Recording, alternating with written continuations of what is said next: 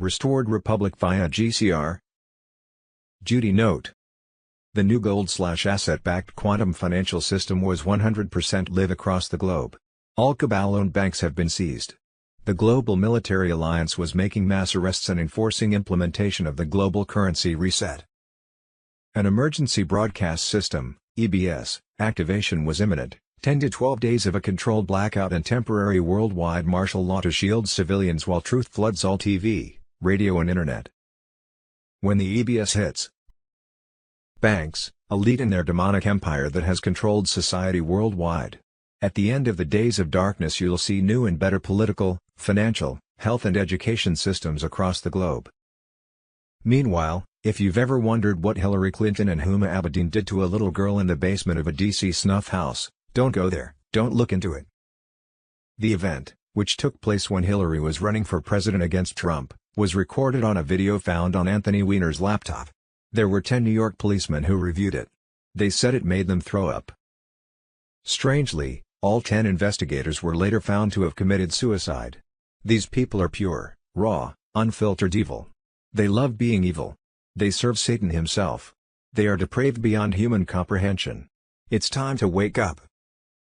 Nobody can possibly imagine the pure evil and corruption out there. Those you trust are the most guilty of sin. If you are religious, pray. The fiat US dollar, replaced with a gold/asset-backed US Treasury note, which is becoming the global standard. Banks are closing. The Federal Reserve is being dismantled and absorbed into the US Treasury. The IRS is being abolished. The corrupt tax system, designed to funnel wealth to the elites, is over. A new fair tax system is replacing it, one that eliminates income tax and introduces a small, flat sales tax on non-essential goods. The IMF and World Bank are collapsing. For decades, these institutions enslaved nations with predatory loans and economic warfare. The military alliance is conducting mass arrests of globalists and seizing their assets, taking back stolen trillions, which will be returned to the people. The global currency reset has begun. Every Jazara-compliant nation is transitioning to a gold-backed currency. When the lights go out, the old system goes quiet. And when the system goes quiet, new systems can go live. Beware of scammers, especially on Telegram, where they still have numerous accounts under my name and picture that I have never set up, nor reported on. They quote me on things I have never said, nor written. Evidently people have written me there on a chat, but they do not give me access to the chats, so I have no idea what the readers are told. I'm sure many of the accounts there suffer the same problem. Although Telegram is a great place for information, you have to discern what is right or wrong, especially when they ask for money for products, or to set up wallets on the new financial system. You have to set up your wallet on the new financial system in person at Official Redemption Center, and that setup is free. The following was received today from a reader, while I followed them for a 5-week period. Talking about they wanted nothing from me. The person working with me said their phones could not be taken home. The FCC had all my data because they know where I bank. I had bought DRB and it had grown to $11,700,000. They got me on their website and put $2,349,000 into my QF Siegel account. They then wanted $10K to be deposited by my bank card, of which they would pay $5K of the $10K transaction, and then I could decide how to split up the other money into investments and cryptocurrency. I said to take it out of the $2,349,000 account. She said that I had misunderstood, or it had to come from my account to verify who I am to the FCC. I blocked her on my phone after 5 calls immediately after I had hung up. I answered her last call with, "I'm not going to transfer $10K to the QF Siegel account, goodbye and bless you." I do believe he avoided another scam. Just reporting back on this. Anon. B. Possible timing. In mid-2025 Trump signed the Genius Act, a total ban on central bank digital currencies unless one-to-one backed by physical gold or assets. No more surveillance slavery. Violations would be treated as financial terrorism, with perpetrators taken straight to military tribunals. Banks were now flipping to the gold-backed system, or face closure. Trump greenlit the global quantum financial system as the sole legitimate financial backbone of America. On Sunday, 1st of February, 2026, the new gold/asset-backed quantum financial system went 100% live across the globe. No more fiat currency manipulation. On Friday, February 6, 2026, the emergency broadcast system activated in 100 U.S. cities, with a global rollout of the EBS expected soon in other areas, depending on what the Global Alliance military is doing. Along with power fluctuations, internet blackouts in select zones and cell service interruptions, all part of the controlled takedown to protect civilians during Trump's global military alliance mass arrests. Sunday, 8th of February. 2026 EBS blackout launched in select areas. Underground DC, London, Berlin facilities overtaken, servers seized, propaganda under military control, CEOs vanishing. Twos. February 10, 2026 at 7:07 a.m. EST, military commands in 27 countries received their last confirmation messages. Trump approved the Global Restoration Accord. Sovereign councils were being set up in every territory. They were backed by gold, enforced by truth and guided by consciousness. Wednesday, February 11, 2026 President Trump signed an executive order that nationalized the Federal Reserve, seized all its assets, ended central bank control overnight and froze the accounts of Rothschild-linked bankers. On Thursday, February 12, 2026 as the Democrats voted to shut down the Department of Homeland Security, an EBS alert countdown to martial law began. EBS test signals confirmed in multiple regions, stay vigilant for activation. No exact timeline was public, but secure briefings indicate readiness. Saturday, 14th of February. 2026 midnight, the U.S. Senate failed to advance the Department of Homeland Security funding bill, which meant DHS was shut down at midnight Sat. February 14, 2026. They shut down ICE, because ICE was fully funded for the year. They shut down the Coast Guard, TSA, cybersecurity agencies, and more. Democrats put our country at risk for pure politics. Disgusting. Then Democrats were reported to have left Washington, D.C. on flights to Europe. Judy note, with 60 senators indicted and under arrest, it was doubtful that Europe was their destination. Sunday, 15th of February. Intense military operations began against Satan-worshipping elites. It was a green light moment with a global financial collapse imminent. The quantum computer was activated. We are go, dear 4B ISO 20022 on Telegram. On Monday, February 16, 2026 the quantum financial system digital gold/asset-based currency called ISO 20022 went live across 200 countries operating on XLM Lumens and XRP Stellar blockchain.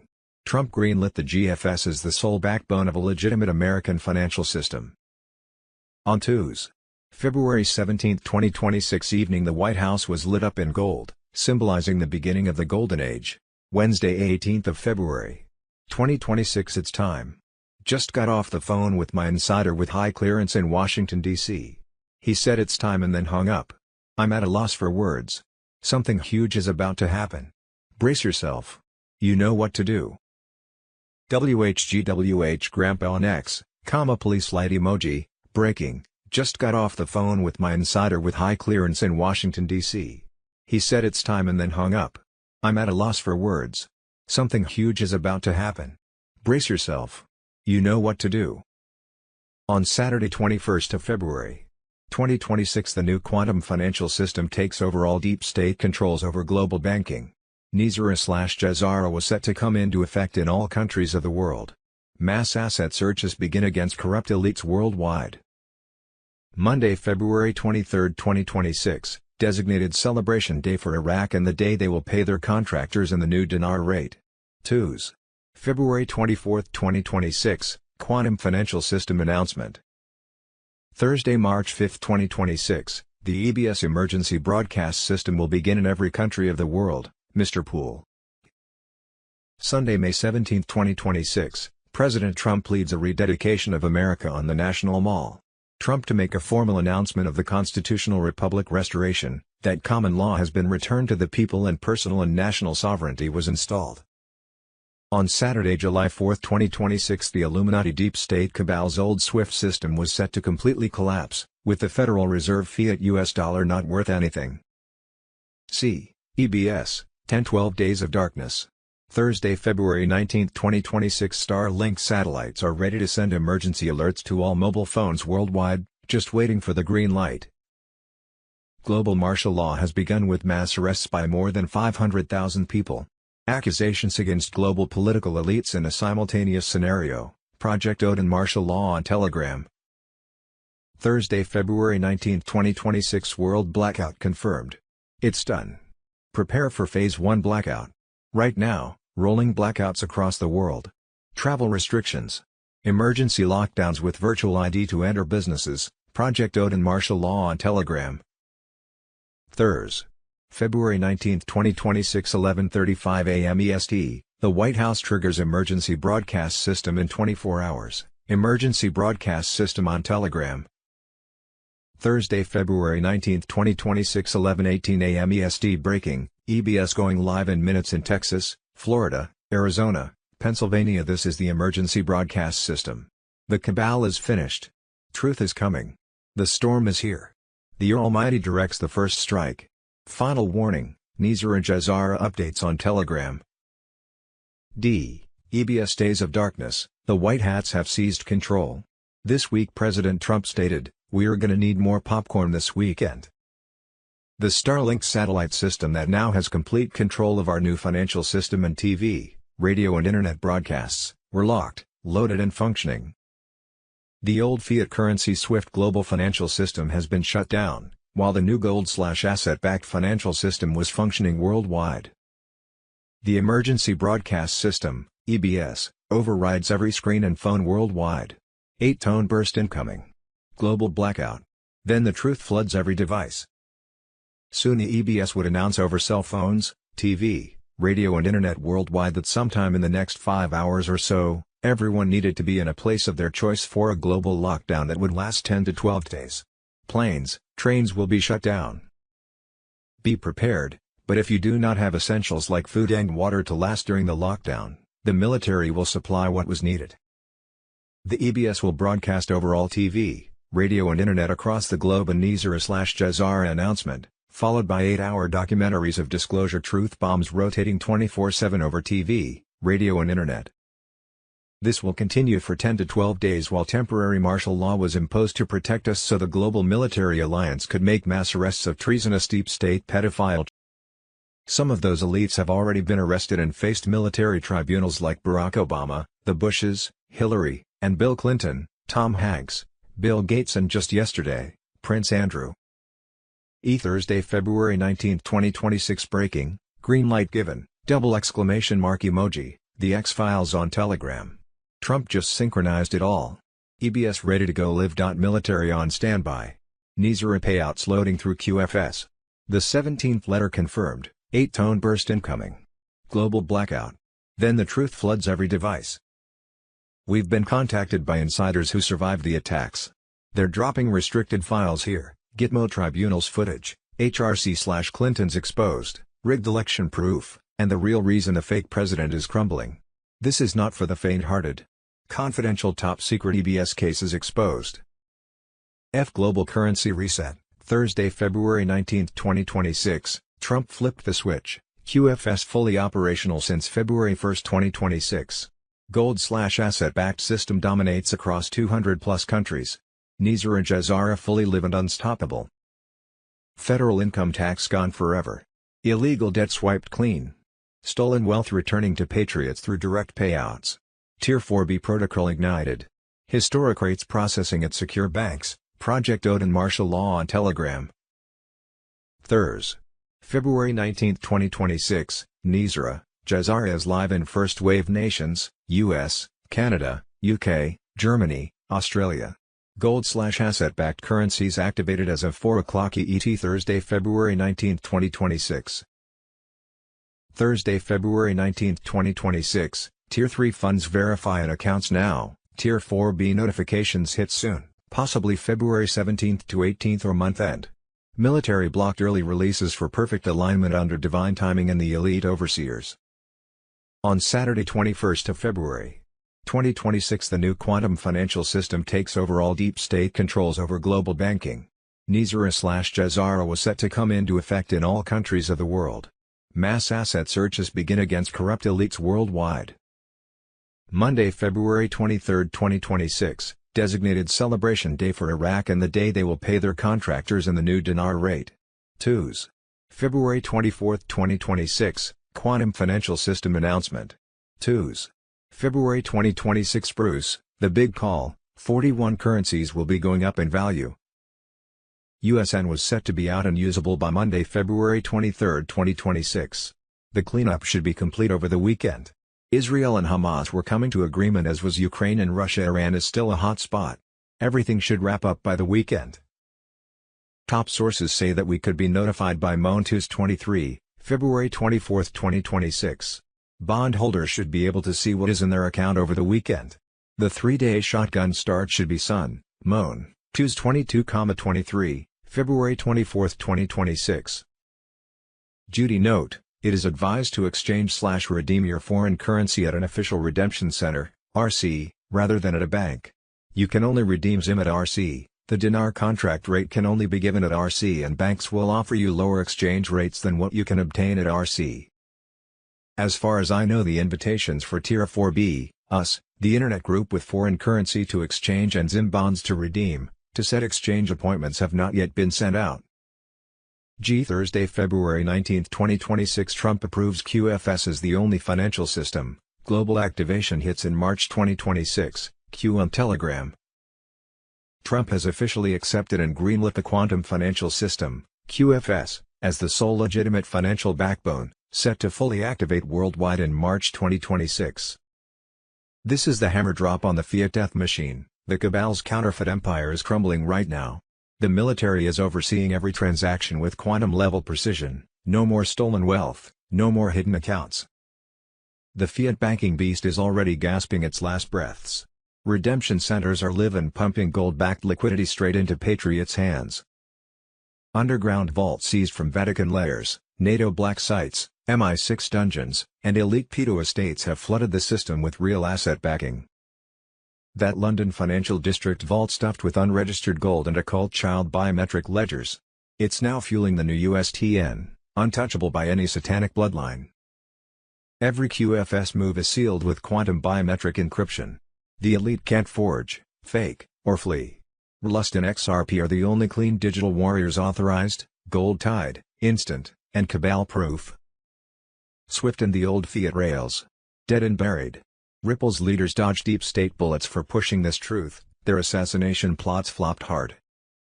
The desperate cabal is lashing out with fake EMP scares to scare you off your redemption. Don't fall for it. This is war, military versus satanic globalists.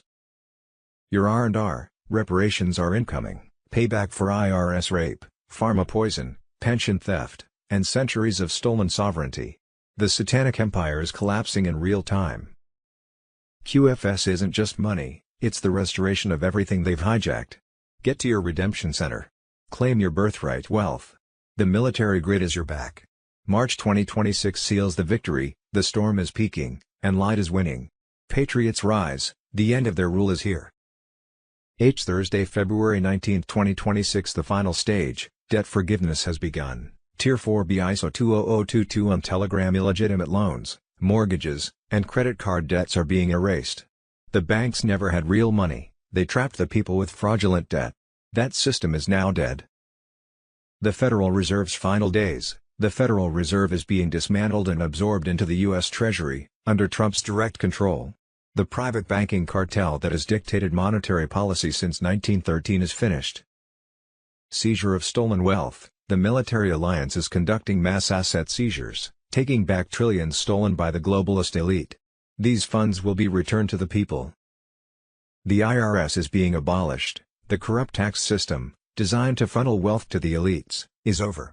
A new fair tax system is replacing it, one that eliminates income tax and introduces a small, flat sales tax on non-essential goods.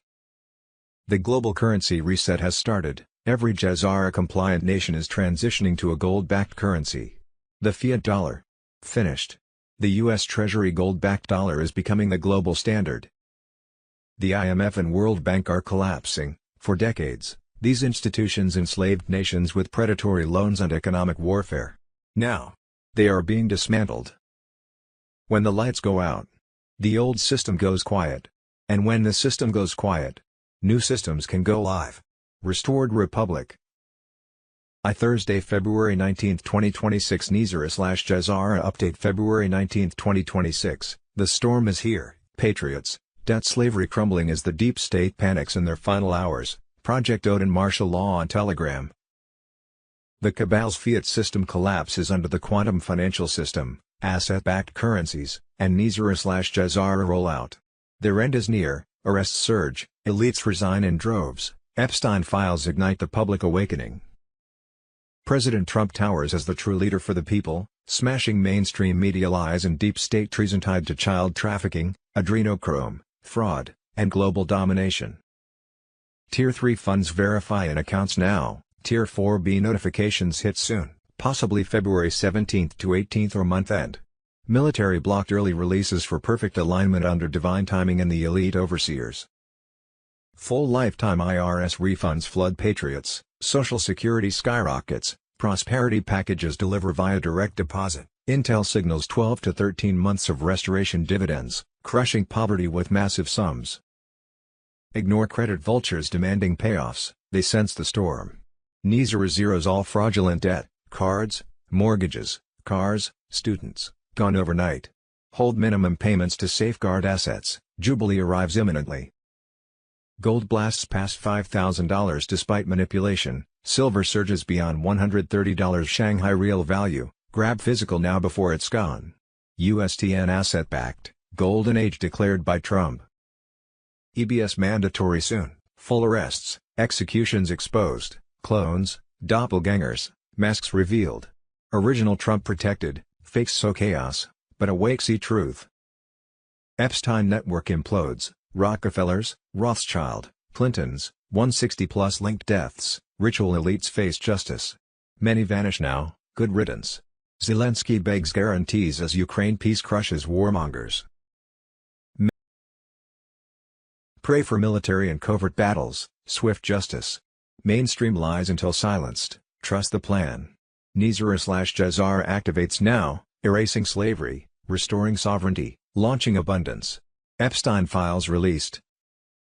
Thursday, February 19, 2026. Biggest news breaking now, Epstein files explode, the deep state's house of cards collapses as patriots demand justice and arrests, Carolyn Bessette Kennedy. The very demons who screamed for the files release now panic as unredacted names flood out, drip by drip turning into a fire hose of truth that nothing can stop.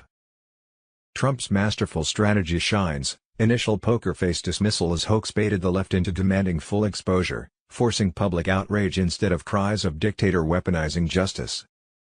Pam Bondi and the entire White Hat team play the long game perfectly, making the people, including awakened liberals, demand arrests themselves. Trump named only as FBI informant who despised Epstein, banned him from Mar-a-Lago, triggered his 2006 arrest, and issued historic anti-trafficking executive orders. The real dangerous man to the cabal is Trump himself. More bombshells incoming, millions more pages, dirtier than ever, targeting Tom Hanks-level names, Lady Gaga, DiCaprio, Madonna, and entertainment's darkest souls who sold everything for power. Hollywood crumbles, music industry implodes, sports heroes fall, heroes turn to monsters in the public eye. Norway's royals, Saudis, Zelensky, UK's Starmer, Mendelssohn, all entangled. Clintons, Obamas, Rothschild, Rockefellers face the reckoning they deserve. This ties directly to safe elections, executive orders looming for in-person paper ballots, voter ID mandatory, ending fraud forever. Midterms approach, Dems know they lose.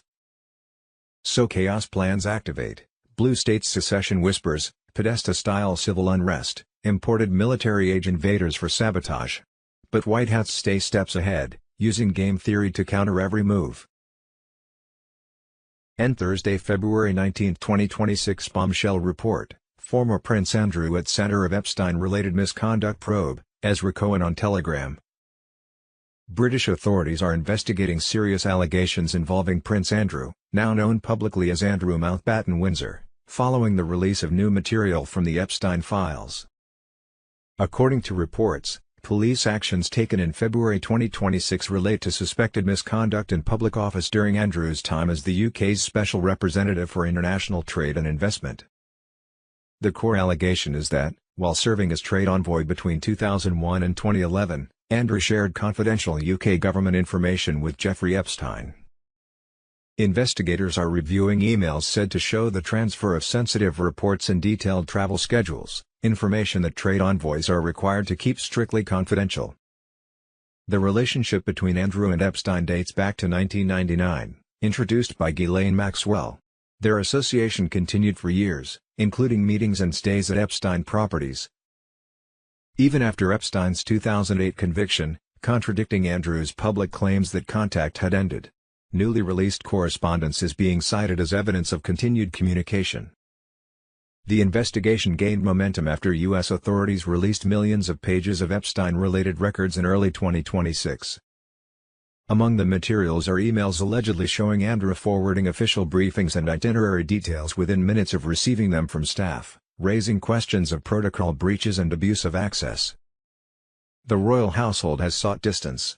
Under King Charles III, Andrew was stripped of royal duties and titles prior to the latest developments, with statements emphasizing cooperation with law enforcement and respect for due process. These allegations sit alongside long-standing civil claims connected to Epstein's trafficking operation. Andrew previously settled a civil lawsuit with Virginia Giuffre while denying wrongdoing. Ghislaine Maxwell was convicted in 2021 for facilitating Epstein's crimes, further intensifying scrutiny of those in Epstein's circle. What emerges is a broader reckoning about power, access, and accountability. The probe is ongoing, searches continue at associated properties, and authorities are examining whether any additional offenses occurred beyond document handling. Whatever the legal outcome, the case has already delivered a reputational shock to the monarchy and renewed public demands for transparency when elites are implicated. This is a developing story. Investigators stress that findings will determine next steps, and no final charges have been announced at the time of reporting. Guru Information and Intel. Thursday, February 19, 2026. Swan 07 Critical Update. DHS hits Maricopa, Deep State Panic, Patriots winning. Patriots, the storm is raging in Arizona. DHS stormed into the Maricopa County Election Center after an emergency meeting last night as corrupt officials realized the feds were coming. This isn't a friendly chat, it's the collapse of the 2020 and 2024 riggers. Kristi Noem is leading the charge in Phoenix, blasting election security failures and demanding voter ID, citizenship proof, and the SAVE Act to crush foreign and illegal voting forever. Swan 07 exposed it, not a full raid like Fulton yet, but it could have been if they resisted.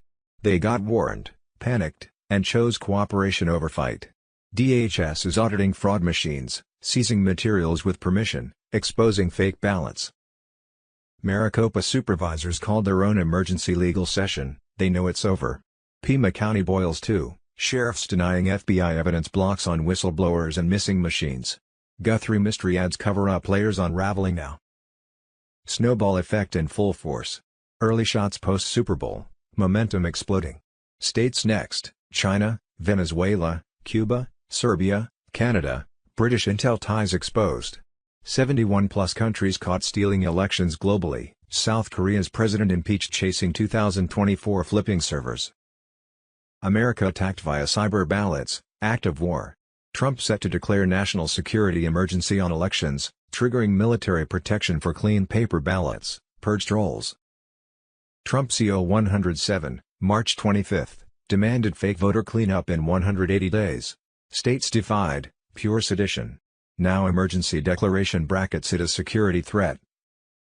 Military deploys were needed to secure votes, enforce hand count precinct paper with features. No computers, no central tabulation, no transport. France, Japan prove fast, fair counts possible. Delay midterms if chaos threatens, real voter none.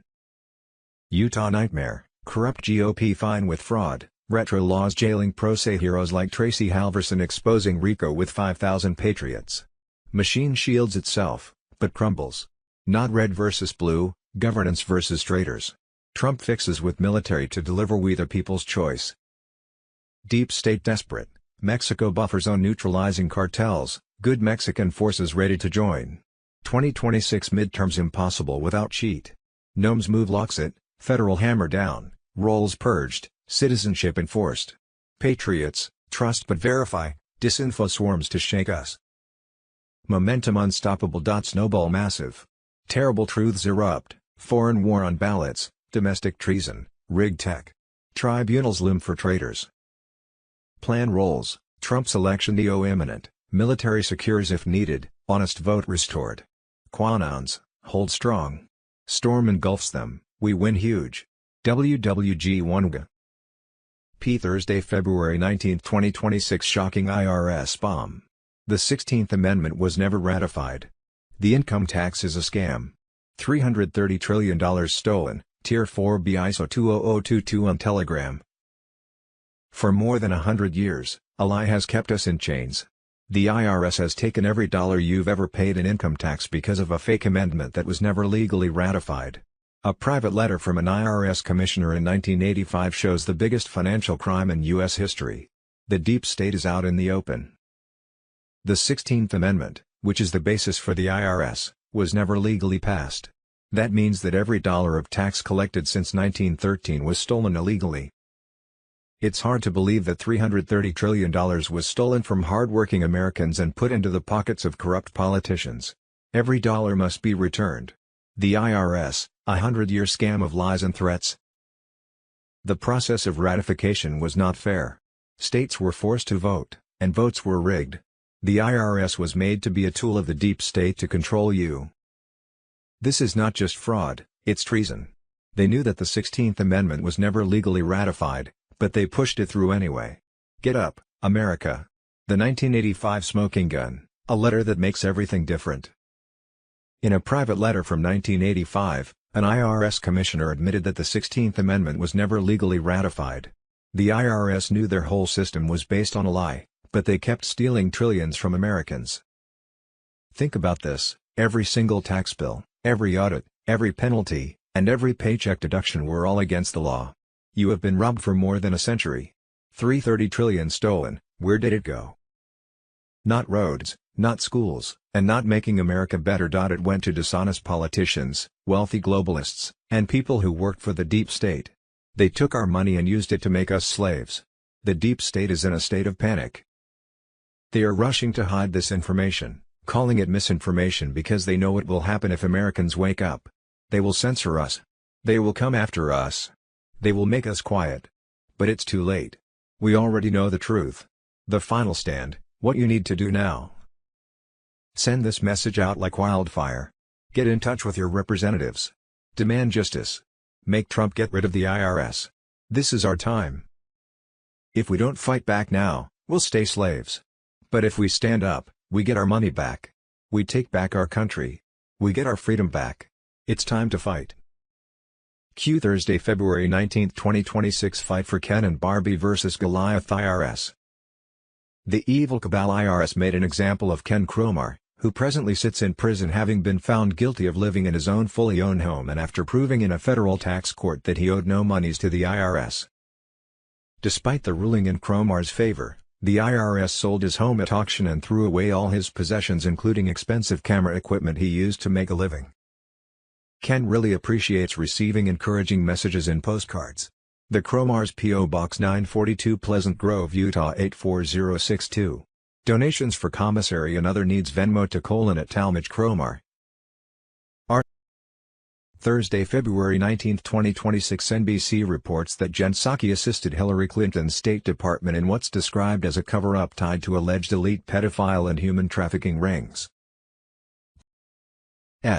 What we think we know. As of Friday, February 20, 2026, Thursday, February 19, 2026. News Nation, Senator John Kennedy says a fresh law just shut down a ridiculous loophole. No more government checks being sent to the deceased, he quipped, but they won't be cashing checks anymore. That's one problem handled. Thursday, February 19, 2026. Fox News, the chairman of the Intelligence Advisory Board, Devin Nunes, confirms that Barack Obama ordered the raid on March a law ago because he was looking for this, his ICA report, the falsified intelligence report used to frame Donald Trump in an effort to overthrow the U.S. government.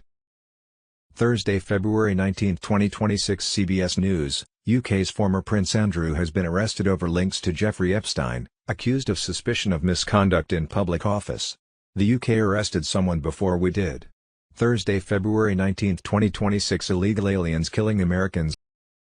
Thursday, February 19, 2026. White Hat forces confirm that the cabal's last financial strongholds were collapsing under QFS pressure.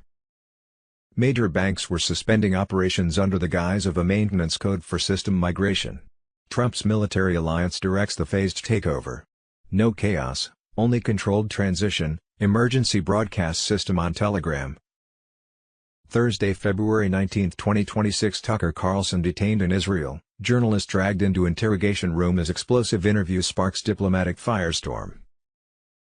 Thursday, February 19, 2026. The massive U.S. military buildup in the Middle East, including warships, fighter jets, and refueling aircraft, lays the foundation for a potentially sustained campaign against Iran, should President Donald Trump give the order, Secretary of War Pete Hegseth. WED. February 18, 2026. Sidney Powell revealed Secret Service discloses Hillary Clinton as one of the greatest threats to the USA. She claims Clinton violated the Espionage Act with a private server, with Obama's knowledge, and that 675,000 emails on Weiner's laptop were hidden by the FBI, Nizar Jazar on Telegram. Thursday, February 19, 2026. The Netherlands' lead lawyer prosecuting Bill Gates and other criminals was arrested and is currently locked away in a maximum security prison. Bill Gates, Ursula von der Leyen, Albert Bourla and Klaus Schwab were all named and accused of bioterrorism and crimes against humanity, White Hats on Telegram. Thursday, February 19, 2026. The Earth creates its own water inside the Earth and has more primary pure water beneath its crust than there is in all the oceans on top. Thursday, February 19, 2026. Breaking overnight intel drop, U.S. pressure builds, Trump's new peace architecture, oil jumps on Iran tension, Supreme Court tariff window opens, Epstein files updated, intel drop / February 19, 2026.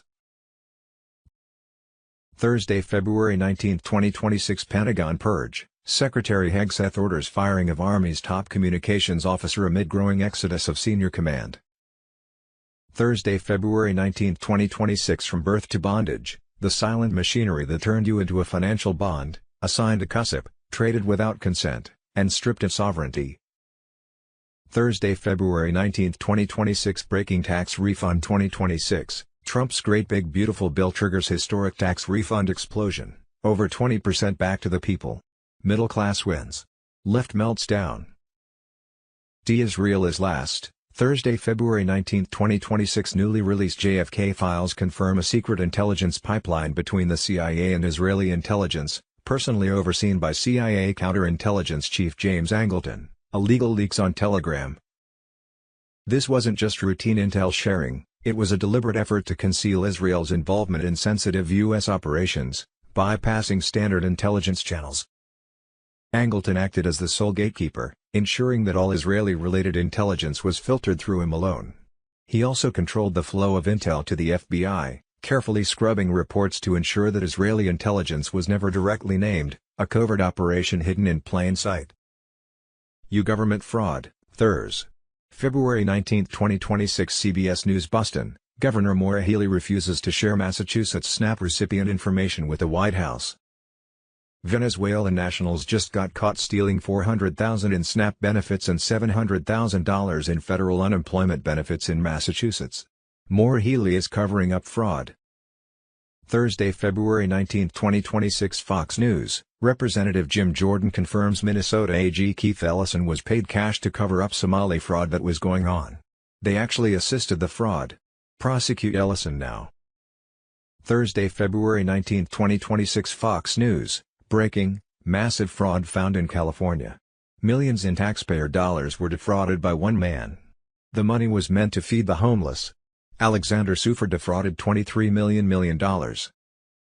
The extent of fraud in Gavin Newsom's California is jaw-dropping.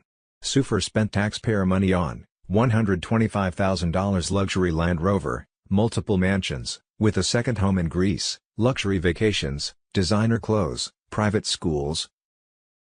Thursday, February 19, 2026. Federal indictment, Kentucky DMV fraud ring exposed, real driver's licenses sold for cash, Nizar Jazar on Telegram. A federal grand jury in Louisville, Kentucky has indicted 5 individuals for running a large-scale driver's license fraud scheme that bypassed every safeguard in Kentucky's licensing system. From late 2023 through October 2024, real Kentucky driver's licenses were issued to non-citizen applicants without tests, without vetting, and without proper documentation. The indictments include multiple counts of mail fraud, honest services fraud, unlawful production of identification documents, and money laundering conspiracy. 2 temporary DMV workers at the Kentucky Transportation Cabinet's NIA Center branch allegedly manipulated state records, created fake duplicate applications, and issued licenses manually. No driving tests, no vision exams, no knowledge checks. The licenses were real. The process was criminal. Recruiters handled the street-level operation. They located non-citizen applicants, charged between $200 and $1,500 per license, escorted them into the DMV office, and directed them to the cooperating employees. The bribe money was split across the network. According to Kyle Bumgarner, the scheme completely undermined Kentucky's licensing safeguards, put unqualified drivers on the road, and compromised the integrity of state-issued identification. Thousands of motorists were unknowingly placed at risk by official documents issued through corruption. The case began with a whistleblower. In 2025, former DMV employee Melissa Mormon reported that licenses were being issued repeatedly to individuals who could not legally qualify, often using fake supporting documents. She says this occurred multiple times a day for years across more than one branch. After cooperating with investigators, she was fired. Her disclosures triggered the federal investigation. By August 2025, under Andy Beshear's administration, the state revoked nearly 2,000 fraudulent licenses after confirming widespread irregularities. This case highlights how easily critical public systems can be compromised when oversight fails. Driver's licenses are not just about driving, they unlock access to jobs, banking, housing, and infrastructure. When licensing systems are corrupted, the consequences ripple far beyond traffic safety. The investigation is ongoing, and federal prosecutors say this indictment represents only one exposed layer of a broader problem. Calls are growing for tighter controls, stronger whistleblower protections, and zero tolerance for corruption inside agencies that safeguard public safety and state identity systems. As Donald Trump has repeatedly argued in the border and enforcement debate, cases like this underscore how weak enforcement and internal corruption can intersect and why restoring institutional integrity is now a central national issue. Voter fraud. Thursday, February 19, 2026. Nick Shirley investigates California voter fraud. Lady's named Virginia. She's 125 years old.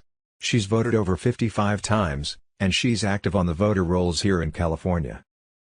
He says every location he's done to has a voter toll issue. This is why California is blue. Fraud. Benjamin Fulford on Telegram. Thursday, February 19, 2026. OWN News. Nevada's 2020 election fraud exposed by a surge in mail-in ballots from 6.3K in 2016 to over 6 to adopt a universal mail-in voting system.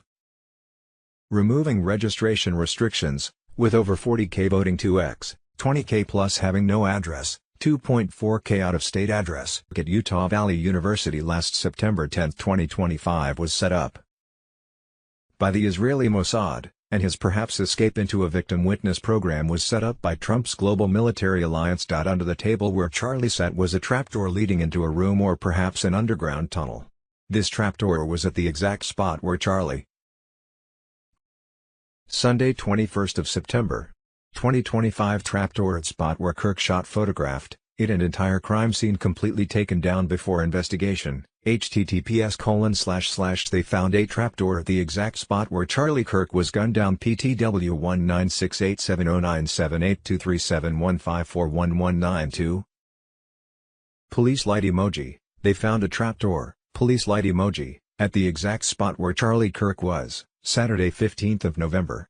2025. Ika Kirk. Deep State Zionist Pedopolitics. Joachim Hagopian, Erica Kirk, buried in Deep State Zionist Pedopolitics for Greater Israel. James H. Fetzert. Pusa Insider reveals Erica Kirk gave security stand-down order at UVA event. Pusa Insider. Israel executed Charlie Kirk before he could expose Erica's child trafficking network. Baron Coleman discovered, prior to Charlie Kirk's assassination, that Israeli and Washington, D.C. IP addresses were conducting unusual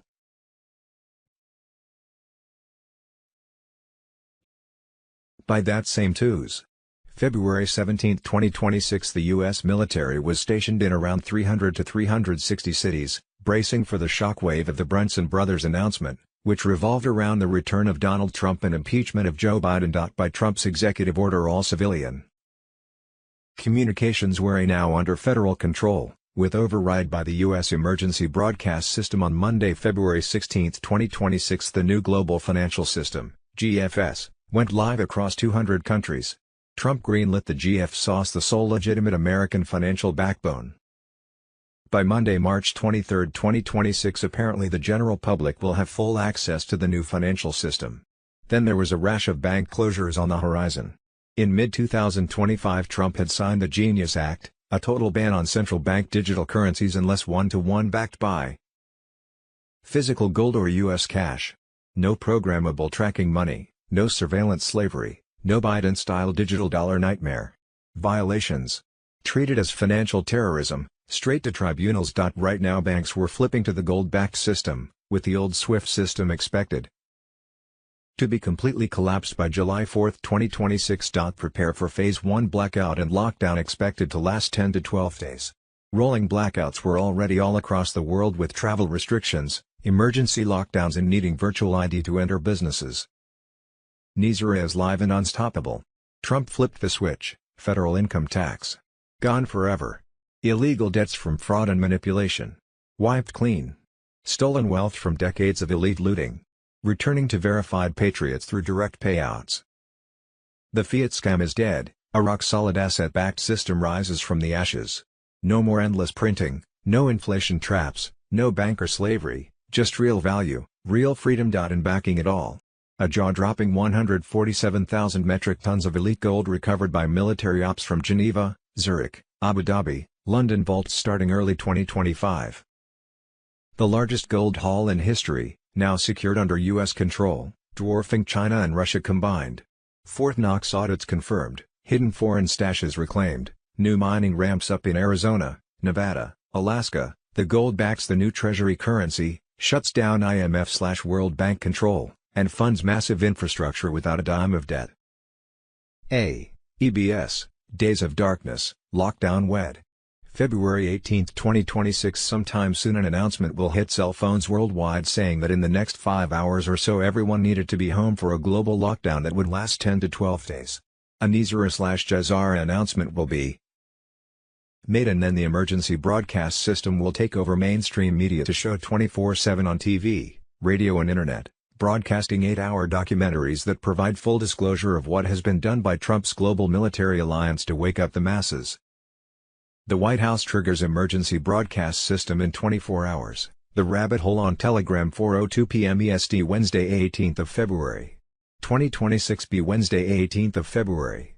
2026 Project Odin, a new phase for humanity has begun. Project Odin on Telegram last Monday, February 16, 2026 marked the official shift. From that point forward, changes were no longer subtle or hidden.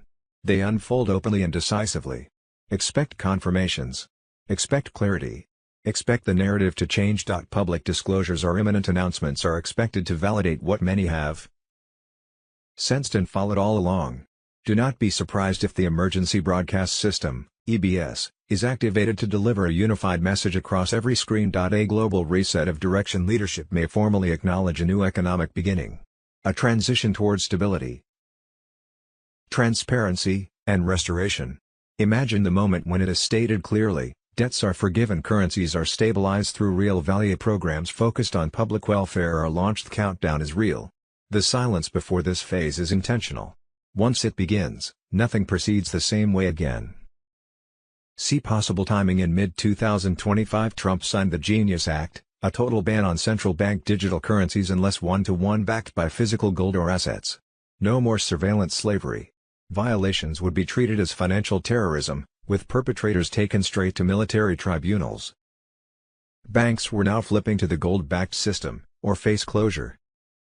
Trump has greenlit the global quantum financial system as the sole legitimate financial backbone of America.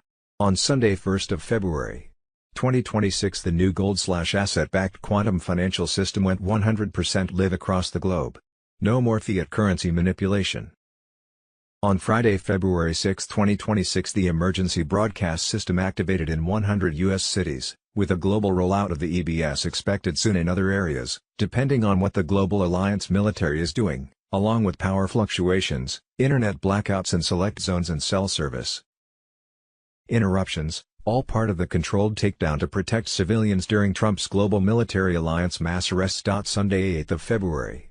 2026 CBS blackout launched in select areas. Underground DC, London, Berlin facilities overtaken, servers seized, propaganda under military control. CEOs vanishing. Controlled outages strategic to block sabotage. EBS drops 50+ terabytes of information on WEF schemes, underground tunnels, Ukraine IOLAB docks, 500+ detained, Rothschild captured, Hollywood crumbling. Twos. February 10, 2026 at 7:07 a.m. EST, military commands in 27 countries received their last confirmation messages. Trump approved the Global Restoration Accord. Sovereign councils were being set up in every territory. They were backed by gold, enforced by truth and guided by consciousness. Wednesday 11th of February 11, 2026 President Trump signed an executive order that nationalized the Federal Reserve, seized all its assets, ended central bank control overnight and froze the accounts of Rothschild-linked bankers. On Thursday, February 12, 2026 as the Democrats voted to shut down the Department of Homeland Security, which defunded ICE and other government protection agencies. An EBS alert countdown to martial law began. EBS test signals confirmed in multiple regions, stay vigilant for activation. No exact timeline was public, but secure briefings indicate readiness. At midnight Saturday 14th of February, 2026 a partial shutdown of the cabal-owned U.S. Incorporated began. Then Democrats were reported to have left Washington, D.C. on flights to Europe. With 60 senators indicted and under arrest, it was doubtful that Europe was their destination. Sunday 15th of February. Intense military operations began against Satan-worshipping elites. It was a green light moment with a global financial collapse imminent. The quantum computer was activated. We are go, Tier 4B ISO 20022 on Telegram. On Monday, February 16, 2026 the quantum financial system digital gold/asset based currency called ISO 20022 went live across 200 countries operating on XLM Lumens and XRP Stellar blockchain. Trump greenlit the GFS as the sole backbone of a legitimate American financial system. On Tuesday, February 17, 2026 evening the White House was lit up in gold, symbolizing the beginning of the Golden Age. On Tuesday, February 17, 2026 medbeds went fully operational worldwide in 205 nations. Wednesday 18th of February, 2026 it's time. Just got off the phone with my insider with high clearance in Washington, D.C. He said it's time and then hung up. I'm at a loss for words. Something huge is about to happen. Brace yourself. You know what to do. WHGWH Grandpa on X, police light emoji, breaking, just got off the phone with my insider with high clearance in Washington, D.C. He said it's time and then hung up. I'm at a loss for words. Something huge is about to happen. Brace yourself. You know what to do. Constitutional Republic restoration, that common law has been returned to the people and personal and national sovereignty was installed. On Saturday, July 4, 2026 the Illuminati deep state cabal's old SWIFT system was set to completely collapse, with the Federal Reserve fiat US dollar not worth anything. Global currency reset. Judy note, there was no news on Wednesday about Tier 4B notification to set appointments. To my knowledge no one in the internet group has started the process. Everyone appeared to be waiting for the EBS to activate. It was assumed we would begin after that. Wednesday 18th of February. 2026 evidence uncovered, the $1 trillion gold lie, 1973. How the U.S. froze time, hit a $1 trillion liquidity bomb, and could quietly trigger a global reset without K or Congress. Wednesday 18th of February. 2026 confirmed intel, security, structure and silence. The Tier 4B protocol ignites global reset as Iraq, Zimbabwe lead the financial revolution. Wednesday 18th of February. 2026 evidence uncovered. Boom. You are a financial asset. Your birth certificate created a secret SQV trust worth millions, and the system never told you. Wednesday 18th of February. 2026 breaking update. Trump's tax torpedo. Treasury Secretary confirms gigantic refunds coming. $2,000 payouts expected under the One Big Beautiful Bill Act. Wednesday 18th of February. 2026 boom, Donald Trump demands no more property taxes. Across the United States, 6 states cutting property taxes to zero. Wednesday 18th of February. 2026 confirmed intel, security, structure and silence. The Tier 4B protocol ignites global reset as Iraq, Zimbabwe lead the financial revolution, RV 2026, Nizar and Jazar on Telegram. The Tier 4B protocol is live and fully operational, ripping through the shadows with ironclad security, unbreakable structure, and absolute silence. The deep state's fiat empire is crumbling as private U.S. banks quietly activate the greatest wealth transfer in history, and the long-mocked currency holders, are finally stepping into the light as the people reclaim what the cabal stole for generations. For years they called it fantasy, banned the forums, ridiculed the holders of IQD, VND, and ZIM, but bank confirmations are pouring in. Tier 4B is the classified tier for private citizens like us, the awakened ones who held the suppressed currencies legally acquired. Tier 1 was elites and central banks, Tier 2 multinationals, Tier 3 high net worth insiders, but Tier 4B, that's US, the Internet Group, the digital soldiers who never sold out. Appointments are rolling out by secure codes via text and email, region by region, no walk-ins, no public announcements, just armed guards, device lockdowns, NDAs, and wealth managers ushering holders into private rooms where internal ledgers show rates that shatter the old forex lies. Iraq is leading the charge, full sovereignty restored, sanctions lifted, UN and US forces out, massive anti-corruption seizures of stolen assets fueling the IQD revaluation.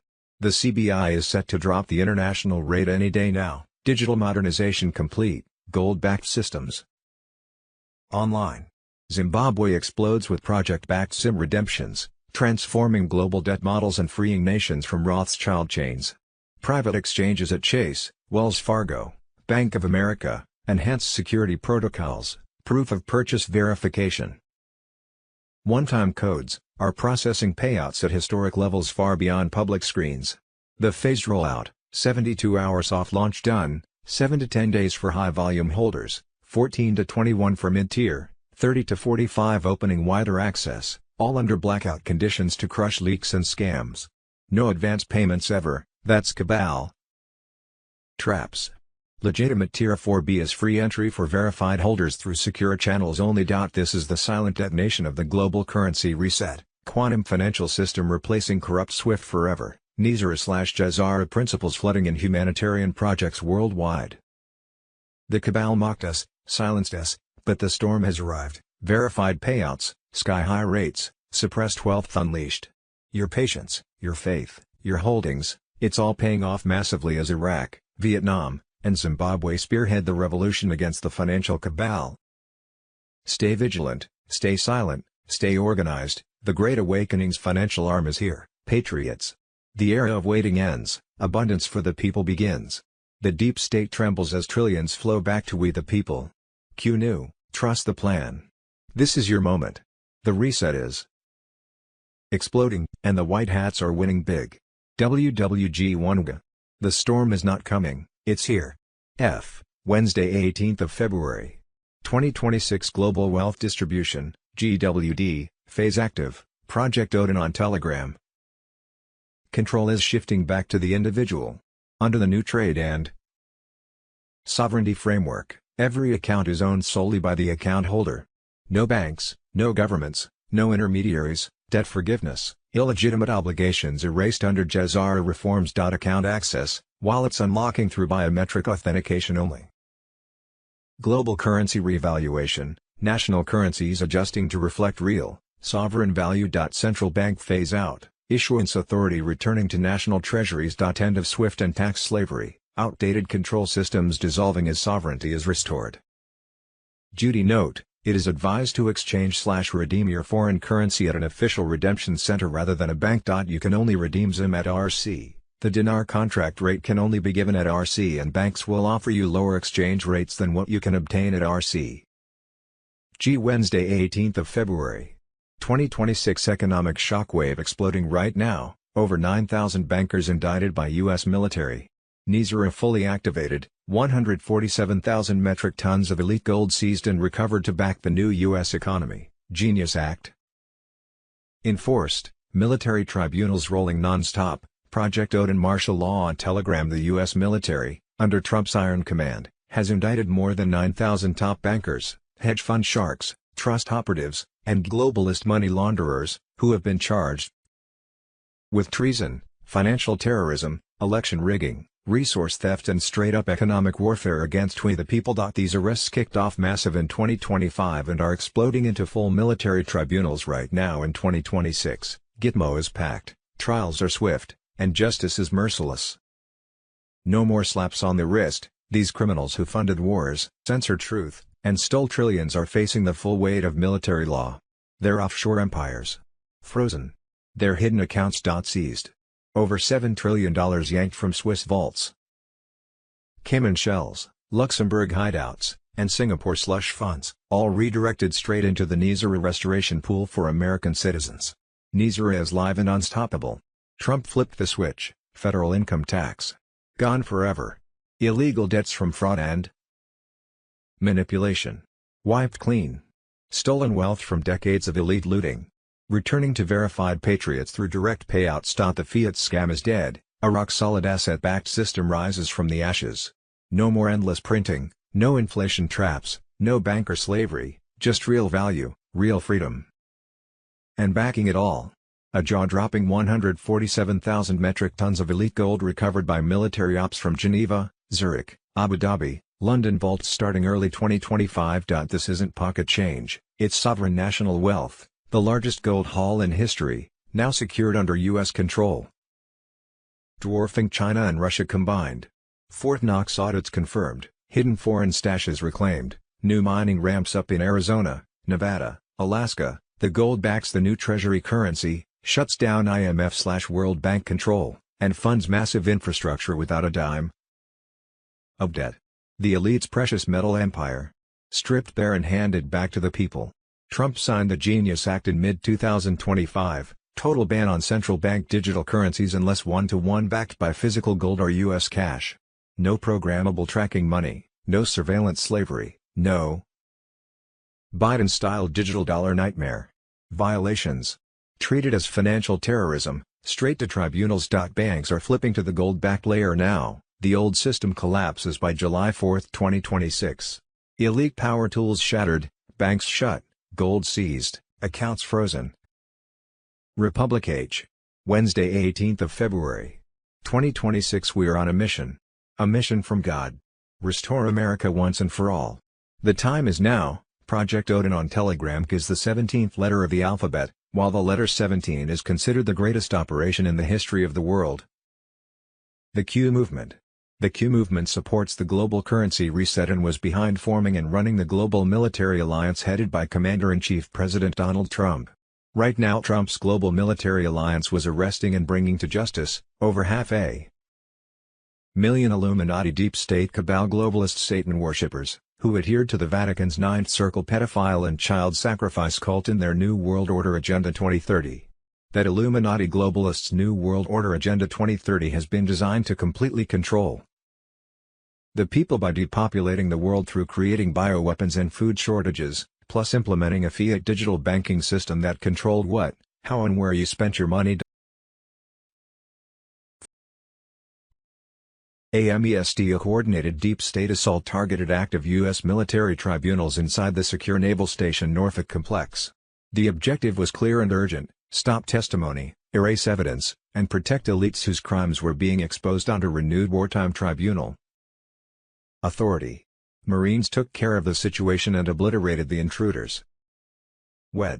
February 18, 2026. Fox News. Hillary Clinton's own campaign manager testified that she started the entire Russia collusion hoax by giving the media the green light to run a completely fabricated story about Trump having a secret server tied to Russia, when in reality, she was the one with an actual secret server tied to foreign countries and illegal activities, which was said to contain evidence of child trafficking and abuse, pay-to-play politics, money laundering, and many other serious federal crimes. Wednesday 18th of February. 2026. Taliban releases video of fields of U.S. military vehicles, piles of U.S. high-end weapons, and rooms filled with stacks of $100 bills surrendered by Joe Biden. White Hats on Telegram. Wednesday 18th of February. 2026 Reid Hoffman was the billionaire dem pervert who funded Lunatic. Wednesday 18th of February. 2026 New York City Board of Elections admitted to registering illegals to vote. A journalist went undercover at the New York City Board of Elections posing as a non-citizen. They say they won't report illegals registering. "We accept anything that comes over the counter," MAGA voice on Telegram Wednesday 18th of February. 2026 Georgia, tabulation. Machines in Savannah, Georgia, were wirelessly connecting to a smart thermostat sending 2020 Georgia election results and other sensitive data to servers in China, which was discovered and traced by a Microsoft engineer. The CCP played a large role in the stolen 2020 election operation. The CIA oversaw the process, and the FBI covered it up, all to install Joe Biden as their puppet president in the 2020 election, the 47th on Telegram Wed. February 18, 2026 Pennsylvania sent out 1.82 m mail-in ballots but received back 2.5 m, for the 2020 election, exposing Biden's 682K vote spike anomaly. These ballots were counted with no observers, erasing Trump's 700K vote lead when states shut down to steal the 2020 election. The PA state website later wiped the 2.5 m figure. Philadelphia election officials testified that hundreds of thousands of ballots were processed with zero oversight, observers fenced in 15 to 200 plus feet away and unable to watch or challenge ballots. A truck driver discovered thousands of shredded Trump mail-in ballot applications, with names and addresses, in the back of dump trailers at R.R. Donnelly in Indiana. In 2024, Lancaster County exposed an organized fraud operation with over 2,500 fake applications and flagged more than 50% of mail-in ballots for fraud or being incomplete. "This is only a fraction of the fraud in PA," Steve Bannon on Telegram Wednesday 18th of February. 2026 Georgia, tabulation. Machines in Savannah, Georgia, were wirelessly connecting to a smart thermostat sending 2020 Georgia election results and other sensitive data to servers in China, which was discovered and traced by a Microsoft engineer. The CCP played a large role in the stolen 2020 election operation. The CIA oversaw the process, and the FBI covered it up, all to install Joe Biden as their puppet president in the 2020 election, the 47th on Telegram Wed. February 18, 2026 Pennsylvania sent out 1.82 m mail-in ballots but received back 2.5 m, for the 2020 election, exposing Biden's 682K vote spike anomaly. These ballots were counted with no observers, erasing Trump's 700K vote lead when states shut down to steal the 2020 election. The PA state website later wiped the 2.5 m figure. Philadelphia election officials testified that hundreds of thousands of ballots were processed with zero oversight, observers fenced in 15 to 200 plus feet away and unable to watch or challenge ballots. A truck driver discovered thousands of shredded Trump mail-in ballot applications, with names and addresses, in the back of dump trailers at R.R. Donnelly in Indiana. In 2024, Lancaster County exposed an organized fraud operation with over 2,500 fake applications and flagged more than 50% of mail-in ballots for fraud or being incomplete. "This is only a fraction of the fraud in PA," Steve Bannon on Telegram Wednesday 18th of February. The curtain has been ripped back. The devices are seized, the evidence is real, and the prosecutions are coming. This wasn't a podcast, it was a declaration of war against the machine that poisoned, manipulated, and controlled America under the guise of science. The people are watching. And this time, there's no hiding. X. Wednesday 18th of February. 2026 The new quantum space Q phone or name Pi phone, Project Odin martial law on Telegram say goodbye to all our spy phones. Then we can get rid of those ugly and dangerous cell towers everywhere. The Q phone has been developed and manufactured in Germany and the UK with final software updates in the US. This smartphone is three-dimensional and of the highest quality. It will become one of the main credit tools and most urgent expenditures in daily life for retail consumption and domestic and international commercial business. And as a subserver to exploit and maintain the quantum system with Stellar plus Starlink. This is a $500 million manufacturing operation in 3 countries. And some other countries like Japan.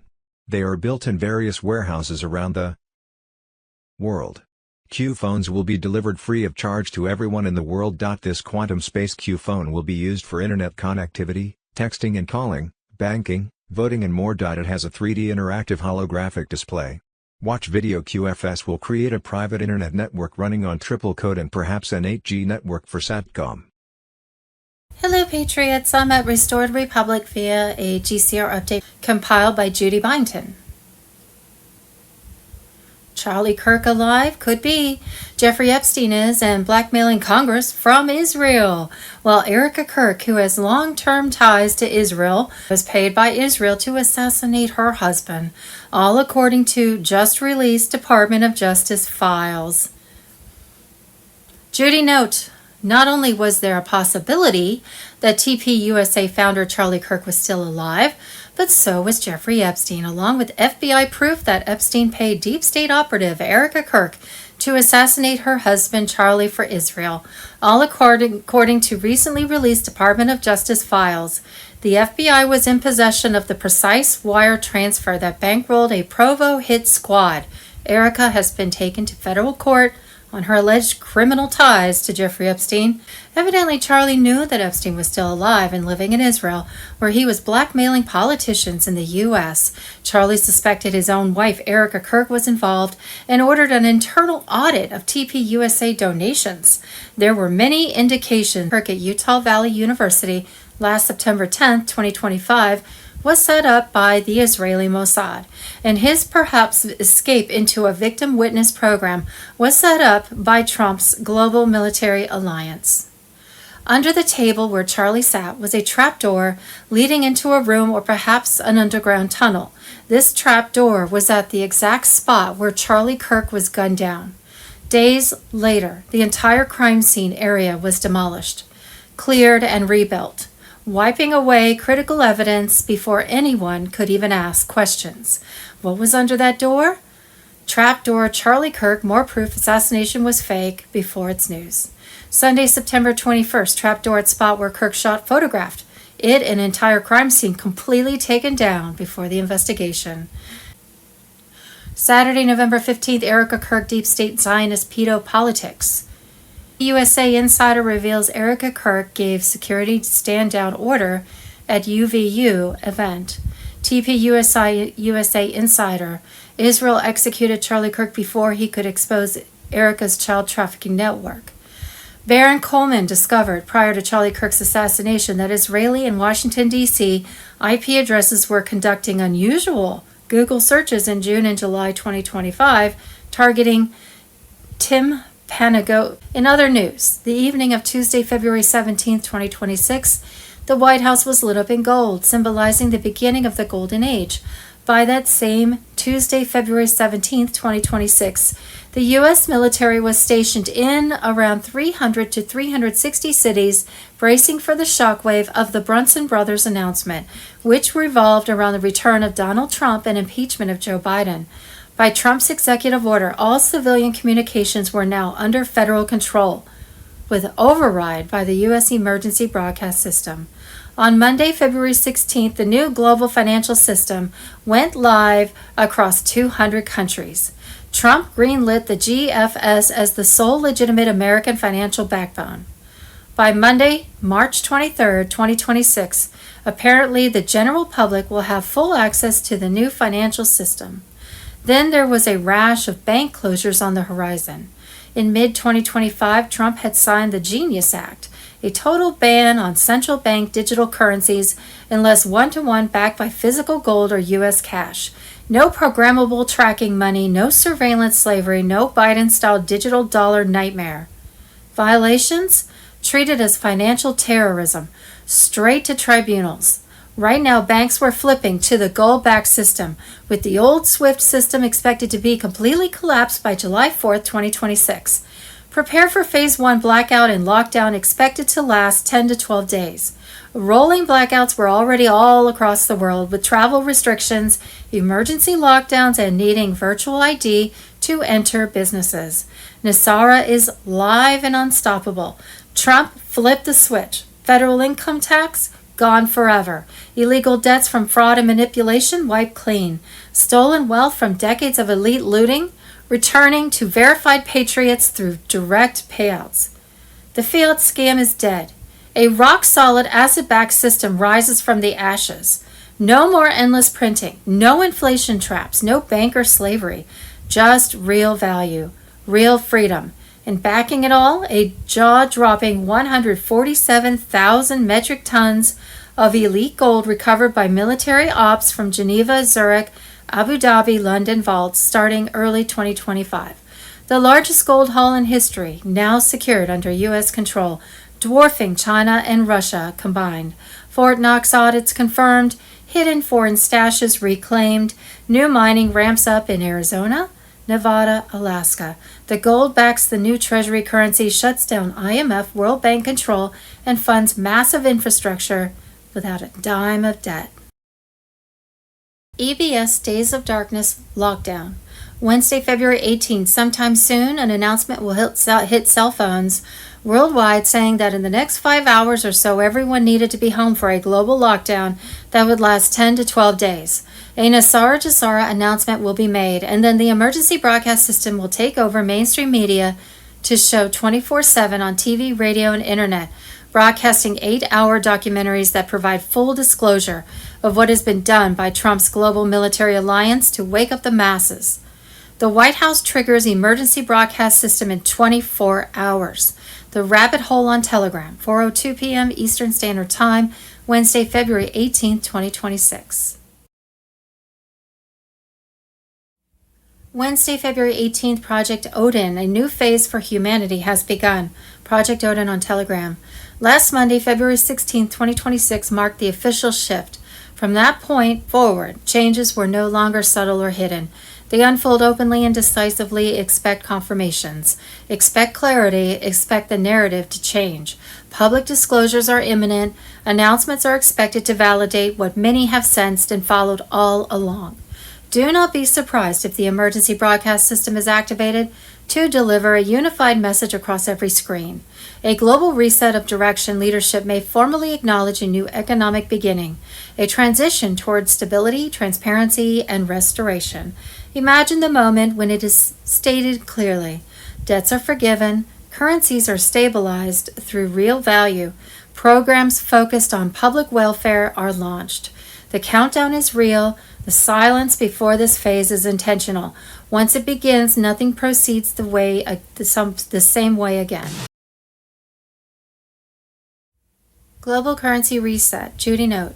There was no news on Wednesday about Tier 4B notification to set appointments. To my knowledge, no one in the internet group has started the process. Everyone appeared to be waiting for the EBS to activate. It was assumed we would begin after that. Wednesday, evidence uncovered the $1 trillion gold lie, 1973, how the U.S. froze time, hit $1 trillion liquidity bomb, and could quietly trigger a global reset without QE or Congress. Wednesday, February 18th, confirmed intel. Security structure and silence. The Tier 4B protocol ignites global reset as Iraq, Vietnam, and Zimbabwe lead the financial revolution. AMG News. Evidence uncovered. Boom, you are a financial asset. Your birth certificate created a secret cestui qui vie trust worth millions, and the system never told you. And Wednesday, February 18th, breaking update. Trump's tax torpedo. Treasury Secretary confirms gigantic refunds coming. $2,000 payouts expected under one big. And Wednesday, February 18th, boom, Donald Trump demands no more property taxes across the United States. 6 states cutting property taxes to zero. Wednesday, February 18th, Global Wealth Distribution. Phase active. Project Odin on Telegram. Control is shifting back to the individual.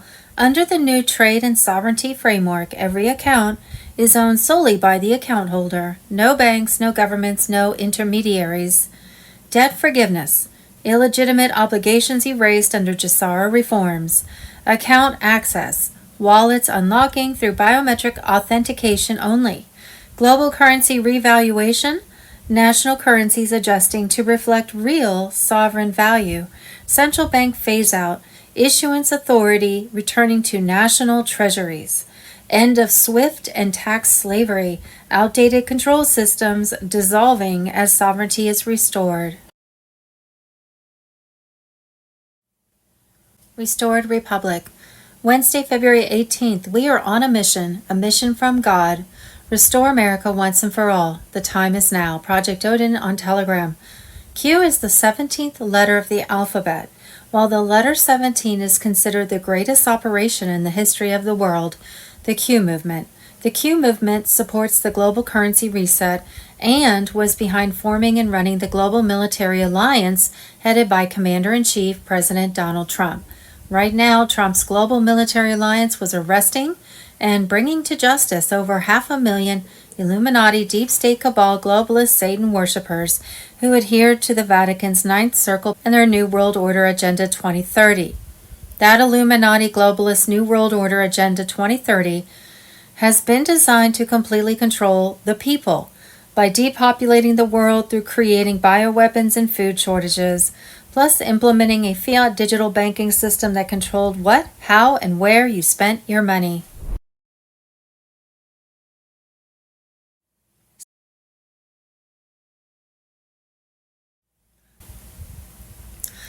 Oprah's facade is crumbling fast. Her alliances with Harvey Weinstein, John of God, who she hyped until his baby trafficking empire was exposed, are no accident. Fresh Epstein docs show a witness testifying Epstein paid for birthing babies for black market use, directly linking him to John of God and Oprah as the connector. FBI whistleblowers are finally confirming what we've known. Oprah wasn't just Epstein's pal or John of God's buddy. She was their operational partner, delivering vulnerable kids and newborns to the cabal's clutches. While collecting awards like Disney's Legend honor, she orchestrated horrors behind closed doors. Disney cruises full of children docking at Little St. James. Not a coincidence. It's the system. Epstein files tie him to Wayfair Furniture, buys for Woody Allen. Survivor Juliette Bryant exposes Epstein's boast. He controlled own network using Oprah's empire for blackmail and domination. Flight logs and testimonies place Oprah there repeatedly as recruiter, overseer, the dark high priestess. The Brazil Trail reveals the end game. Elites like Oprah thought they could play gods with lives, but the white hats are closing in. Arrests are imminent. Tribunals gearing up. Whistleblowers naming Oprah as the architect have been silenced, but their sacrifice fuels the Great Awakening. Ties to Clinton, Campbell, Abramovich. It's all unraveling. Trump signaled the takedown. Q drops warned us. Oprah's fall will shatter the illusion. Stay vigilant. The storm hits full force tomorrow, and victory is ours. Where we go one, we go all. Wednesday, February 18th, Sidney Powell claimed that the Secret Service flagged Hillary Clinton as one of America's biggest national security threats. Espionage Act violations on her illegal private server, Obama knew and approved, while Comey's FBI buried 675,000 plus emails on Weiner's laptop to shield the Swamp Queen. NYPD insiders almost vomited from the horrors they saw. Comey lied about BlackBerry copies. The deep state cover-up is crumbling. Charlie Ward on Telegram. Wednesday, February 18th, Fox News. FBI Director Kash Patel highlighted what he described as a record-setting first year at the helm of the Bureau during an appearance on Fox News last week. Citing major gains in capturing fugitives from the FBI's 10 most wanted list, Patel appeared on Hannity after host Sean Hannity noted that the FBI has apprehended 6 of its 10 most wanted fugitives in just 1 year. Hannity compared this performance to the previous administration's record of only capturing 4 fugitives from the list in 4 years. FBI arrested 6 of 10 most wanted fugitives in Trump's first year. Wednesday, February 18, 2026, Taliban releases video of fields of U.S. military vehicles, piles of U.S. high-end weapons, and rooms filled with stacks of $100 bills surrendered by Joe Biden. White Hats on Telegram. Wednesday, February 18, 2026, Reid Hoffman was the billionaire, Dem pervert, who funded lunatic E. Jean Carroll's lawsuit against POTUS Trump. He used the nonprofit American Future to funnel his money to her.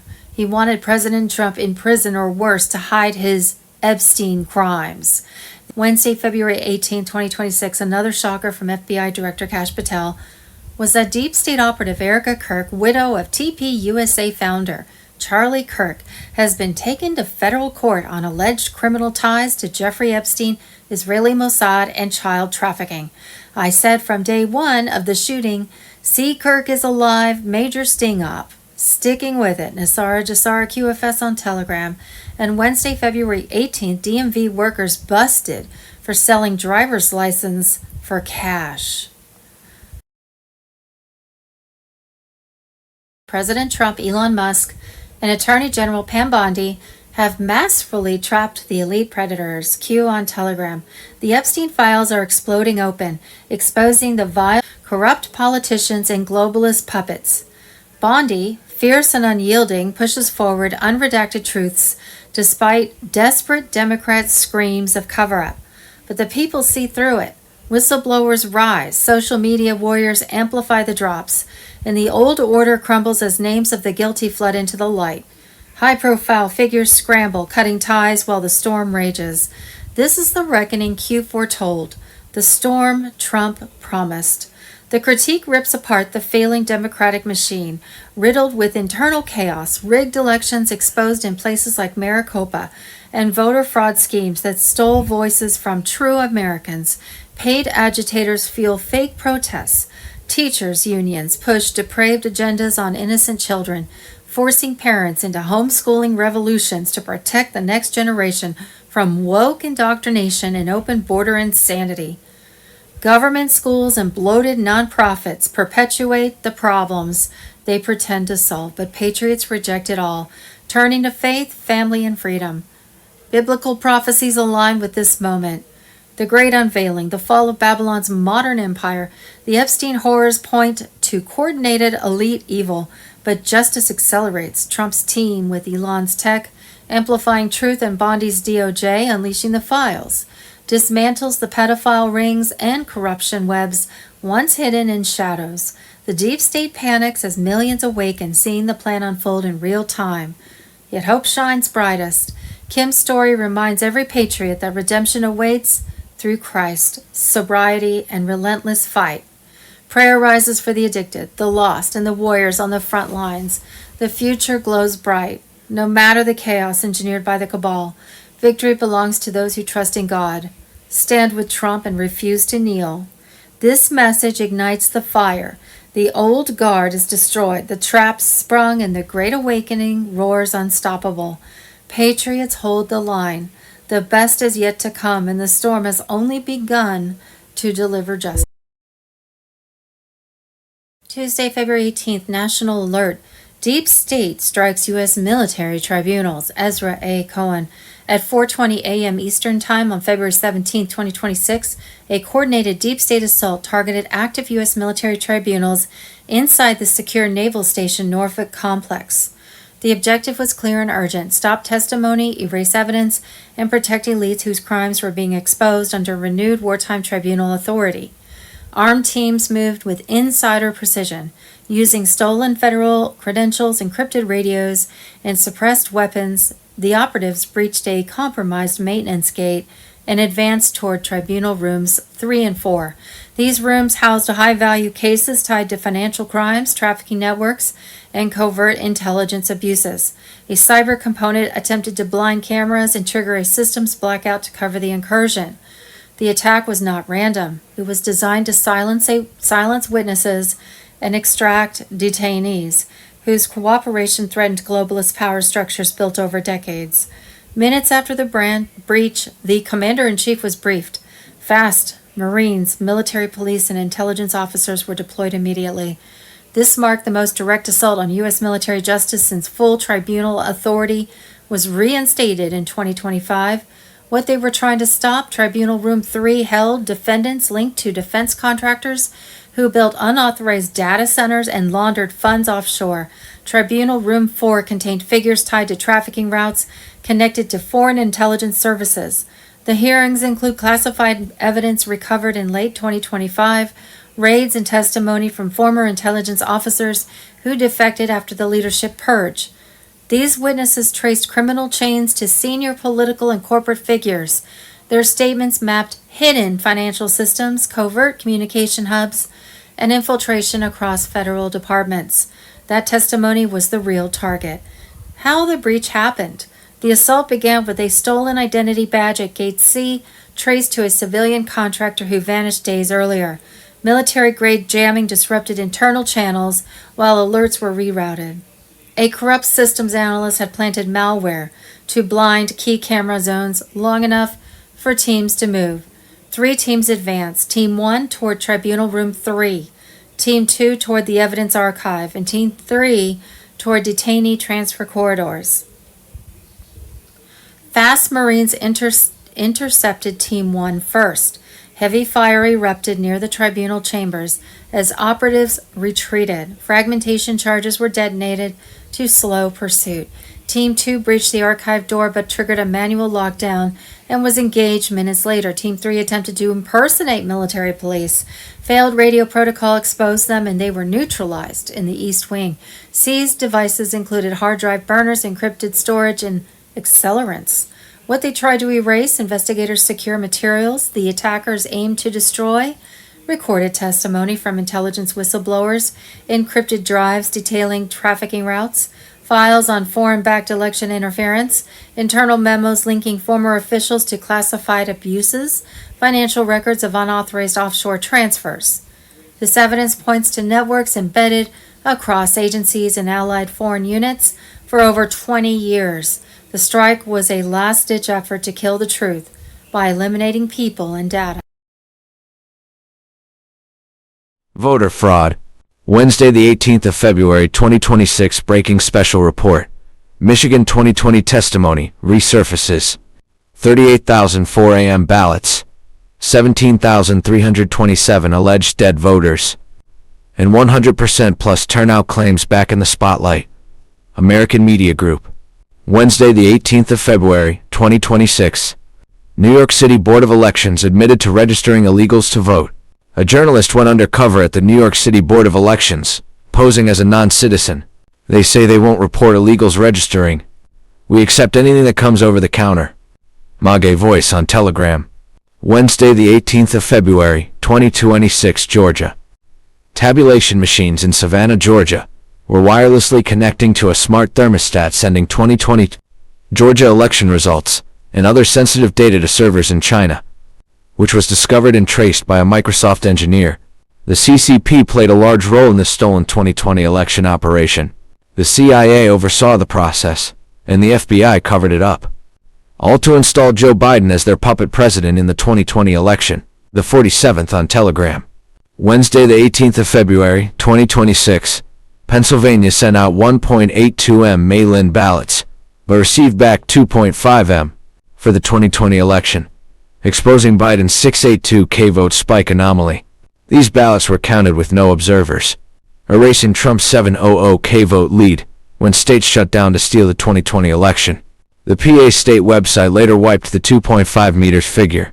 Philadelphia election officials testified that hundreds of thousands of ballots were processed with zero oversight. Observers fenced in 15 to 200 plus feet away and unable to watch or challenge ballots. A truck driver discovered thousands of shredded Trump mail-in ballot applications with names and addresses in the back of dump trailers at R.R. Donnelly in Indiana.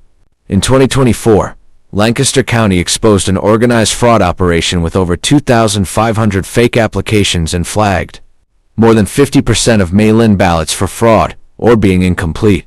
This is only a fraction of the fraud in PA. Steve Bannon on Telegram. Wednesday, the 18th of February, 2026, Georgia. Ballots have been identified as counterfeit, and nearly every single ballot went to Joe Biden. Fraud lawsuit filed by Sidney Powell in Georgia. Details the use of counterfeit ballots. An affidavit filed with Powell's lawsuit reveals that Georgia's counterfeit ballots could be identified by darker watermarks on them. The witness says such ballots were printed on different paper and their watermarks are dark gray as opposed to transparent on the real ballots. Almost 100% of counterfeit ballots were to Biden.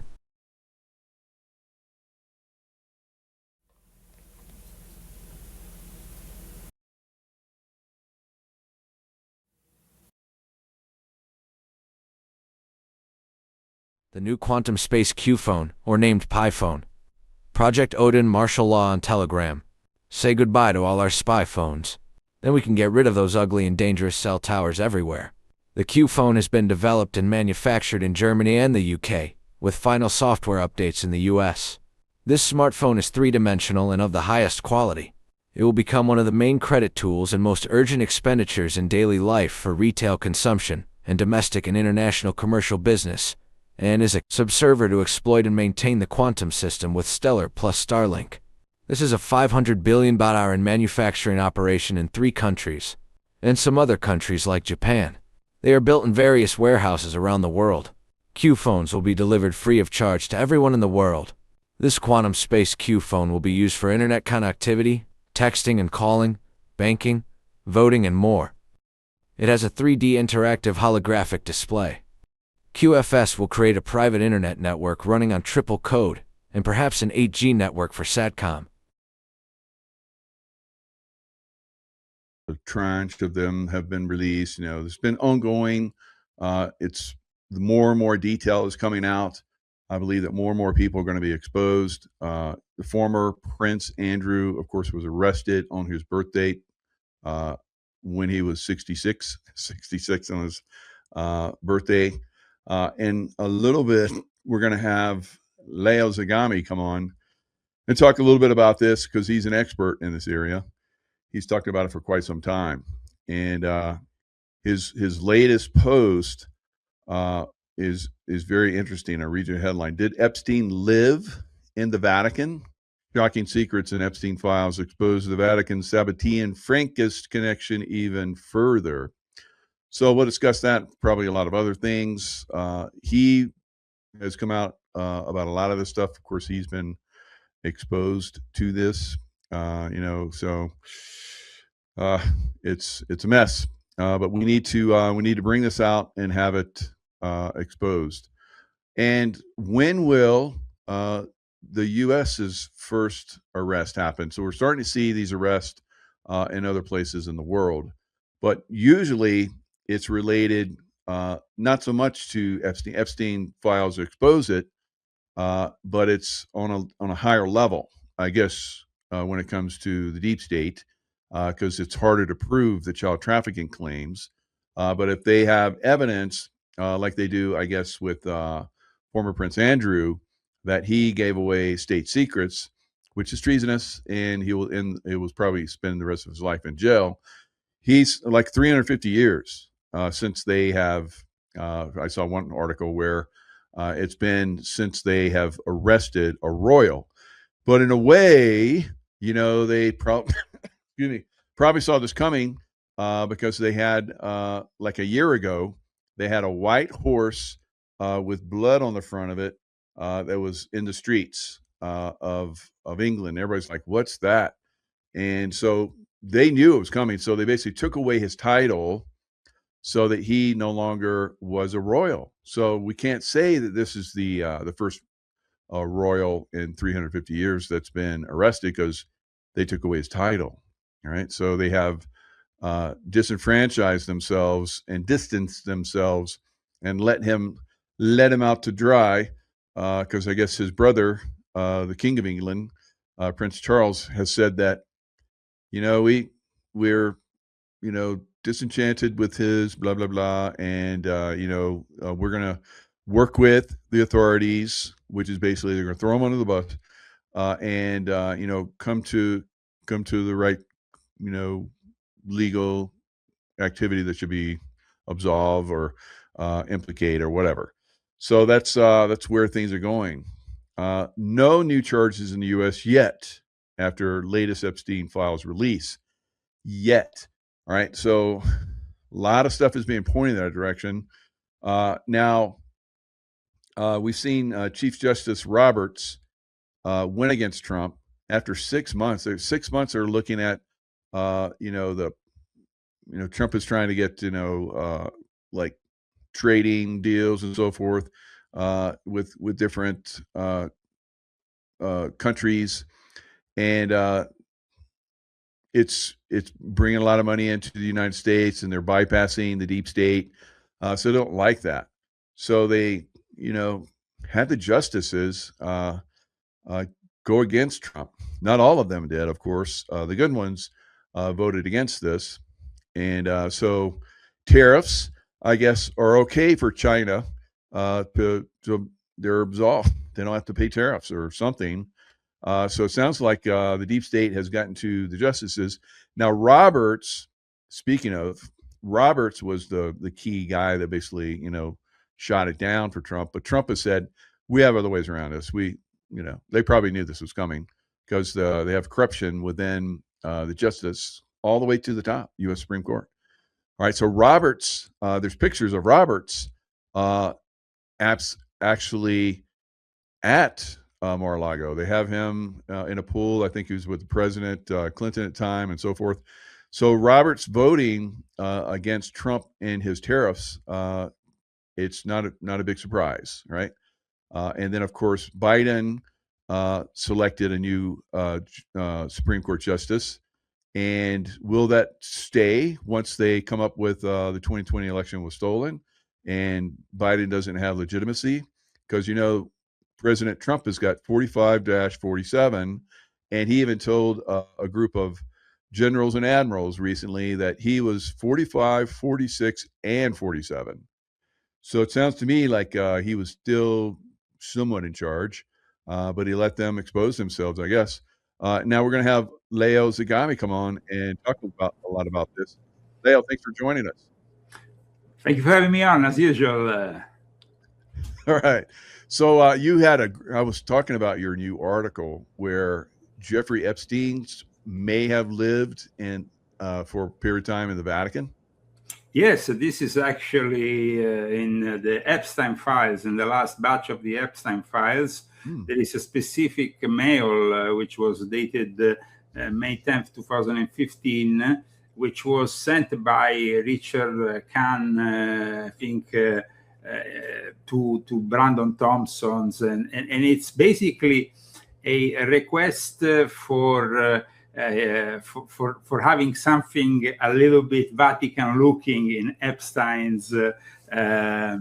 He was finishing probably some work on his own one of his estates, and he basically, this mail claims that he likes to have these columns in a style that resembled the Vatican where he lived for some time. Now, of course, we have to take in context of this. It is definitely quite shocking for everybody. But we know that previously, when there was John Paul II in 2003, he had actually received the blessing of what is now a saint, John Paul II. And many people are shocked because, of course, they have some difficulty in understanding such connections. But as you know, I talked about them in my latest book on Jeffrey Epstein because it is all based on the fact that Jeffrey Epstein was part of this Sabbatean Frankist sect, which has a long story with the Vatican that goes back a couple of 100 years when this gentleman called, over 200 years actually, almost 150 years, where this gentleman, Jacob Frank, was bringing to the Catholic Church over 20,000 Jewish converts.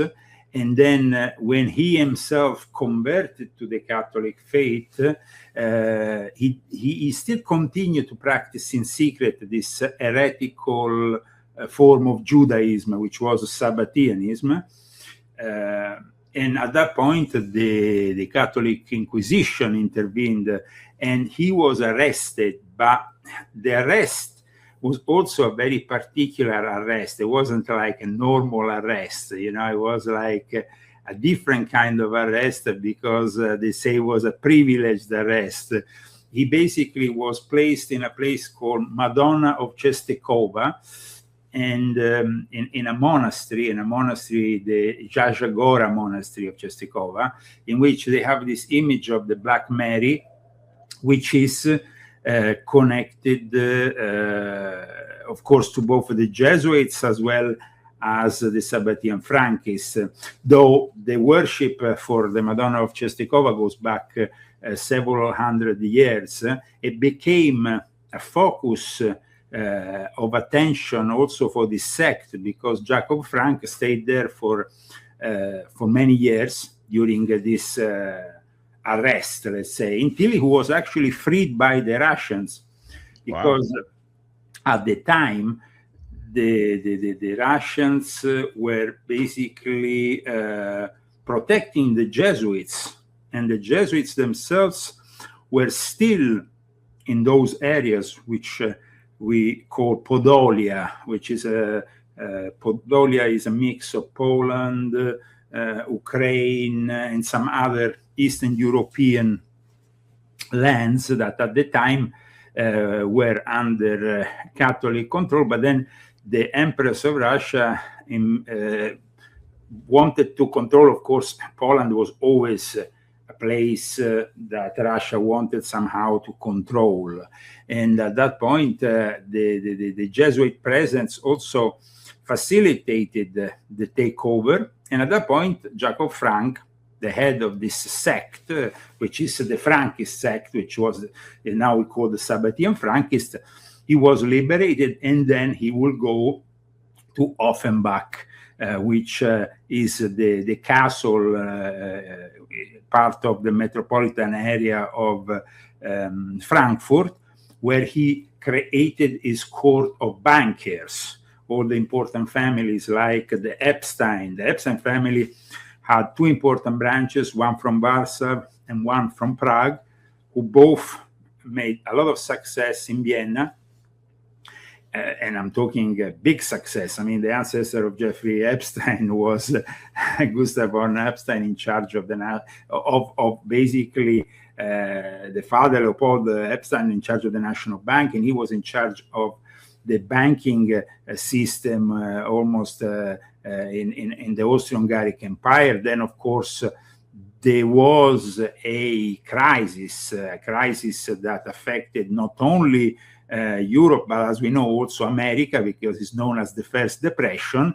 And that's where the Epsteins lose their economic prominence, let's say, and were forced to emigrate here in the United States of America. So the article that I wrote is very important because, first of all, I mean, some social media users initially, they doubted that this email was genuine, but it is genuine, and the veracity of this email brings us to the fact that apparently not only Jeffrey Epstein visited the Pope and was blessed by John Paul II, like I explain in this book, because of the connection with the Sabbatean Frankists, but he also had spent various years there. Now, we know that this might seem like some crazy information that doesn't have any reality, in fact, but there is actually in the past various other people, like, for example, Matteo Messina Denaro, who was the head of Cosa Nostra, who just recently died and was arrested only in the last year of his life because he needed to cure himself. Apparently, there is witnesses that claim that he also was guested in the Vatican at times. So, because when they're guests there, are they being given orders, programmed, or what do you think is going on? Okay, now the interesting thing about the fact when they're guests, usually they camouflage as monks. They don't look as civil people, because that will, in the eyes of the common folk who maybe visits the Vatican or is in the proximities, will vest a lot of attention. Instead, they usually dress up as monks.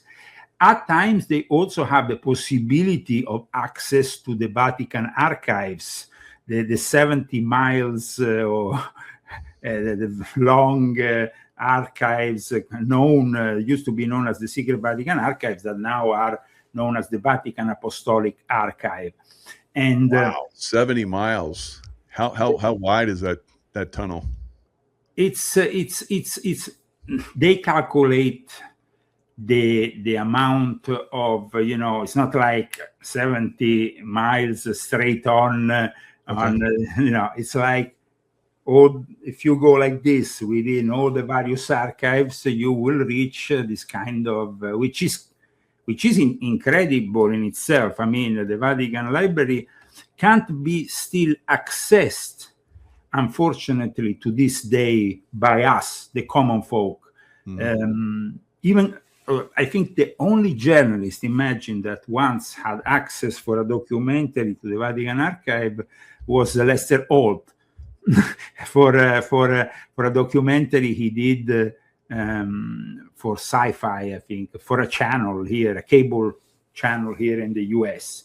But usually they don't give access to journalists. They don't give access to people who are simply curious. They rarely give access to people in the academic world. So it's been actually the access to the Vatican Archives, which include, by the way, not only, because when we think about the Vatican Archives, we might think about books, and there is a lot of books, of course, millions probably. But the thing is that aside from the books, let's not forget that there is also some other kind of stuff. I mean, there could be anything in there. There could be even alien artifacts, for what we know. I mean, it is a dragon bones. Who knows? Yeah, it is definitely a very interesting place to go. And so it is said that those people who maybe are guested in the Vatican have access to it. And the interesting thing is that to access to be able to enter this place, you have to obligatory pass through the gate of Sant'Anna, Porta Sant'Anna. Wow. And you have to give your documents to the Swiss guards, because it is a border area between Italy and the Vatican that you have to go through in order to access to the Vatican archives. Crazy stuff. So the Sabbatean Frankists and the Jesuits connections, Jesuits control them, or how does that work? Okay, like I explained in my you see, as you know, I published this latest book on Jeffrey Epstein, which now is actually going very well, because even I was on the Epstein files. As you know, my name appeared on the files because apparently in September 2008, when Jeffrey Epstein was under arrest, for some reason, somebody sent him a series of files and stuff in which my name appeared as the curator of a site that they deemed reliable on the New World Order and the Illuminati. So wow. This is quite a compliment when you see the rest of the... So my name is actually in the Epstein files, and I actually published an article about it you can find on leozagami.com. And it's not because of any wrongdoing on my side, but apparently this Matt CC, who apparently some say is the creator of The Simpsons, in early September 2008 had sent this article. You can actually maybe post it on the screen. It's I've wrote about it on my website. So which one is it? It's the second, the Leo Zagami, the Illuminati families, and their associates are inside the last batch of the Epstein files. And of course, there you have also the link to. And that the latest article, you have like some interesting stuff in there. In the latest article, and wow, okay. Yes, no, well, there has been a few articles I've been publishing lately because this latest batch of the Epstein files has definitely confirmed a lot of the things which I wrote in my books, including what I wrote in Confessions of an Illuminati, Volume 9, which is an older book about this artist, if we want to call him artist, called Andres Serrano, who created many years ago this controversial peace Christ in the second part of the 80s. By the way, let's mention what you're watching here is, like I said, my own involvement in the Epstein files, which is, like I said, simply an involvement due to the fact that in 2008, in that period of 2008, and you can go and click yourself on the Justice Government, because there is a link from my article directly so people can check and verify for themselves. You can then open the government website, confirm that you are 18. That's all you gotta do. Just hit that and they're good. Yes, that's okay. Then you can go to the last page of this whole document. Just scroll down to the last page, make it big, make it a little bit bigger, and you can see there, it says, helpful website for learning the nature of the New World Order in no particular order. Now, the first was Troy Space, who at the time was a collaborator of mine, which was helping me out mapping all the various secret societies and knighthoods and other group think tanks of the New World Order. And then, of course, there was the Leo Lion Zagami WordPress. Now, these sites, I don't think they're even they're no longer in existence, because they're not the leozagami.com site. That was actually at the time hacked and unfortunately closed down temporarily. And so, but the interesting thing is brought to you by Matt of CC. Now, that Matt of CC could be the creator of The Simpsons. So it's possible. There is, of course, as you know, other names that at the time, because at the time there were very few people talking about these kind of subjects. So there was Freeman, of course. In the rest of the Epstein files, of course, we have also nominated Alex Jones. But I mean, we are talking here about an interesting positioning, as you can see, because these subjects are quite interesting, including the Illuminati of Thanateros, for example, which I discussed profusely in volume 7 of my Confessions. Also, which is another interesting thing. I mean, there is a whole page about Rockefellerism. I mean, defined like this. I mean, about Rockefeller, and we know that in the interview with Steve Bannon, he discussed the Trilateral Commission, his involvement and his involvement with Rockefeller. So it is rather interesting, the fact that not many people in the media have given any importance to these files, these files here that you are showing, because if you go on them, you just showed something that was interesting on those files. There was a series of names that for some reason, you see, if you go on the further down, here there is the names of the main families of the Illuminati, blah, blah, blah. Go down. And here you start having stuff which for some reason is omitted.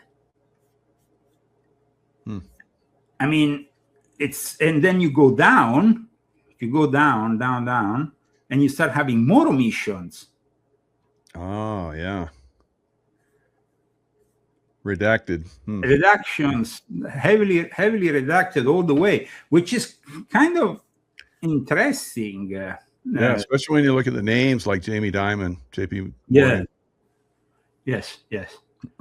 So the fact is that what does this prove? I mean, definitely he had interest in these topics. He had interest in the Illuminati, and he had interest in secret societies. There is another, actually, another file, which, not this one, which is a guy talking about a secret society which distinguishes itself by the star signs of the zodiac. There can only be 12 members at the time. And this guy was discussing with Epstein this secret society as an old school secret society, But it's very interesting because in reality, Epstein, in his temple on top of Little St. James, the one that you are pointing out there at the center of my book cover, and now it's being painted in white, by the way, because they are restructuring the whole thing to transform it in some kind of tourist place. Yeah, wow. But that Take kids of place, that, yeah, no doubt. inside there, the vault of the place is made up of zodiacal signs. And zodiacal signs in a specific position can also be used to communicate in a certain coded Masonic language. So Epstein also, in the interview with Bannon, talks about the Illuminati. He mentions the Illuminati when he mentions the Trilateral Commission. He mentions his involvement with this idea of an elite that controls the governments, that the governments themselves can't really control anything because they have to change. Every 4 years, we have to change a president. Every 2 years, we have... So this, the fact that these politicians change, apparently from what Jeffrey Epstein stated, of course, in the interview with Bannon, forced Rockefeller, the late David Rockefeller, to create the Trilateral Commission. Now, what the thing that nobody seems to understand here is his involvement with the Vatican, because the Vatican then is seen often, and I explained this, I was just telling you, if we go back to the latest article I wrote, there is actually some very interesting indications that Jeffrey Epstein was somehow also playing Steve Bannon, because they were, in a way, they were trying, in a series of email exchange, it seems like Steve Bannon was involved at the time with this group of people in Trisulti, with this monastery, which is not so far from Rome, in the Lazio region. It's a historical monastery which was being restructured, in which Steve Bannon was taking over to create some kind of think tank for traditional Catholics or so. And there seems to be, in this exchange of emails between Jeffrey Epstein and Steve Bannon, the intention of bringing down Pope Francis. However, when you see the emails instead than Jeffrey Epstein exchange with another guy, which is this artist which I cited earlier, the guy who created the Peace Christ, which is this heretical small plastic crucifix submerged in a small tank of the artist's urine. This artist, who is a Catholic, called Andres Serrano, who, by the way, invited in 2012 to his gallery in Manhattan Jeffrey Epstein, because he wanted him there as a guest. And it seems like when you study these emails of Jeffrey Epstein, we are still really scratching the surface, because we are talking about really millions of files, and we are also not being able to access the entirety of these files. But for what we can access, we can definitely notice that Jeffrey Epstein was no friend of the Catholic Church. He was non-pro-life, because, of course, he supported abortion. He even practiced forcibly abortion on many of those victims in the Little St. James, or in the other place, which is in New Mexico, the Zorro Ranch, as well as we really have to understand that at the moment, what we have seen yesterday with the deposition of Les Wexner was completely outrageous, and there can't be any tolerance. We have to wake up. We have to wake up beyond their political colors, beyond their factions. The enemy is whoever is covering the pedophiles. Remember that. And I'm going to wage war to whoever covers for the pedophiles. I don't care if they bring us the best economy on the planet, but if they cover up for these people, they are my enemies. So this is my realization. And that's what has pushed me to work for 20 years exposing these people, which previously I used to work with. So the fact that yesterday Les Wexner had the courage to say he had nothing to do with it, that he was actually naive enough to fall for Epstein, and I wrote about what happened in Albany's mansion of Les Wexner in my book. I wrote about that in my book. So, oh, good. I think he's going to be one of the ones that really gets exposed, or they take him down.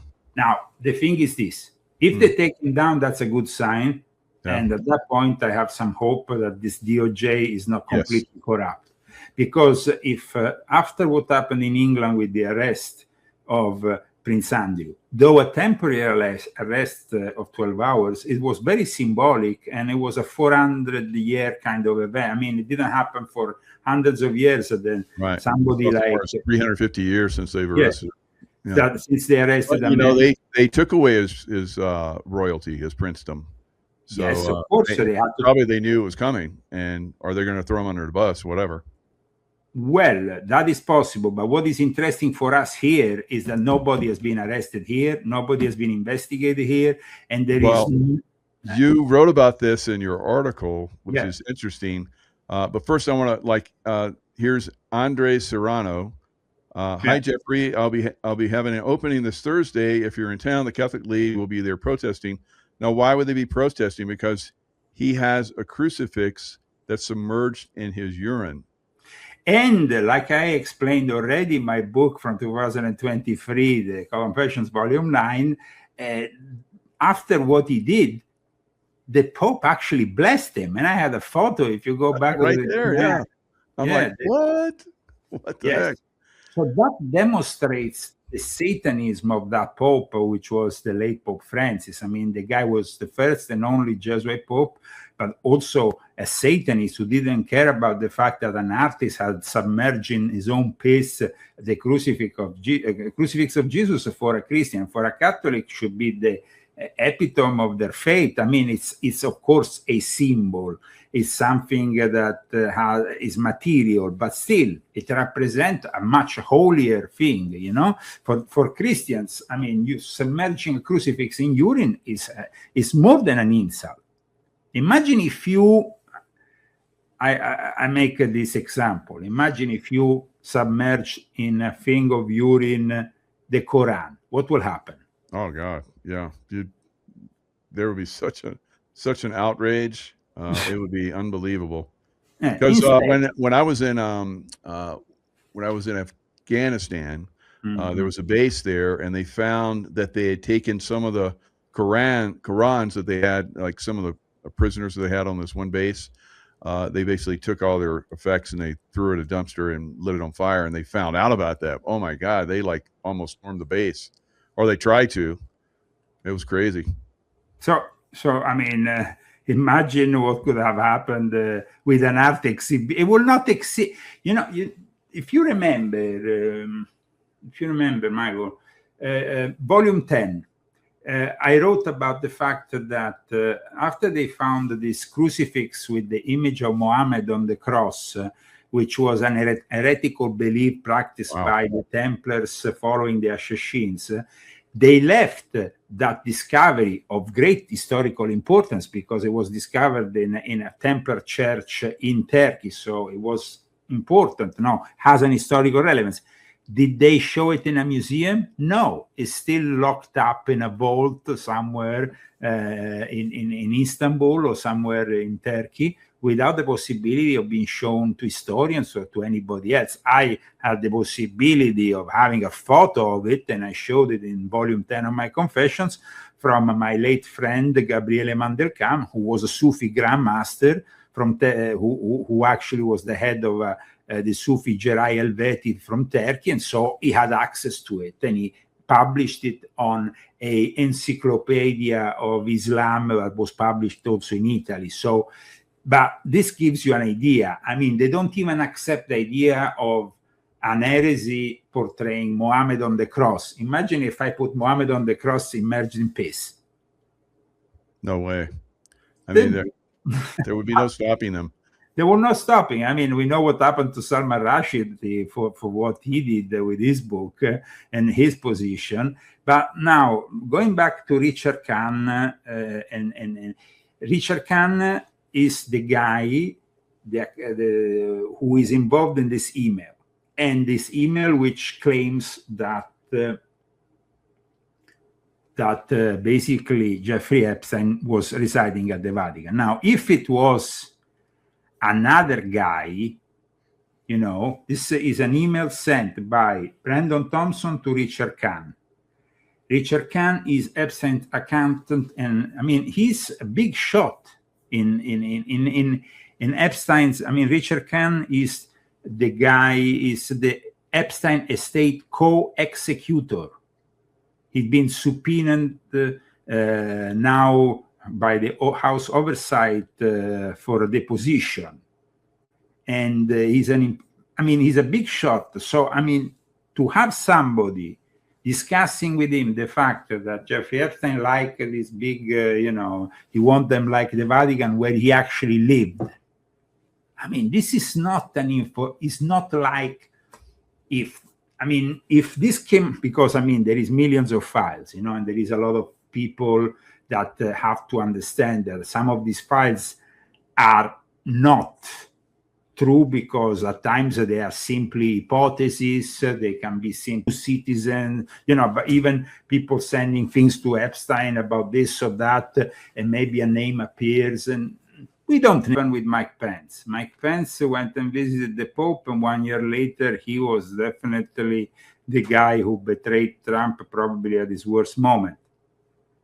So I will never trust somebody who goes to the Pope, especially after this Pope has made it rather clear that he is in line with what Pope Francis was doing with immigration and everything else. And so, I mean, and at the same time also... So what about J.D. Vance when he went and visited the Pope and the Pope died the next day? Yeah, well, that was definitely a weird occurrence. Yeah. But this new Pope is simply following the script from the Jesuits, because in 2023 he was recruited by Pope Francis, and for 2 years before his death, he was prepared in a way to follow up from, you know, so there was actually a firm intention to have him as Pope. In fact, when the then Archbishop of New York, what is his name, arrived, the Cardinal, and he was surprised because they presented this guy who basically nobody knew, because he was most of the time abroad. He had lived and worked in South America. So even if he formally belonged to the US Bishop Conference, he wasn't really an active participant and nobody knew him. But the Jesuits had prepared him for that role. Pope Leo XIV, in fact, recently people are discussing now what Obama has said about the aliens are real. But if you follow the entirety of the podcast, what he says immediately after is even more interesting. Because he says, okay, the aliens are real, and then it goes into that discussion with the podcaster. But then after, when he's asked who you want to meet, and he said, Obama says, well, I've been able to meet basically everybody because I was the president, but I want to meet Pope Leo XIV.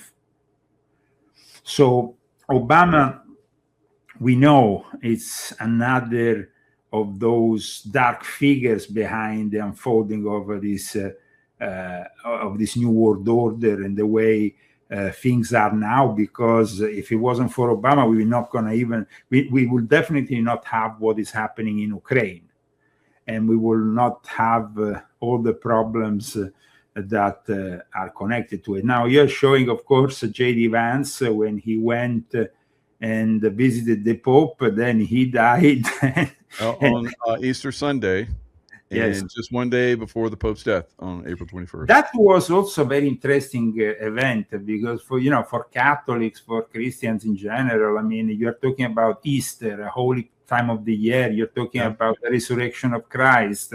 Suddenly, this Pope dies. I mean, I actually 2 months prior to that, I said as a joke, when he entered the hospital where he stayed for a time before going back to the Vatican, maybe they gone, because there was a lot of talk, if you remember, about the Pope actually being dead and then keeping them alive, So I said, I remember, I think either in an interview or somewhere, I said, well, I think they're gonna they're gonna resurrect him, and that was exactly what happened, which was pretty shocking, because Pope Francis was definitely a very powerful figure as a Jesuit, the first Jesuit Pope, and in fact, he's also, let's not forget that, buried outside of the Vatican in a specific church. Now, let's go back a little bit to this Madonna of Czestochowa, because it's the Black Mary of Czestochowa. Now, if you have read volume 12 of my Confessions about the Jesuits, you know that the Black Marys are linked to ISIS and linked to the secret beliefs of the Jesuits. So for them, the Black Mary places of worship, which usually in antiquity used to be places of worship for the female goddesses, in particular Isis, but also others, it's very important. And at times, the Jesuits even,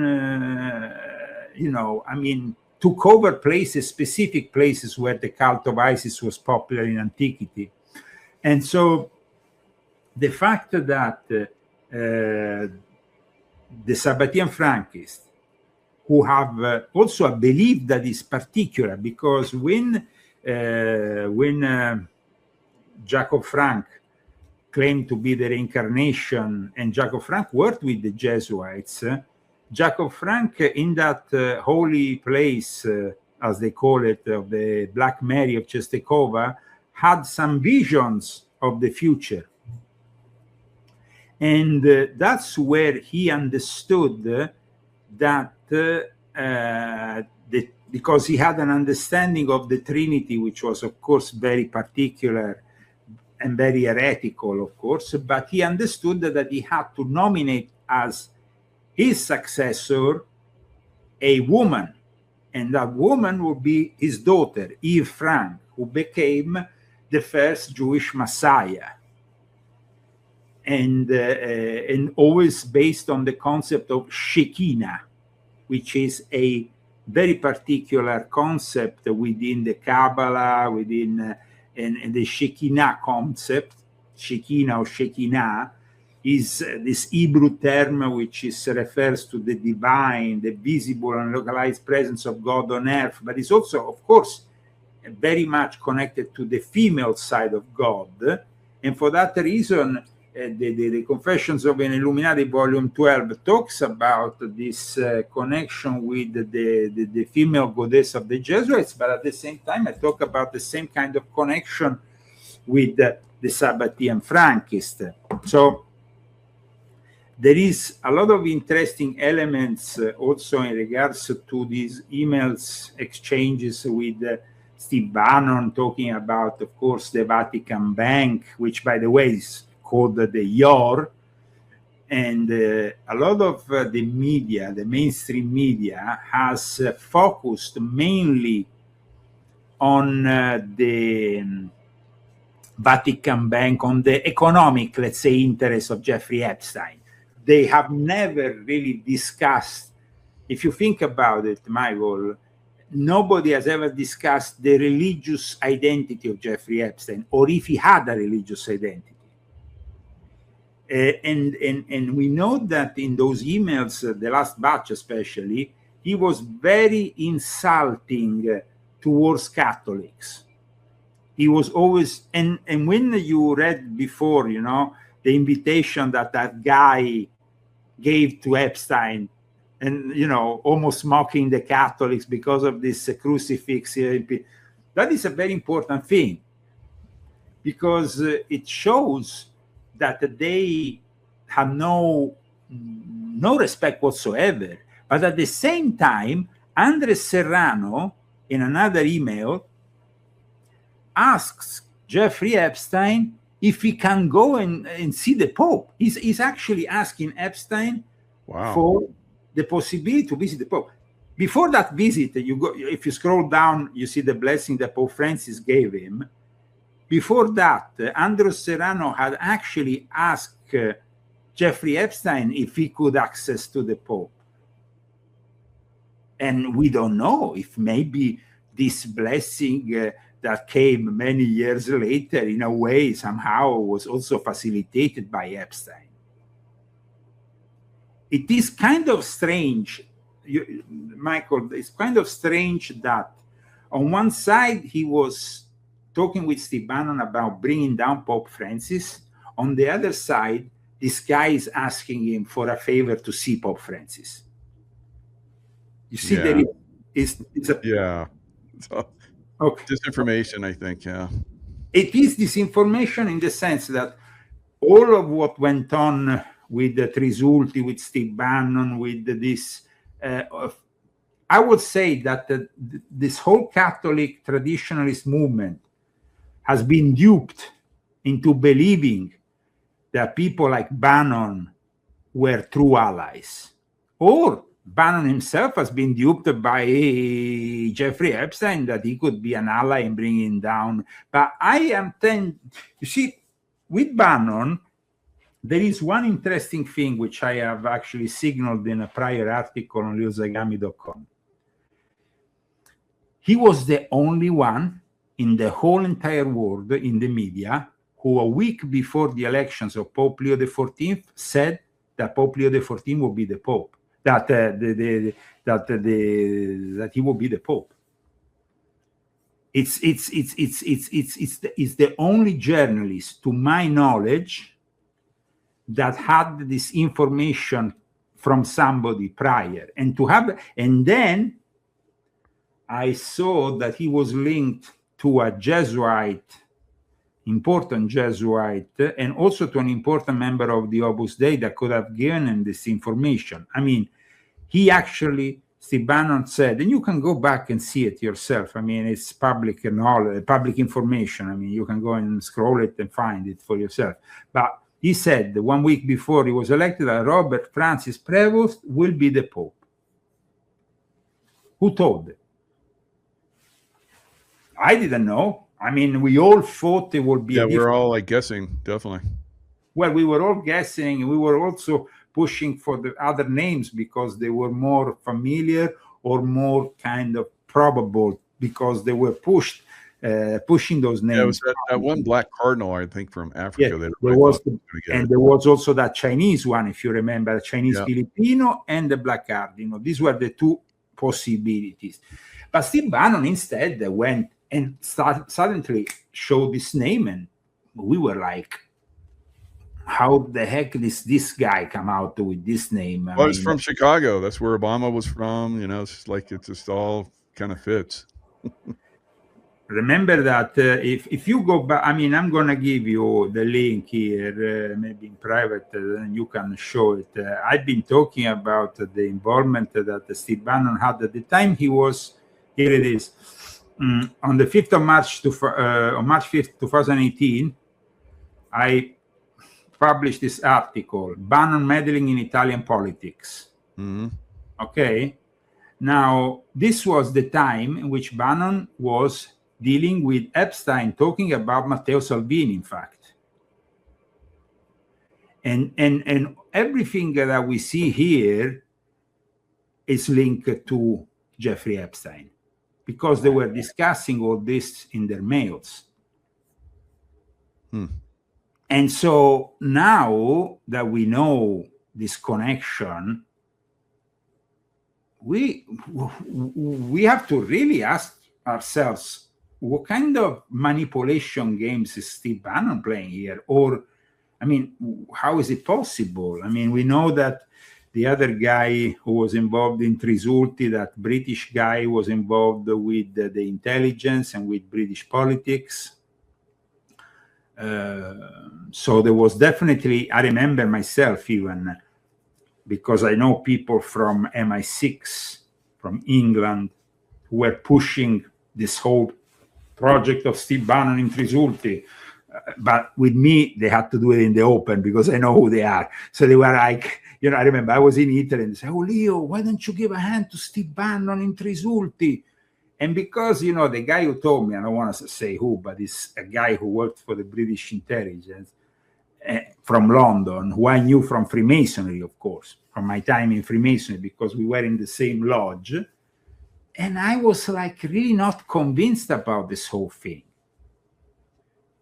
It was definitely, there was, I think my idea is here that the whole war that was waged publicly by the so-called traditionalist world against Pope Francis was in itself a scam.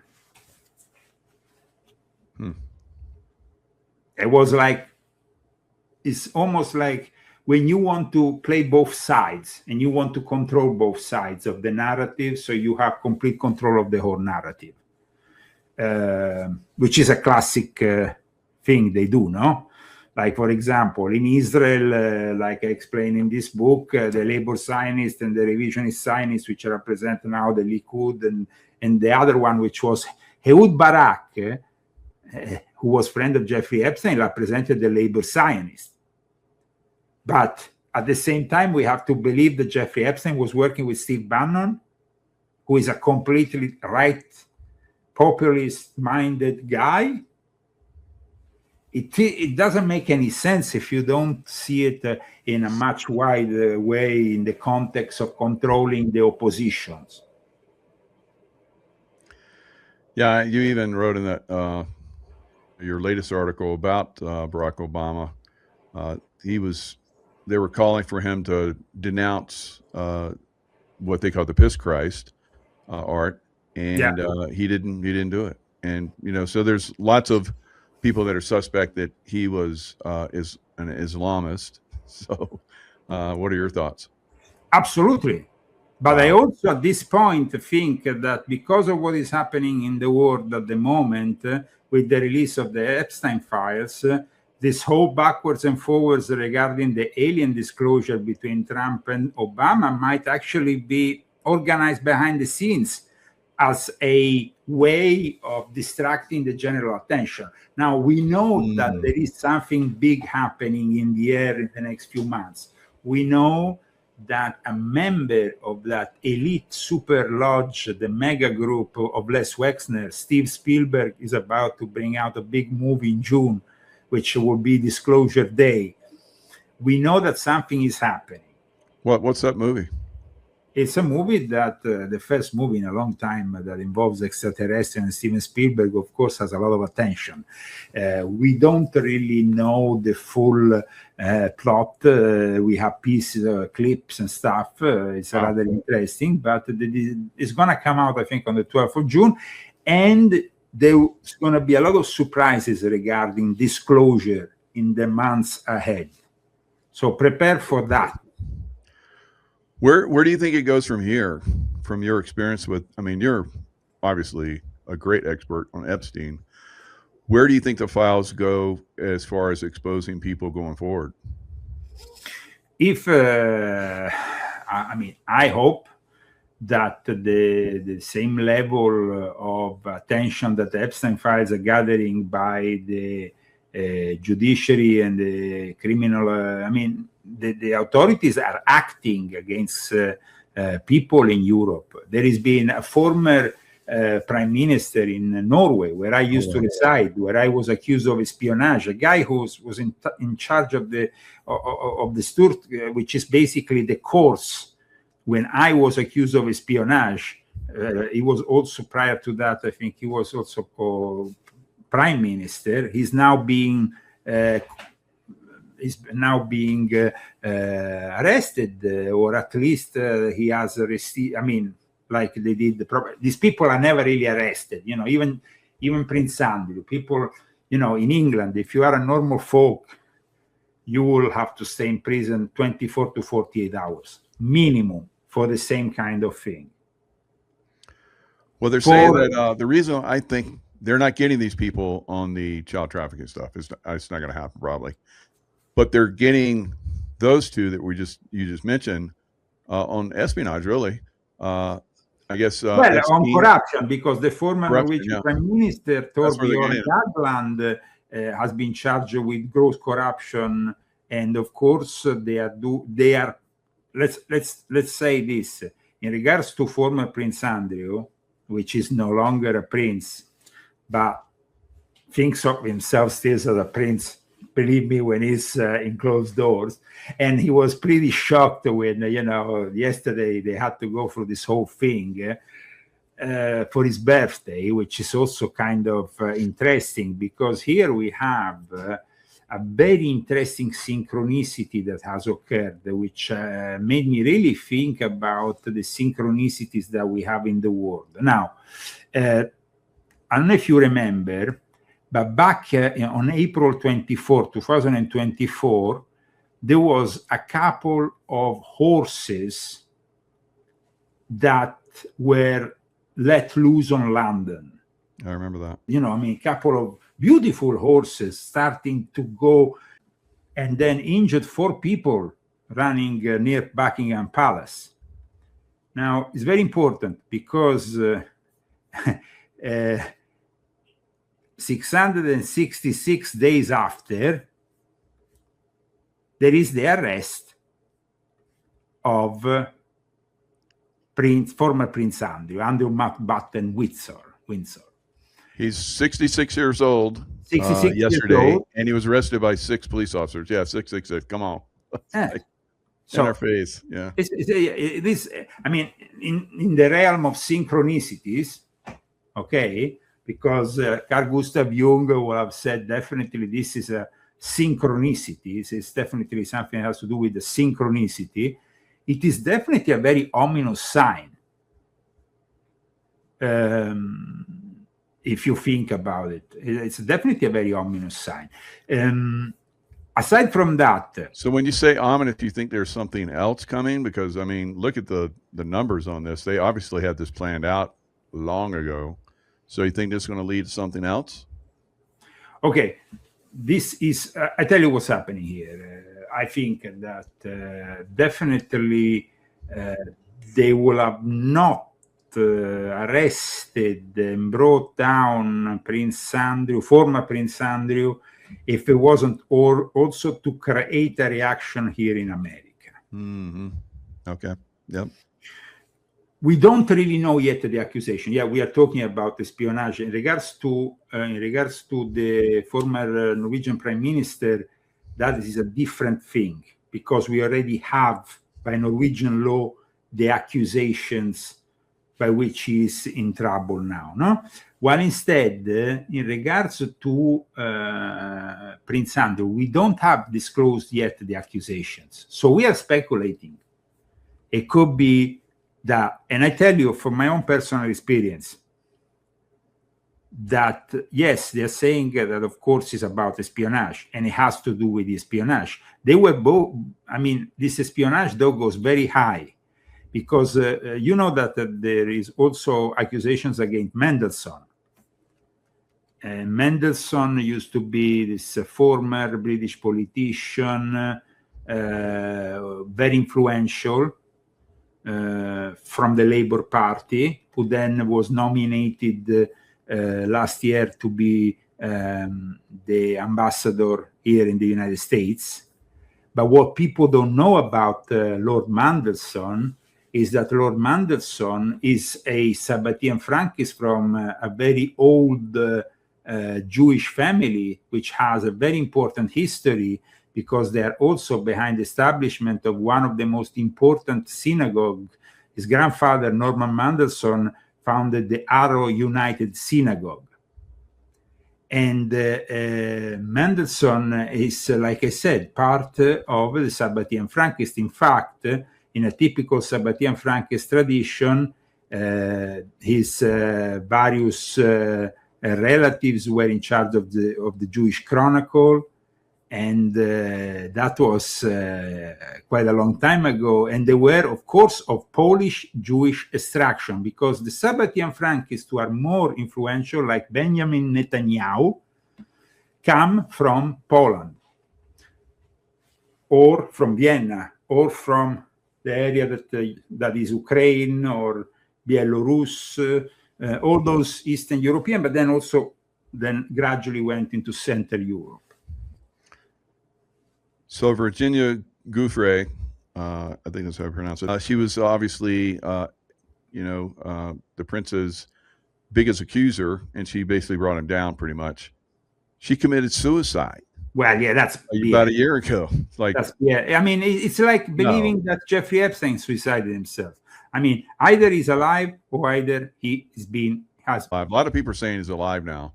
No, I said I said he's still alive. And now we have all these other people saying he's alive now. Do you think some of these people that are in the, the community that, discloses outside of the mainstream media, do you think some of those people have insights, or are they just making guesses? I kind of feel like, I'm like you. I make educated, guesses. So yeah, no, I mean, we can only make educated guesses when we don't have. I mean, the certainty, though, that we have from the Epstein files that came from the last bunch, at least confirmed what I said in this book. Jeffrey Epstein was an asset for the Rothschild.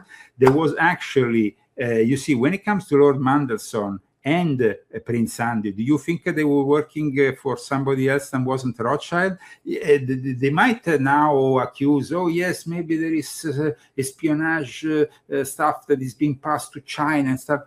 Well, maybe people need to know that the Rothschilds own 20% of the Bank of China. So, I mean, the link with the Rothschild, and in fact, if you go and check Mendelssohn, who, by the way, people think, because we're always talking about Jeffrey Epstein giving the girls, and we see a picture of this Mendelssohn in his knickers, photographed, where next to a girl. It's quite odd because the guy is an homosexual, declared homosexual. So what he's doing next to a girl, it's weird. But probably, what Jeffrey Epstein was offering was not just little girls, but also little boys. Oh, yeah, of course. Because so here he is. Yeah. Yes, that is. And if you go and check, you put, Peter Mendelssohn is somebody who is, of course, connected and is being connected to Jeffrey Epstein, but he's also very much connected to the Rothschild family. And this is not like a secret. It's like he's been working with them very close.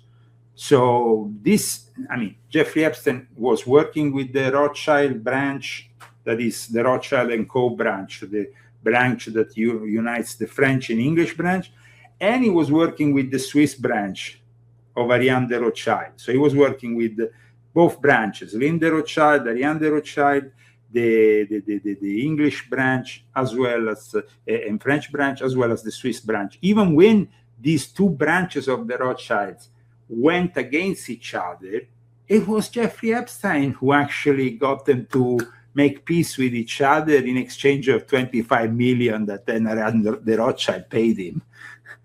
And that is not a little amount of money, because at the time, 11 years ago, up until 10 years ago, the big problem was the exclusivity of the name Rothschild. But if you go on the Wikipedia of Peter Mendelssohn, and you go in you can find that in October 2008, Mendelssohn was the subject of much press speculation when it was reported that Nathan de Rothschild, who is a British-born Canadian financier, and the Russian oligarch Oleg Deripaska had met Mendelssohn in a yacht near Corfu in a party attended that was held by the Rothschilds.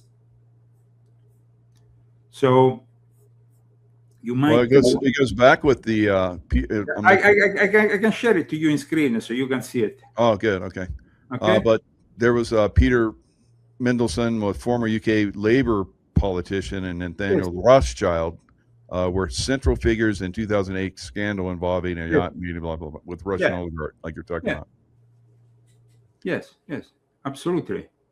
It is this one.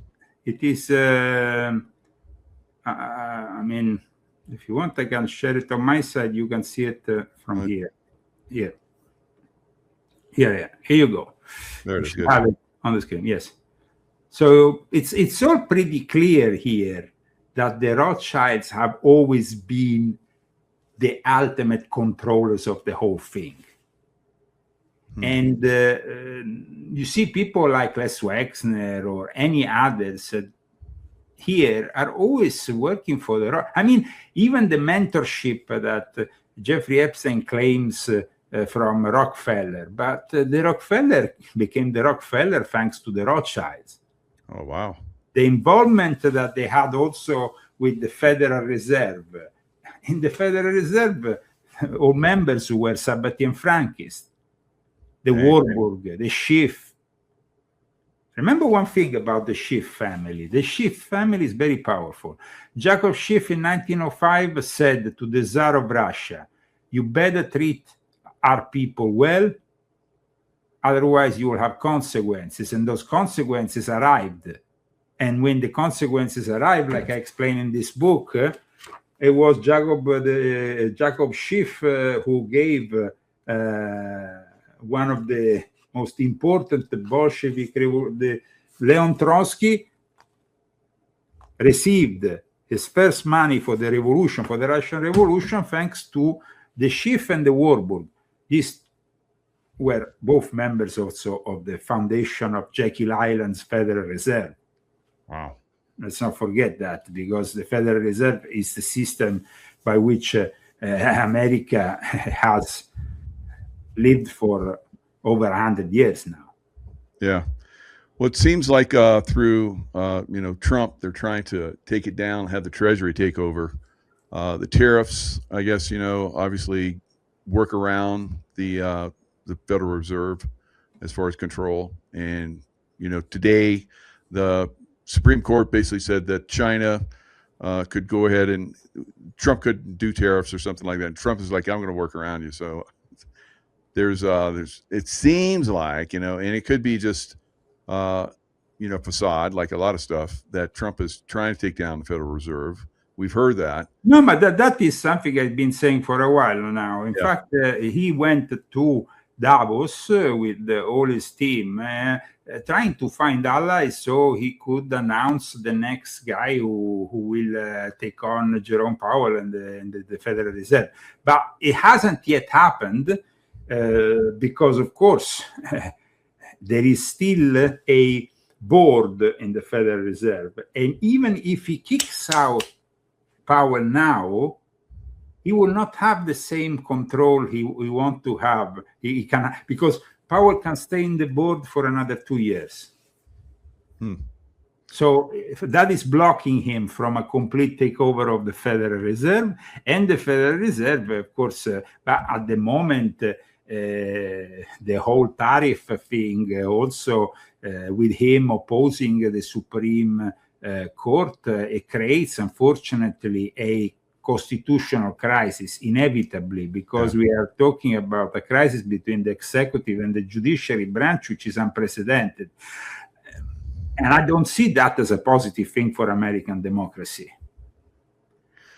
Well, if people have to pay back, or the Treasury that took in a lot of this tariff money has to pay it back, because I guess a lot of companies are suing because they're doing that will be a disaster. That will be a disaster. I mean, that will be a complete disaster. I mean, I think that whatever happens, they should probably make it in a way that it starts from the new year eventually, because if then Trump or America is forced to give back this money, guys, that is that is going to be further crisis that we can't really afford for our banking system, which is already in debt. We are talking trillions of debts, adding more debt is not really the case here. Absolutely. All right, Leo. So great. God, you just, every time we come on, you just dump so much great information.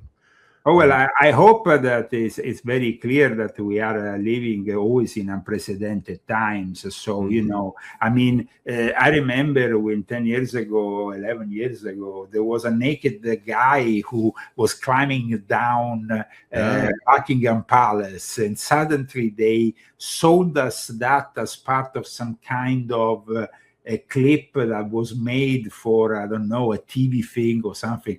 I mean, it was a naked guy coming out of Buckingham Palace in full daylight, guys. Escaping, God knows what.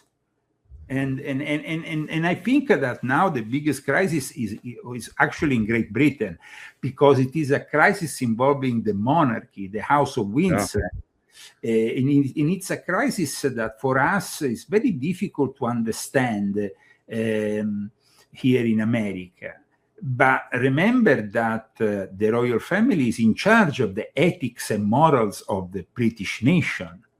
I mean, of the United Kingdom, that is united around this royal house. Now, when in the past, royal house, there has been scandals like this in the past. Not the first time in history. It's not the first time in history.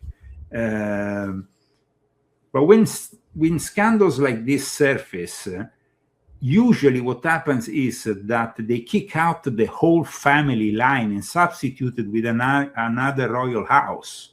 Wow. Is that what they did with this? This was the Windsors now are really a German family. Well, the Windsors in reality, yes, they were Hanoverians, they were Germans. Yes, definitely they were Germans. But what happened was that they managed through a war that was fought through the whole of the 18th century between their house and the house of the Stuart family, which was opposing it and which wanted to bring back a Catholic monarch to the crown of England. And that didn't happen. But there was also an internal war between two different factions in Freemasonry that went on. And now, in regards to, for example, the birth of the so-called Scottish Rite, there was actually a speech by the mentor of Bonnie Prince Charles, Chevalier Ramsay, who in the 1730s gave this speech announcing that Freemasonry was descending from the Knights Templars, and that gave birth to the High Degrees. Now, the interesting thing is that these High Degrees then were brought here to America through Santo Domingo, through the West Indies, and through a very complex, and they arrived in Charleston. In Charleston, in 1801, they created the Supreme Council of the Ancient Accepted Scottish Rite. But amongst those 11 members who founded it, 4 were Sephardi Jews, and there were also 2 of them proven Sabbatean Frankists. So that is already a sign of things. But however, the Sephardi Jews were much more powerful until the 19th century. That is the moment in which you have the big arrival of the Ashkenazi Jews and the banking families that then saved the life of the American finances and then helped the creation of the Federal Reserve. That's why they hold all this influence and power. And that's why people like Lex Wexner think they are untouchable. Yep. Including, of course, his prodigy, Jeffrey Epstein, which was more than an Olympic charlatan, like he describes him. Jeffrey Epstein was the guy who literally gave him a palace, a building in New York, in a very fancy area in New York, but the building was already rigged with cameras and everything. And now we know for sure that it was the Mossad taking care of that. And so at that point, now that we know that it wasn't only because of Ehud Barak, of a former prime minister, but since the middle of the 80s, Les Wexner had been working with these people. And then we have, of course, Roy Cohn. So then we have Roy Cohn, which also plays an important role because he was the head of the Banking and Finance Lodge of the B'nai B'rith, which is also involved. So now the problem, unfortunately, the next time we talk is going to be the war in Iran. I mean, that is what is going to unfortunately happen, because we see the display of forces unprecedented since the war in Iraq. The build-up is going to definitely then lead to something. It's not simply a threat. It's something more that is unfolding. And I'm not happy about that, because remember, promises made, promises kept. And one of the promises was not to do this kind of foreign wars, because we know when we start them, we never know when we finish them. And we never know how many lives and how much money it's going to cost us to add to our trillion debts of, the trillions that we have already in debt. We are going to grow even further. So, I mean, are we going to go into another Afghanistan, another Iraq? It's not really something that we need. And so we... And there's already opposition. Diego Garcia, the Brits are saying that we can't, launch from there to strike Iran. I know, but I've had a base there for a long time. So absolutely, but when you are bringing the Gerald Ford with the biggest Navy asset in the area, you are almost for certain gonna start a new war.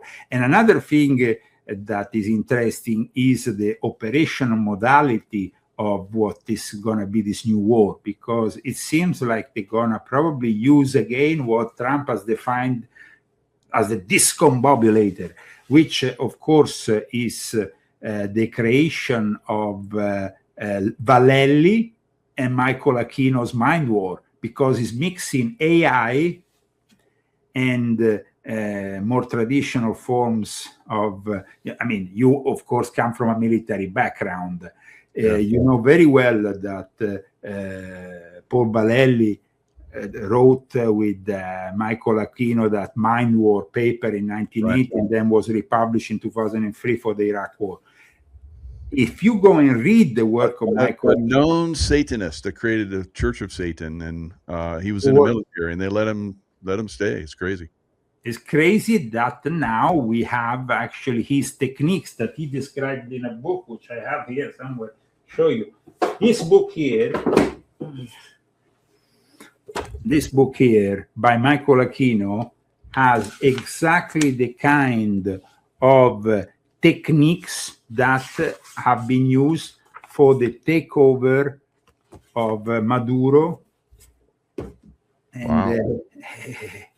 It's I mean, and so we should think that maybe the same kind of thing could be used in Tehran. Now, we hope that it's going to be simply an action, directed to nuclear sites or whatnot, and that everything is going to be very precise, and that maybe they can take out the supreme Ayatollah and whatnot and bring down this.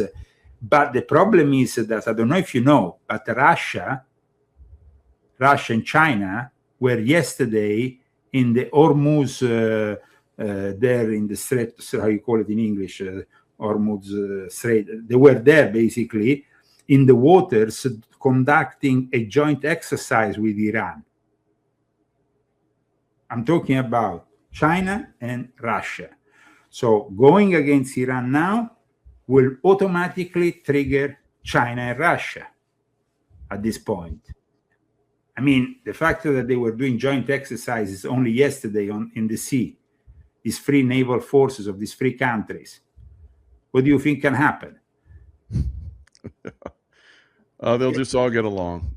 Well, yeah, at the end, probably they will, because they have to. It's going to work out. At the end, Trump is going to go to China, they have to the deal, blah, blah, blah, and everything is going to, we hope, nothing is going to degenerate, and we hope that it's not going to be the loss of hundreds of thousands of soldiers like in the past, because now with this new war economy, let's say, because in a way, the Maduro operation has showed at least that there was no casualties on our side.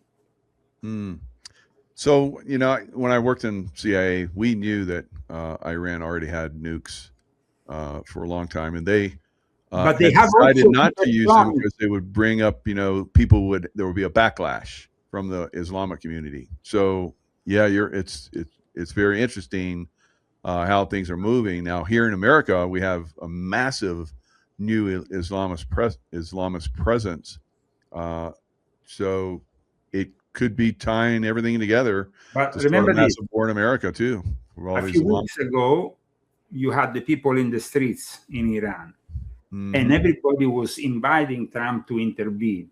Right. But it was actually Benjamin Netanyahu who called Trump and told him to not intervene because he knew that Iran will immediately attack them. So, and they didn't have enough defense capacities because they use most of the defense capacities for Gaza. And then now they are running scarce of missiles for there. So what is happening now is, is Benjamin Netanyahu behind the scenes? He went to visit again Trump, ready? Because now it's, if he's ready, then at that point, definitely there will be an attack on a scale that we don't yet know, depending on their intention. I don't think their intention is to put boots on the ground, but the regime change, if it has to happen, and of course it will involve the former, the son of the Shah, who is himself here in America in exile, with also the Grand Lodge of Iran in exile, of the Freemasons of Iran, who have also played a very important part, as I explained in volume 10 of my Confessions. So let's see what's going to happen. We only have to pray that things don't get out of control in the Middle East. But it seems like the Middle East is always that area in which war has to be kept alive so that all sides keep on building their military industrial complex. It's like we have seen with the 1984 George Orwell. He describes three factions that fight against each other, and then he also describes this area, this almost neutral area where conflict is always ongoing. Yeah. And war is good for that, for the ongoing. I've had a guest on. We've talked about John Brennan. Basically, he was definitely part of keeping the war going and using the Middle East to do that. So yes, and keeping those nations also, like I explained in volume 10 of my Confessions, dedicated to the secret societies who have kept on this eternal war in the Middle East going. It's also for keeping these societies always underdeveloped, without really a possibility of becoming relevant, if not, of course, there where we have a lot of oil, like the Emirates, Saudi Arabia. Those areas are different. They have another reality, of course.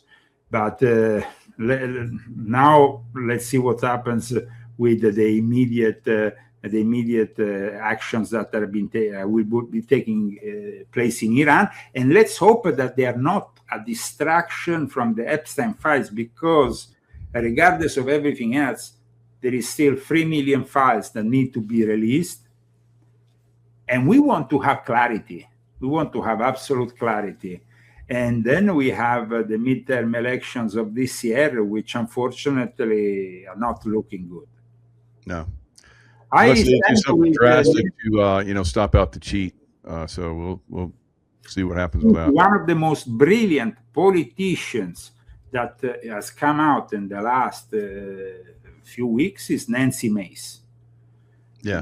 Mace is an excellent politician. It's a politician that deserves more because she's actually, even today, she said, okay, let's bring out the Epstein files and the UAP files, the UFO files. Let's bring all these things out in the open. And she's been very adamant about, she was a victim herself, if I remember, of some kind of violence, of rape. And she herself has felt very much for the victims of Jeffrey Epstein. Mm. And so I see her as the future of the Republican Party more than other politicians. Because here at this point, we need to understand that Trump can deflect his attention somewhere else. But if we want to make America great again, we have to still maintain certain promises. Also, ethically and morally, we need to feel like we are not enslaved by the elite, that the elite can't get away with everything, that they have the same kind of problems they have in Europe, where they are arresting people, where they're taking action against people. If this doesn't happen, it's going to be simply a great disappointment, and we will be led to the biggest disappointment in the midterm elections. So I just cross my and hope that we will have finally something positive happening. Yep. And you're a great supporter of President Trump, and went out of your way to get a lot of people to vote for him. Now, absolutely, but you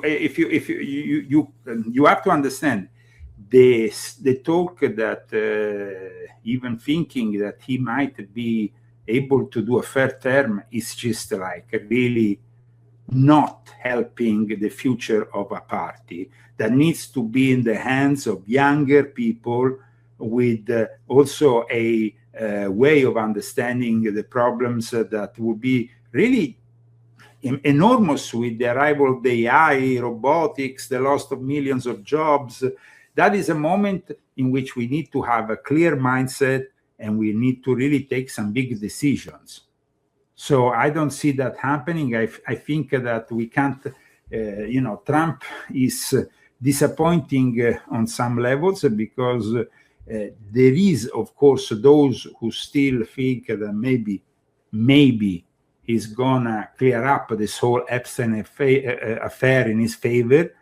But I think that at this point is rather clear that this is a turning point for everybody. It's not about Democrats, it's not about Republicans, it's about the swamp of DC, of Washington. And that swamp can't be cleared with compromises. I think that is the case. There is too many compromises on all sides. And it's not about Obama, it's not about Trump, it's not about Biden, it's about a system that we had for a very, very long time. I mean, I was just scrolling everything that the presidents for the last 50 years have written about B'nai Brit. B'nai Brit has an enormous power in this country. And people very rarely even mention this organization that is the founder of CPAC, is the founder of something that, I mean, it's basically what we have with B'nai Brit is a form of Jewish Freemasonry that we need to understand. I mean, we know that, for example, we have the Anti-Defamation League, and that the Anti-Defamation League is very easy at accusing people of being anti-Semitic, this, that, and all the rest. But the problem is, it's not about... I wrote this book, as you know, about Jeffrey Epstein, and one of the things that I very much focused on was the fact that it's not an anti-Semitic book. It's a book about certain people within the Jewish faith who are corrupted. Mm-hmm. And I said before IPAC, and the relationship that IPAC has with the American politicians, I don't think is healthy. I don't think that giving millions to this or this other politician simply to have always a positive stand about Israel is a positive thing.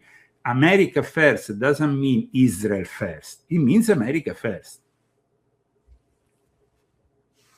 And I stay that way. And I think that once we see that we have behind all this corruption, all these big people, they are in charge of the system. I understand that people like Pambondi simply don't want to go against the system. Yeah, seems like it.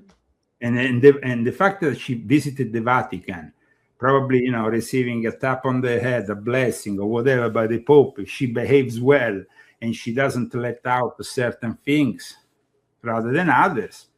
This is not possible. I mean, I was very disappointed today about Kristi Noem, who wants a new airplane, 75 million, with nice things inside, a restaurant, a big bed, whatever. I mean, come on, guys, 75 million adding to the national debt. Why? For Kristi Noem? I think that the only one doing a great job is Tom Homan. For the rest, it's all show. Personally, I very much supporting Tom Homan because he's a guy who really does the job on the ground. But I think that Kristi Noem is not really doing her job. And a lot of these people are simply, following orders and not really doing it in a way that, they can bring a disrepute to the United States of America. Especially the other day, 2 days ago, when they asked Trump, does Kristi Noem has this love affair with this other guy? Do you know anything about it? I mean, if these things start to surface, they're not a good sign, no? Yeah. What do you think about Tulsi Gabbard? I think Tulsi Gabbard is a person that has stayed really for the last few months behind all this. She hasn't really. She seems to have been kind of pushed aside a little bit, especially since what happened in Syria, because of her previous relation with Assad. Because of the fact that she had visited Bashar al-Assad, and then of course her position now.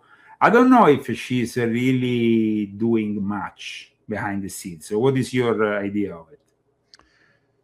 Well, she's speaking the right language. Yeah. So I think she's moving in the right direction. There's but good things, but I want more action like you. And yeah, talk is great, but you're in a position of actually getting things done. So you gotta do more. So Mace, she's from my home state, South Carolina, and I don't know if she's still running for governor or not, but she went through. She was the first woman to make it through the academy. What's the name of the academy in South Carolina? But anyway, she was the first one to ever go through that academy that's been there since the Civil War, the Citadel. So the Citadel, she went through a lot of stuff. I mean, they tried to resist her going through, and she made it through. First woman. So I think she's very strong. Yes. Yeah, very strong. And I think Tulsi's strong, but is she going to get things done? So that's where we have to start looking at people. Merit-based, not just talk, get things done. That's what we got to see. And not necessarily because they obey everything Trump orders them to do, because, I mean, we are, remember, in a situation at the moment in which something has to emerge at the end of the day as a proposal that is alternative to J.D. Vance, because J.D. Vance is not really the candidate who can win in the next elections. I have the impression that he's a weaker and weaker candidate every day. I agree. Yeah, I don't think he's a very strong candidate. Kind of put there to not draw too much attention to himself, because it's all about Trump right now. that's the way it should be. The president. But aside from all this talk that we can have about politics before we, of course, end today's show, the problem, I think, is the system. The system on both sides is weak when it comes down to delivering things, because now that the people have seen what was promised and what was not maintained, and what has happened in the last, what has happened with both Biden and with Trump. I think the people for the next elections want a breath of fresh air, and definitely they will not want to elect, though, somebody who, like Alexandria Ocasio-Cortez, doesn't have a clue of what to do on the international stage, because when she went in front of the Munich Security Conference, she was very weak, intellectually speaking, with her preparations on geopolitics. It was ridiculous. She was obviously ignorant. And that is not acceptable. We can't have another Kamala Harris as So that's what they want. They want another puppet, that doesn't know. But then who is going to be on our side? Somebody who can oppose the eventual puppet, because then we have also the always possibility that Gavin Newsom raises and manages to take over the show at some point, which it will be a tragedy for the whole of America. So I think that politics in itself is disappointing, personally speaking. I think that they are all compromised, and that the Epstein files have demonstrated that amply. So we have to start understanding things outside of the political paradigm, simply for the benefit of our country, the United States of America. Otherwise, if these people continue, there's going to be nothing left of it. Yep. So, Leon Zagami, thank you so much for having me on again, and thank you for your audience. That is always great, and we hope to meet soon with some good news of sorts. At least we will be probably commenting on some other bad news, but Hello, Patriots. I'm at Restored Republic via a GCR update compiled by Judy Byington. Charlie Kirk alive? Could be. Jeffrey Epstein is, and blackmailing Congress from Israel. While Erica Kirk, who has long-term ties to Israel, was paid by Israel to assassinate her husband, all according to just released Department of Justice files. Judy note, not only was there a possibility that TPUSA founder Charlie Kirk was still alive, but so was Jeffrey Epstein, along with FBI proof that Epstein paid deep state operative Erica Kirk to assassinate her husband Charlie for Israel, all according to recently released Department of Justice files. The FBI was in possession of the precise wire transfer that bankrolled a Provo hit squad. Erica has been taken to federal court on her alleged criminal ties to Jeffrey Epstein. Evidently, Charlie knew that Epstein was still alive and living in Israel, where he was blackmailing politicians in the U.S. Charlie suspected his own wife, Erica Kirk, was involved and ordered an internal audit of TPUSA donations. There were many indications Kirk at Utah Valley University last September 10, 2025, was set up by the Israeli Mossad, and his perhaps escape into a victim witness program was set up by Trump's global military alliance. Under the table where Charlie sat was a trapdoor leading into a room or perhaps an underground tunnel. This trapdoor was at the exact spot where Charlie Kirk was gunned down. Days later, the entire crime scene area was demolished, cleared, and rebuilt, wiping away critical evidence before anyone could even ask questions. What was under that door? Trapdoor Charlie Kirk, more proof assassination was fake before its news. Sunday, September 21st, trapdoor at spot where Kirk shot photographed. It, an entire crime scene completely taken down before the investigation. Saturday, November 15th, Erica Kirk, deep state Zionist pedo politics. USA Insider reveals Erica Kirk gave security stand-down order at UVU event. TPUSA Insider, Israel executed Charlie Kirk before he could expose Erica's child trafficking network. Baron Coleman discovered prior to Charlie Kirk's assassination that Israeli and Washington, D.C. IP addresses were conducting unusual Google searches in June and July 2025 targeting Tim Panago. In other news, the evening of Tuesday, February 17, 2026, the White House was lit up in gold, symbolizing the beginning of the Golden Age. By that same Tuesday, February 17, 2026, the U.S. military was stationed in around 300 to 360 cities, bracing for the shockwave of the Brunson brothers' announcement, which revolved around the return of Donald Trump and impeachment of Joe Biden. By Trump's executive order, all civilian communications were now under federal control, with override by the U.S. Emergency Broadcast System.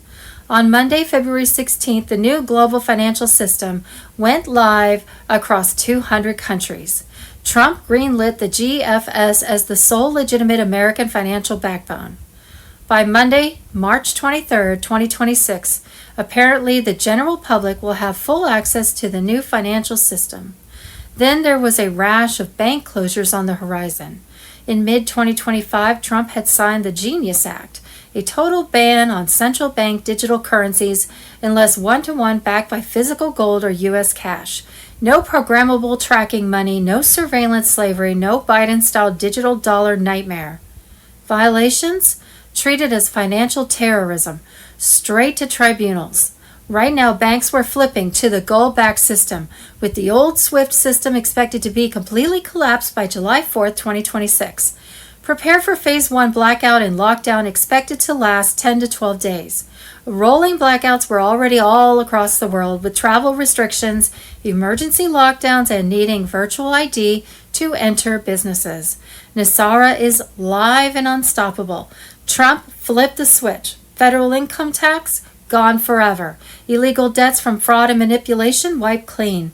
Stolen wealth from decades of elite looting? Returning to verified patriots through direct payouts.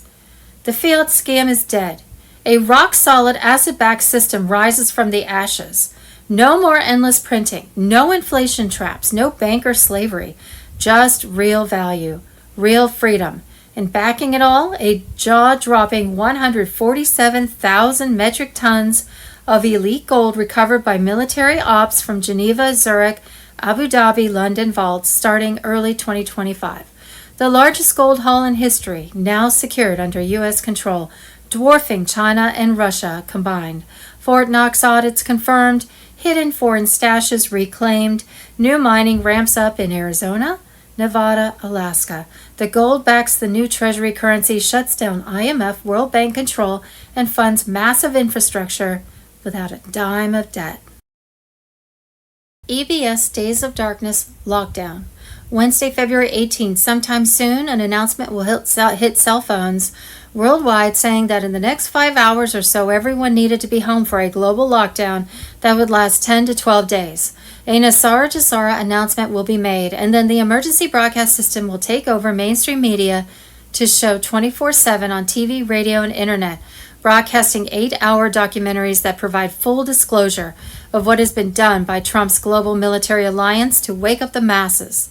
The White House triggers emergency broadcast system in 24 hours.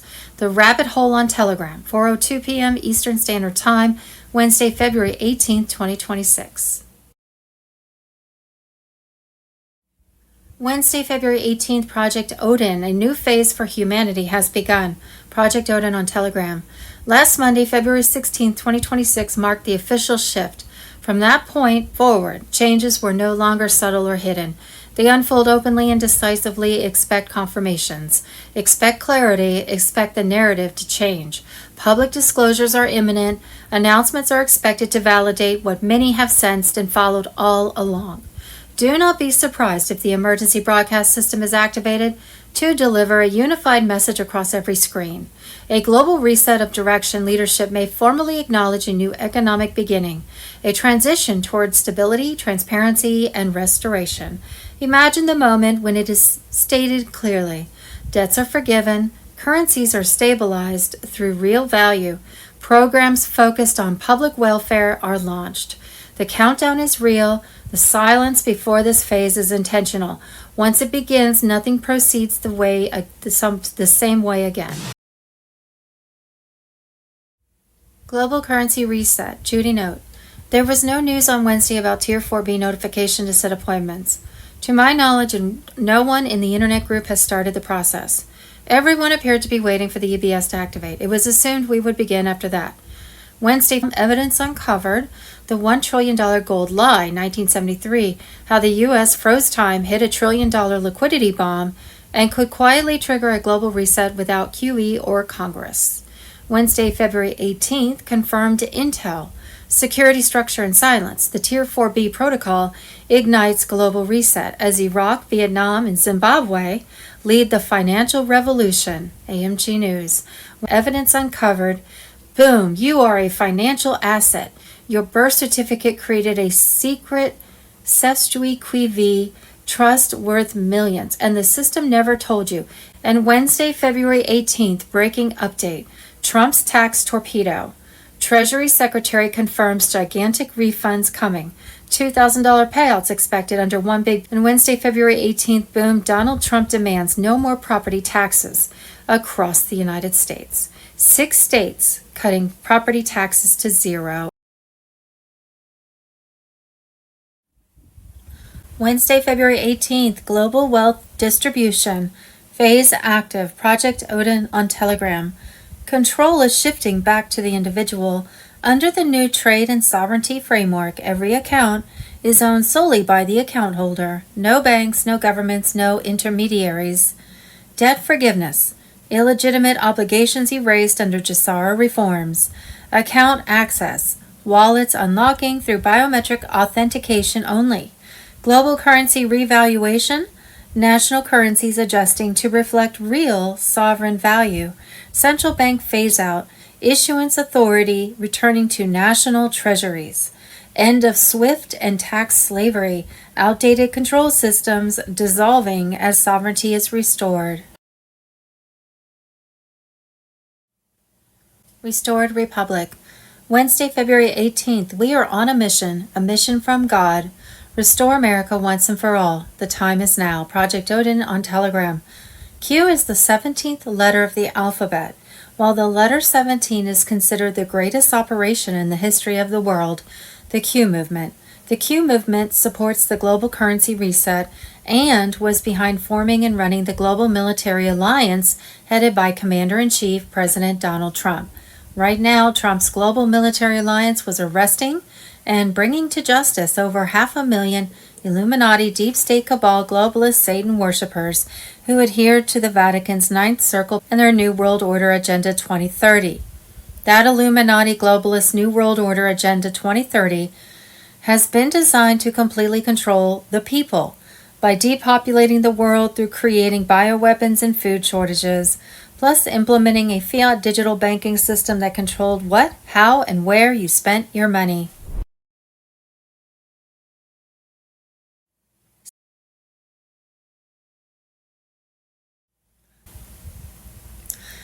Oprah's facade is crumbling fast. Her alliances with Harvey Weinstein, John of God, who she hyped until his baby trafficking empire was exposed, are no accident. Fresh Epstein docs show a witness testifying Epstein paid for birthing babies for black market use, directly linking him to John of God and Oprah as the connector. FBI whistleblowers are finally confirming what we've known. Oprah wasn't just Epstein's pal or John of God's buddy. She was their operational partner, delivering vulnerable kids and newborns to the cabal's clutches. While collecting awards like Disney's Legend honor, she orchestrated horrors behind closed doors. Disney cruises full of children docking at Little St. James. Not a coincidence. It's the system. Epstein files tie him to Wayfair Furniture, buys for Woody Allen. Survivor Juliette Bryant exposes Epstein's boast. He controlled own network using Oprah's empire for blackmail and domination.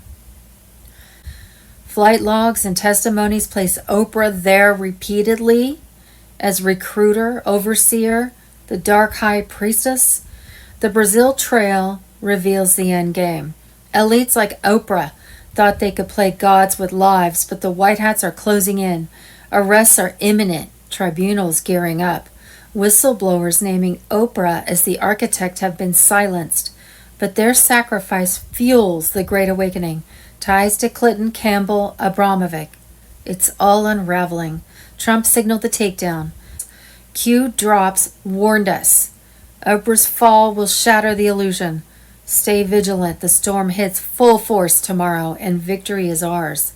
Where we go one, we go all.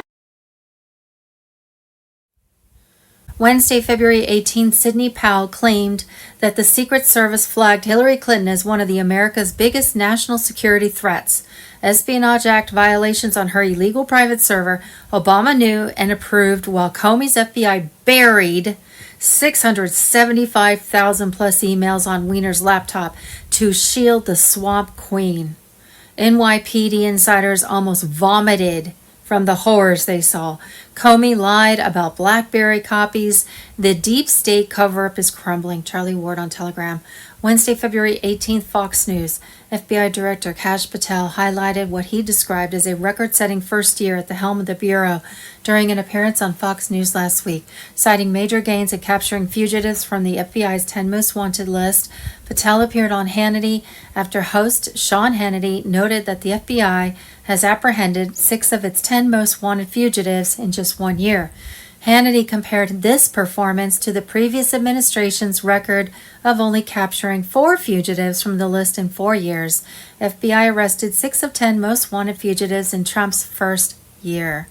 Wednesday, February 18, 2026, Taliban releases video of fields of U.S. military vehicles, piles of U.S. high-end weapons, and rooms filled with stacks of $100 bills surrendered by Joe Biden. White Hats on Telegram.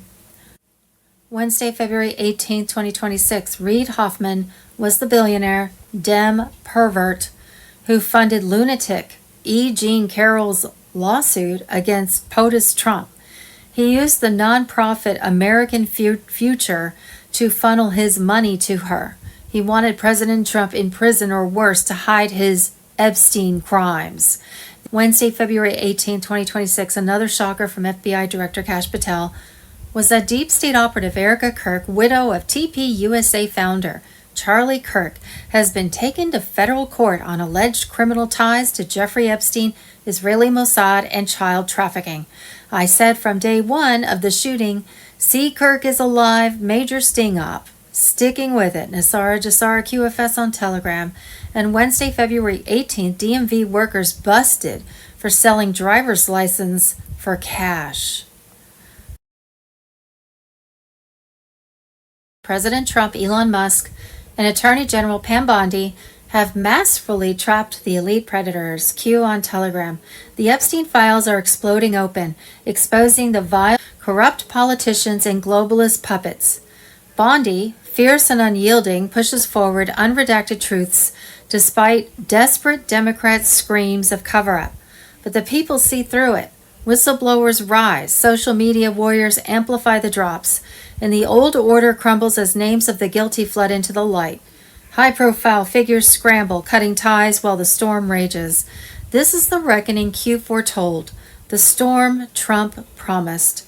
The critique rips apart the failing Democratic machine, riddled with internal chaos, rigged elections exposed in places like Maricopa, and voter fraud schemes that stole voices from true Americans.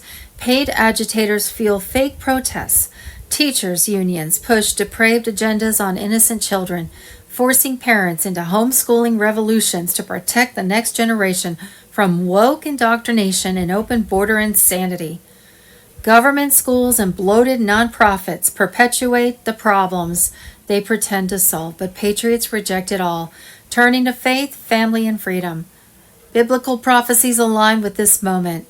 The Great Unveiling, the fall of Babylon's modern empire, the Epstein horrors point to coordinated elite evil, but justice accelerates. Trump's team with Elon's tech, amplifying truth, and Bondi's DOJ, unleashing the files, dismantles the pedophile rings and corruption webs once hidden in shadows. The deep state panics as millions awaken, seeing the plan unfold in real time. Yet hope shines brightest. Kim's story reminds every patriot that redemption awaits through Christ, sobriety, and relentless fight. Prayer rises for the addicted, the lost, and the warriors on the front lines. The future glows bright, no matter the chaos engineered by the cabal. Victory belongs to those who trust in God, stand with Trump, and refuse to kneel. This message ignites the fire. The old guard is destroyed, the traps sprung, and the great awakening roars unstoppable. Patriots hold the line. The best is yet to come, and the storm has only begun to deliver justice. Tuesday, February 18th, National Alert. Deep State strikes U.S. military tribunals. Ezra A. Cohen. At 4:20 a.m. Eastern Time on February 17, 2026, a coordinated deep state assault targeted active U.S. military tribunals inside the secure naval station Norfolk complex. The objective was clear and urgent: stop testimony, erase evidence, and protect elites whose crimes were being exposed under renewed wartime tribunal authority. Armed teams moved with insider precision, using stolen federal credentials, encrypted radios, and suppressed weapons. The operatives breached a compromised maintenance gate and advanced toward tribunal rooms 3 and 4. These rooms housed high-value cases tied to financial crimes, trafficking networks, and covert intelligence abuses. A cyber component attempted to blind cameras and trigger a systems blackout to cover the incursion. The attack was not random. It was designed to silence witnesses and extract detainees, whose cooperation threatened globalist power structures built over decades. Minutes after the breach, the commander-in-chief was briefed. Fast, Marines, military police, and intelligence officers were deployed immediately. This marked the most direct assault on U.S. military justice since full tribunal authority was reinstated in 2025. What they were trying to stop, Tribunal Room 3 held defendants linked to defense contractors who built unauthorized data centers and laundered funds offshore. Tribunal Room 4 contained figures tied to trafficking routes connected to foreign intelligence services. The hearings include classified evidence recovered in late 2025, raids and testimony from former intelligence officers who defected after the leadership purge. These witnesses traced criminal chains to senior political and corporate figures. Their statements mapped hidden financial systems, covert communication hubs, and infiltration across federal departments. That testimony was the real target. How the breach happened. The assault began with a stolen identity badge at Gate C, traced to a civilian contractor who vanished days earlier. Military-grade jamming disrupted internal channels while alerts were rerouted. A corrupt systems analyst had planted malware to blind key camera zones long enough for teams to move. 3 teams advanced. Team 1 toward Tribunal Room 3, Team 2 toward the Evidence Archive, and Team 3 toward detainee transfer corridors. Fast Marines intercepted Team 1 first. Heavy fire erupted near the tribunal chambers as operatives retreated. Fragmentation charges were detonated to slow pursuit. Team 2 breached the archive door but triggered a manual lockdown and was engaged minutes later. Team 3 attempted to impersonate military police. Failed radio protocol exposed them and they were neutralized in the East Wing. Seized devices included hard drive burners, encrypted storage, and accelerants. What they tried to erase, investigators secure materials the attackers aimed to destroy, recorded testimony from intelligence whistleblowers, encrypted drives detailing trafficking routes, files on foreign-backed election interference, internal memos linking former officials to classified abuses, financial records of unauthorized offshore transfers. This evidence points to networks embedded across agencies and allied foreign units for over 20 years. The strike was a last-ditch effort to kill the truth by eliminating people and data. Voter fraud. Wednesday, the 18th of February, 2026, breaking special report. Michigan 2020 testimony resurfaces. 38,004 AM ballots. 17,327 alleged dead voters. And 100% plus turnout claims back in the spotlight. American Media Group. Wednesday, the 18th of February, 2026. New York City Board of Elections admitted to registering illegals to vote. A journalist went undercover at the New York City Board of Elections, posing as a non-citizen. They say they won't report illegals registering. We accept anything that comes over the counter. Mage voice on Telegram. Wednesday, the 18th of February, 2026, Georgia. Tabulation machines in Savannah, Georgia, were wirelessly connecting to a smart thermostat sending 2020 Georgia election results, and other sensitive data to servers in China, which was discovered and traced by a Microsoft engineer. The CCP played a large role in this stolen 2020 election operation. The CIA oversaw the process, and the FBI covered it up, all to install Joe Biden as their puppet president in the 2020 election. The 47th on Telegram. Wednesday, the 18th of February, 2026, Pennsylvania sent out 1.82 M mail-in ballots, but received back 2.5 M for the 2020 election, exposing Biden's 682K vote spike anomaly. These ballots were counted with no observers, erasing Trump's 700K vote lead when states shut down to steal the 2020 election. The PA state website later wiped the 2.5 meters figure. Philadelphia election officials testified that hundreds of thousands of ballots were processed with zero oversight. Observers fenced in 15 to 200 plus feet away and unable to watch or challenge ballots. A truck driver discovered thousands of shredded Trump mail-in ballot applications with names and addresses in the back of dump trailers at R.R. Donnelly in Indiana. In 2024, Lancaster County exposed an organized fraud operation with over 2,500 fake applications and flagged more than 50% of mail-in ballots for fraud or being incomplete. This is only a fraction of the fraud in PA. Steve Bannon on Telegram. Wednesday, the 18th of February, 2026, Georgia. Ballots have been identified as counterfeit, and nearly every single ballot went to Joe Biden. Fraud lawsuit filed by Sidney Powell in Georgia details the use of counterfeit ballots. An affidavit filed with Powell's lawsuit reveals that Georgia's counterfeit ballots could be identified by darker watermarks on them. The witness says such ballots were printed on different paper and their watermarks are dark gray as opposed to transparent on the real ballots. Almost 100% of counterfeit ballots were to Biden.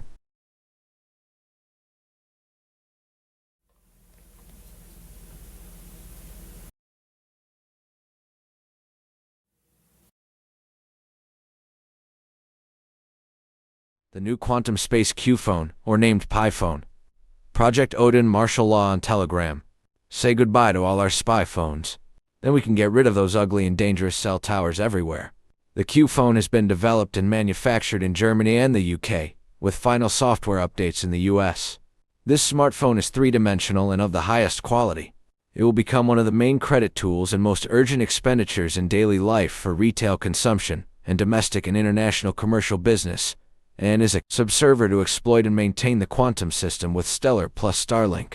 This is a $500 billion in manufacturing operation in 3 countries, and some other countries like Japan. They are built in various warehouses around the world. Q phones will be delivered free of charge to everyone in the world. This quantum space Q phone will be used for internet connectivity, texting and calling, banking, voting, and more.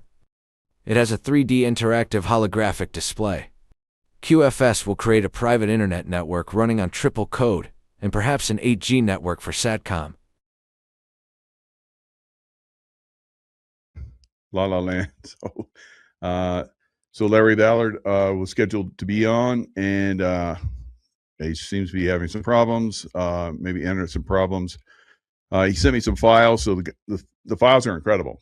I mean, I hope he makes it so we can go over this. It's basically information that's talking about the destruction of the economic system, destruction of the earth, in conjunction with that. And one of the things that he found was that there is some kind of volcanic dome or something that's under. Let me see if I can pull it up. That's under Hoover Dam. Wow. So if that goes and Hoover Dam goes, that would like wipe out the water supply for 100 million people or something crazy. So crazy stuff. So hopefully he can come on and talk about that. If he doesn't get on, then we'll probably figure it out and get him back on later. So it says a volcanic vent opens around Hoover Dam, threatens water supply to 25 million. So not 100 million, but 25 million. Still a lot. 12-degree temperature spike. So he's got some stuff in here. Threatens drinking water and so forth. So if he comes in, we'll discuss it. He's got a lot of other stuff in there to go over. So basically, Earth changes and economic collapse, and God's plan for the Earth, if for people that don't wake up. So if you haven't seen my Gene Decode show I just got off of, highly recommend it, because we talked about a lot of this stuff. He basically had a death experience, and he saw all of his lives. He saw the future, and things are still unfolding.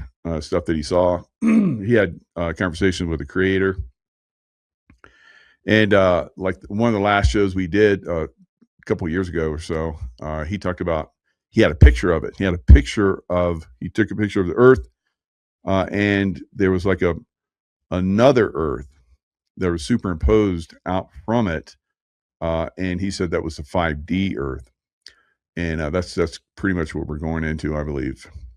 So I've read some other work where this one guy, I think it's called 44 Hours, where he died on the operating table and went and saw Jesus talking to him, and then he came back to his body.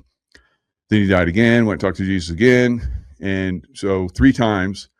His body was like completely gone, brain basically mush, because it had so many times that he hadn't had oxygen to his brain.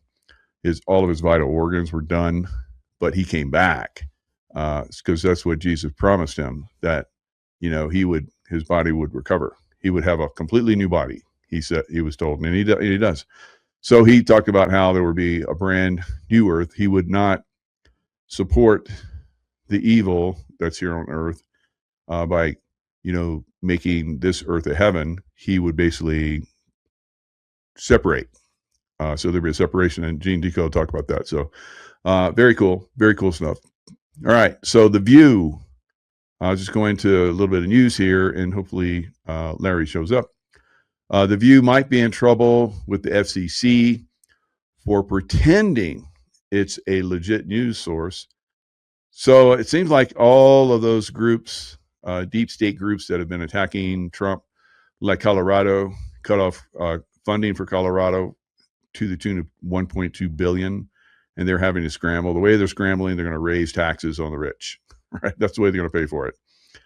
So that's not going to endear them to the rich. The rich is going to leave, just like they're leaving California, and the rich are going to leave New York.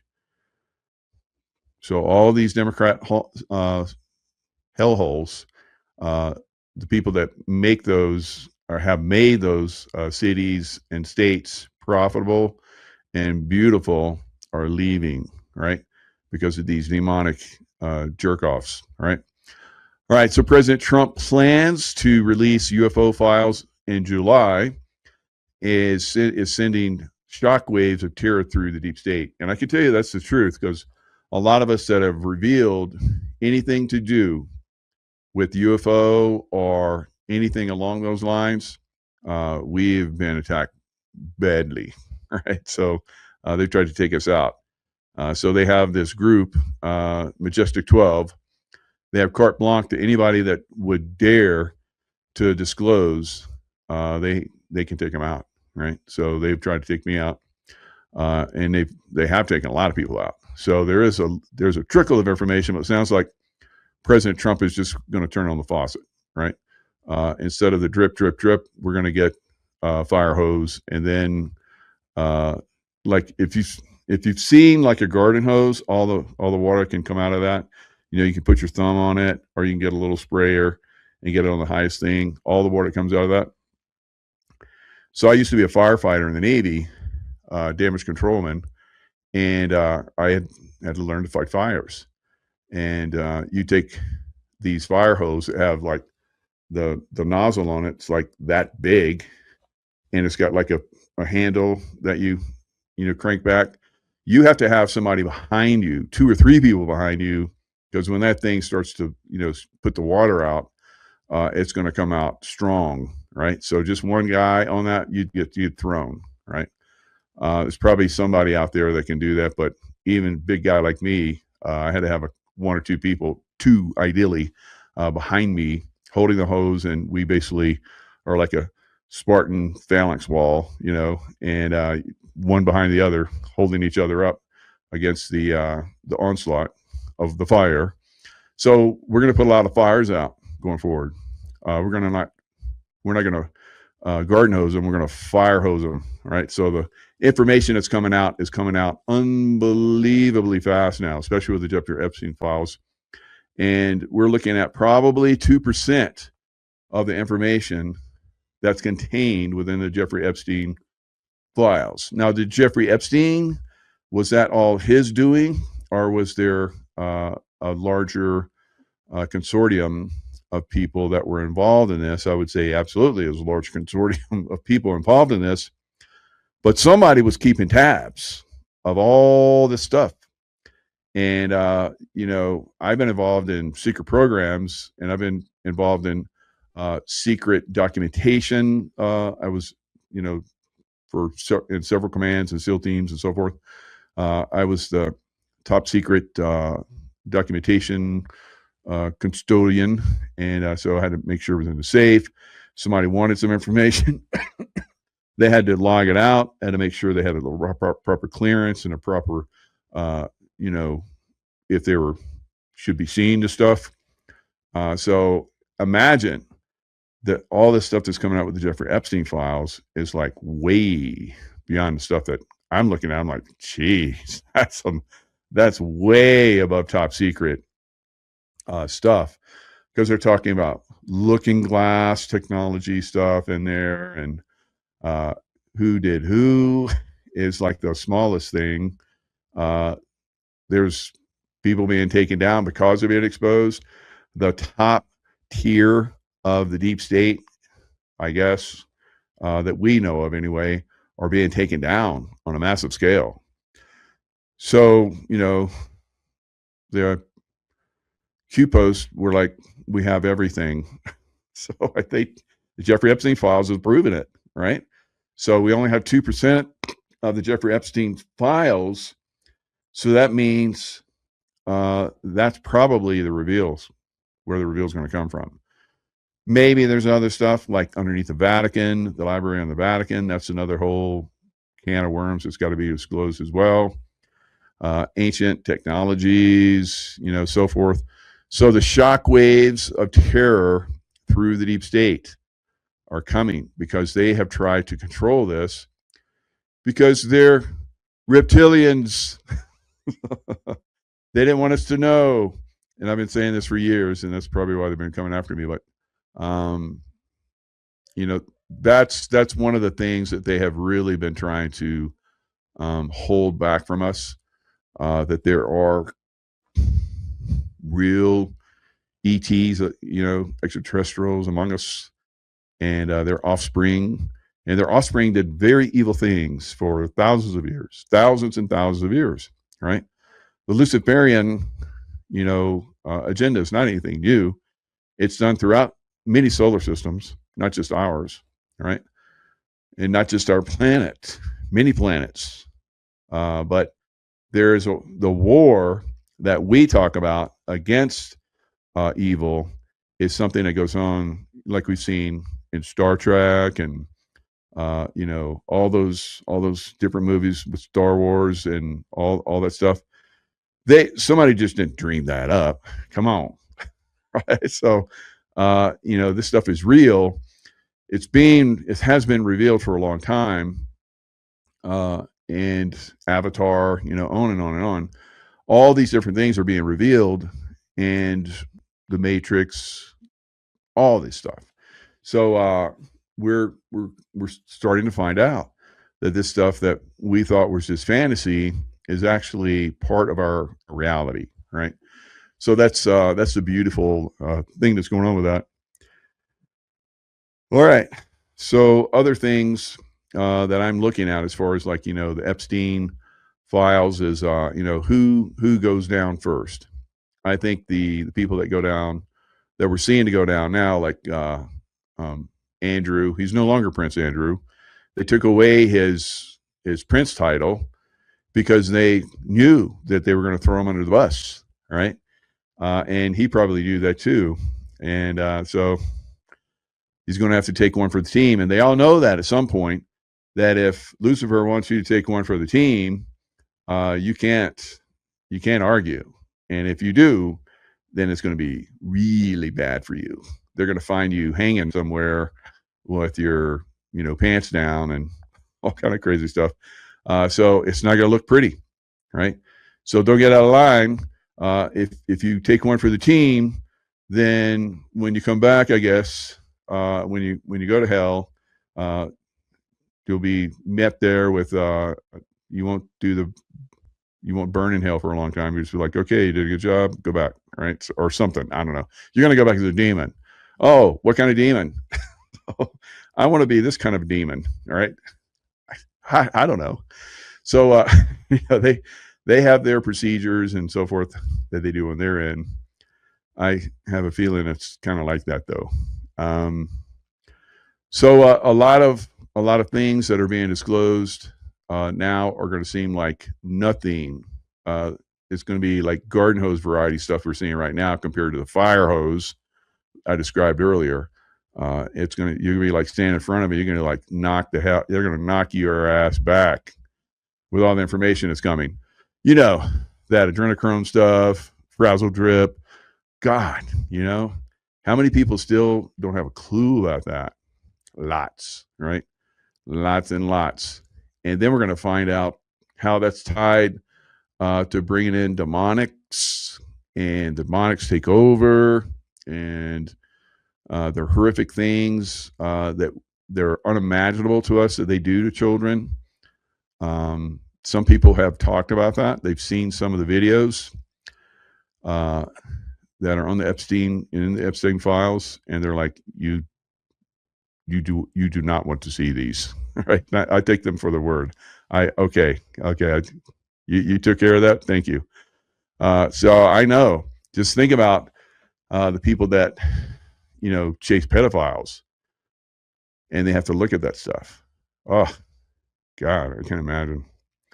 That must be horrific. And to live with that, I know a lot of those guys become alcoholics, do drugs, and suicide themselves, and for real, not suicided, but they suicide themselves from all the horrific stuff they've seen. They're out there doing the hard work, trying to get these guys to justice.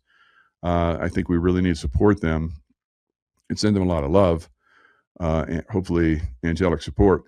So I'm sure those that do it a lot, they have some way out there stories, right? So yeah, we're going to learn a lot of stuff going forward, and it's going to blow everybody away, except for them, because they're all part of that club. It's like George Carlin said, you ain't part of that club, and and you don't want to be, really. So that's a bad club to be in. And some of them don't have a choice. They're born into these families, and these families take the children and do all this horrific stuff with them, warp their minds, and then they just keep doing it generation after generation after generation. So it has to stop, and we have to start to see this stuff and decide that yes, it's going to stop. And those of you that have been involved in this, go bye-bye, right? You either go to prison forever. That's what they're saying with Prince Andrew, because I guess I can't call him Prince, Andrew, Mr. Andrew, right? What do they call him? They call him Andrew Mountbatten, or not Mountbatten, but Windsor.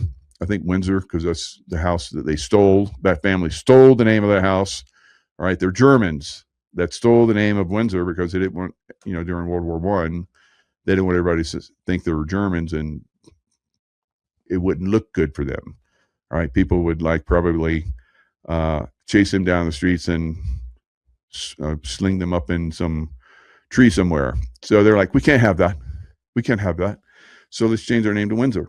And the Windsors are like, that's bullshit. That's our name. So you can look at all that. So all the people there that are Windsors, and then even before them, they're all suspect, for having stolen the crown. So the crown is not the crown. If you go back in time, they stole it from Richard III, right? Henry VII.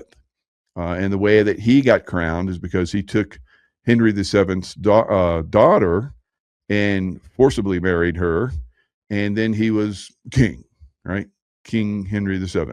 And then, of course, his son, King Henry VIII, he was so corrupt and so evil and got away with it that he would have an affair, marry a woman, and if he got tired of her, he'd say she's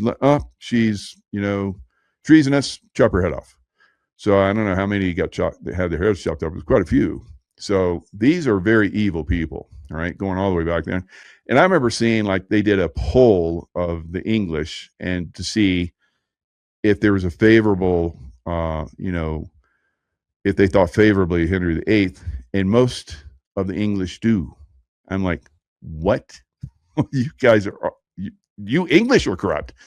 So you need to pull your heads out, right? So you guys have been, controlling the world for a long time, still do to a great extent. So that's got to stop. That bullshit's got to stop. That city of London, somebody needs to raid that place and burn it to the ground. So somebody, I don't know who that might be, but I think somehow, it's so evil and so corrupt, and they've planned and done so many evil things there. They cut the head off Charles I, and that was the last king to have his head chopped off.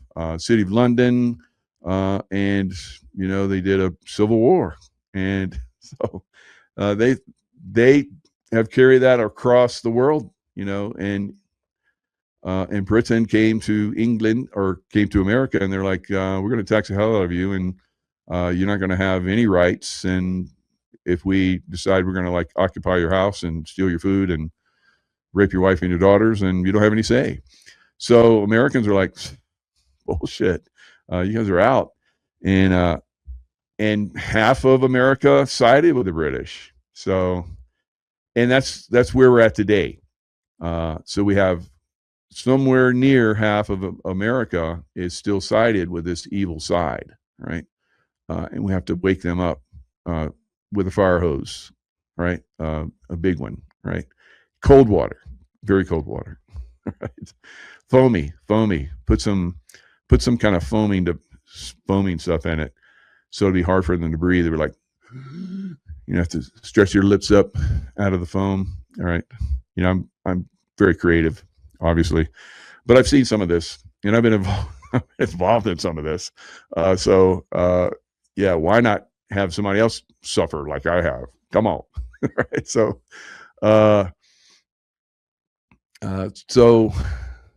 domestic terrorists crash stolen ambulance loaded with gas cans into DHS office in Idaho. Right, domestic terrorist. All right, so who are these people? Domestic terrorists. But they don't show any pictures. I'm not seeing any pictures here. So an attempted terror attack was just called out again. So was it Muslims? Come on. Was it illegal aliens? Domestic terrorists? That's all you're going to give us? That's bullshit. So that's one of the things that has to stop, this control of information. All right. So you look at the news, and it's, there's a little sliver of truth, and the rest of it's bullshit. United Kingdom blocks U.S. from using Diego Garcia in Fairford for possible strikes on Iran. So I thought we owned a little piece of Diego Garcia. Do they? Am I like, what? The UK blocks us from using Diego Garcia? I guess. See what I'm saying about the UK guys? They're still in control. Those bastardos are still in control. All right. So UK has blocked U.S. use of RAF Fairford and Diego Garcia for Iran strikes, citing international law. International law. We're trying to take down an evil cabal that you guys, obviously, because you're trying to stop us, support. It's that simple. All right.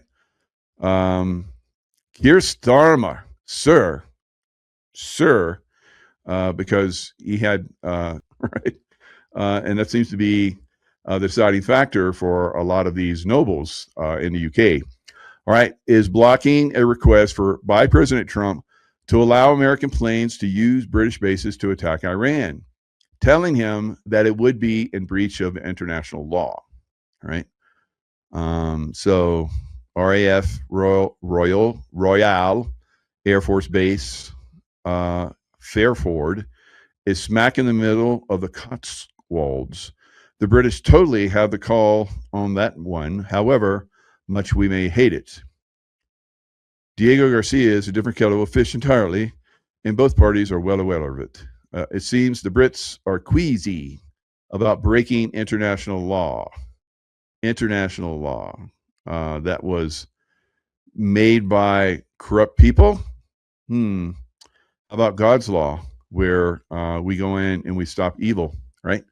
And if you get in the way, UK, which you are, then that makes you evil too, right? So maybe we should just go in and bomb that little sliver of land where the Bank of England has basically taken over the world from. So easy to fix this stuff. So friggin' easy. Put me in charge for a day. I'll put so many things going forward. It will make everybody sense, man. All right. So City of London. Bye-bye. Bye-bye, City of London. Bye-bye. Bye-bye. And all of you banksters that are in there, and you evil little child lovers. All right. We don't like you anymore. So you must go bye-bye. All right, so we fire hose it information, guys. Let's not hold it back. All right, just turn it on. Let's line up, hold the hose. Somebody pull back the slide, and the water comes out and just washes it away. Bye-bye. So I wish it was that easy. I'd be all over the place with my hose. I'd be hosing everything down. So speaking of hosing, so you see there's a lots of snow, and you're like, Mike, what do you mean? So when snow piles up on the house, sometimes it melts, and it melts down onto railings. So my lovely wife took a picture of this object that was forming on the railing, and my God, it looked like cock and balls, right? And so cold as ice. Yeah. Do you really want that? Right. So some of these elites would ooh, that sounds like a good idea. Could you stick that up my butt? So, yeah, I probably could. All right. So, yep, we're going to have to start to get very outlandish for these queasy Brits, right? They do these horrific things, but they get queasy when we talk about international law, right? That's not right. That's you would be a terrorist, and terrorists come from Britain. That's what they call people that don't agree with their line of ideals for government, right? So that's what we saw during the Revolutionary War. The Patriots were called terrorists. Did you know that? Yes, that's true. And so I guess I'm a terrorist because I'm talking bad things about England, the City of London. Of course, there's been, I saw somewhere where there was 1,200 people in England that are in jail for speaking their truths, right? Think of Mary Ellen Johnson, right? So speaking their truths. Are you kidding me? No freedom of speech in England, and I think they're really restricting it all around the world. So that's why they want to lean on America. These British royals, right? So every time Trump has gone there, they're turning their noses up because he's not one of them, but he rules them. He rules them, and they know that. That's why he walks in front of them, and he jokes them. He jokes them all the time.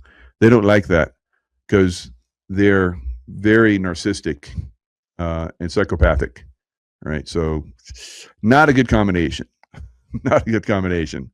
So they For Michelangelo. Oh, Mary, thank you. Yeah, today is my son's, would be his birthday. So his angel birthday is today. So thank you. That was very sweet. I just cut the money, but that's perfect. 2/19. Yep, that's his birthday. So I guess yesterday was Prince Andrew's. I keep calling him Prince, but Mr. Andrews. Mr. Andrews. All right. So Mr. Andrew and Mr. Andrew Windsor, which he's not. But anyway, Mr. Andrew Windsor was arrested on his birthday, and he was 66. So, wow, that's amazing. What does it mean? This evil 66 number, 666. So was it on a 6 day? 18, 19. I wonder if it all turns out to be 6. I have to look at that later. But if there's a 666, the Queen, when she went, there was some kind of 666 going on with her. And when her husband died, there was some kind of 666, his day. So yeah, they go on those days. They, they're sacrificed on those days. Kind of like, what is that? A statue of Lucifer in New York Harbor, right? Holding the light, the bearer of the light. That's Lucifer. So he's been honored. I wonder how many times the Luciferian elite in New York and some of those places have been sacrificed to that statue. What would you guys think? I don't know for sure, but I'm sure there's been a lot. And who was sacrificed? Wow. So maybe that will come out in the Epstein files. Or the Vatican Library or something like that. All right. So that's things to look forward to, the things that we're going to learn about the world going forward. And so ET types, been on the world for tens of thousands of years. Some of them good, some of them bad. The ones that are running the show now are bad. They're about to be thrown off, Mary Ellen. So the monsters, now that we're seeing them, it's going to be like pitchforks and torches, going to their homes like Frankenstein, the monster. So, it's like think of all those. I'm not going to name names because I don't want to get in trouble. But think of all those people that are out there right now that are governorships, right, in America that are truly evil, and pitchforks and torches, and of course some long ropes with nooses on them. Noose them all. Right? So that's my thoughts. Yeah, I mean, I'm just making fun here. I don't really believe in that. I don't think that's really going to happen. Kind of, maybe. All right, so Boasberg rubber stamps DOJ request to keep FBI Twitter payments secret. Why?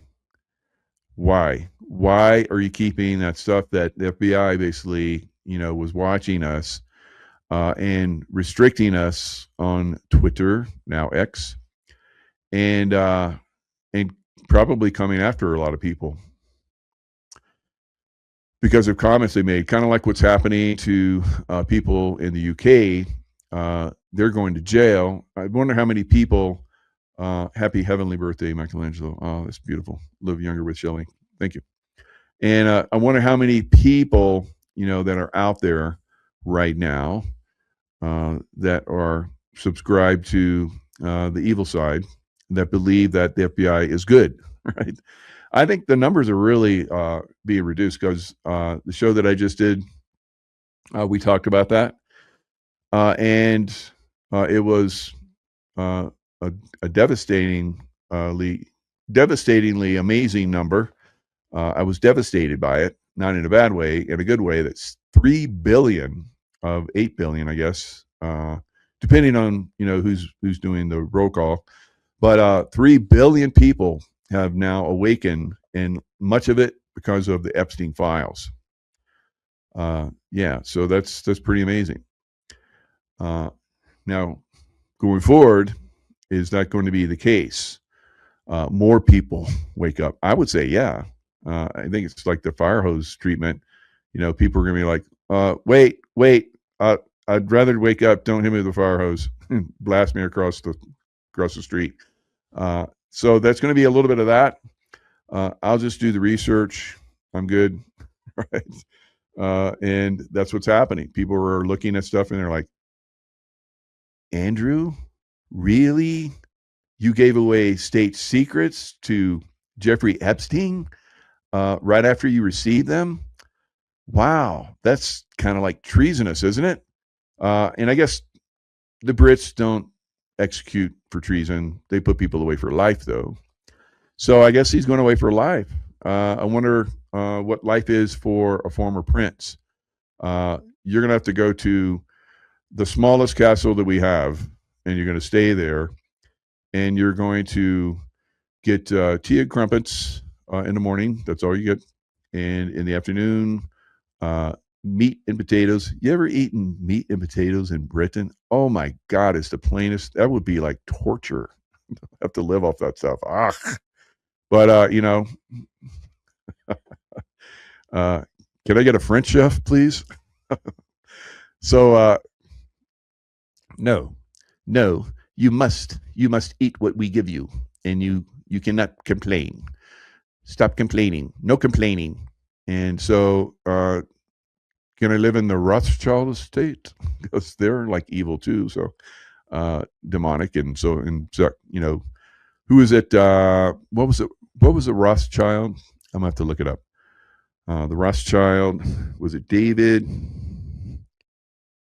with Marina Abramovic? Rothschild, Rima Abramovic, Rothschild Abramovic. Yeah, there we go. So the painting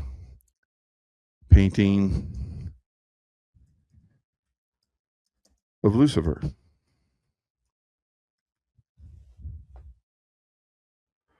The Fallen Angel. A famous painting of Lucifer, but it is housed in the Muse Fabric, not owned by the aforementioned individuals. What, did they give it away? So, images, come on. All right, so here it is. I'm going to share the images. So, I mean, all of this stuff, I've been sharing this stuff for a long time. The thing about the Lucifer in the New York Harbor, people are like, wow, you're right. It's like, it does look like, look at that painting. That looks like Statue of Liberty, doesn't it? So let me see. Look at that one. Let me do the Statue of Liberty. I can't bring them up next to you. I got to line it up. Otherwise, it won't do that on this platform.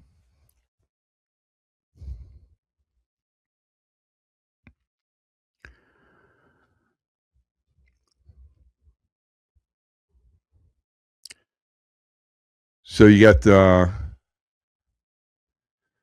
so let me zoom in on that one. I want you to look at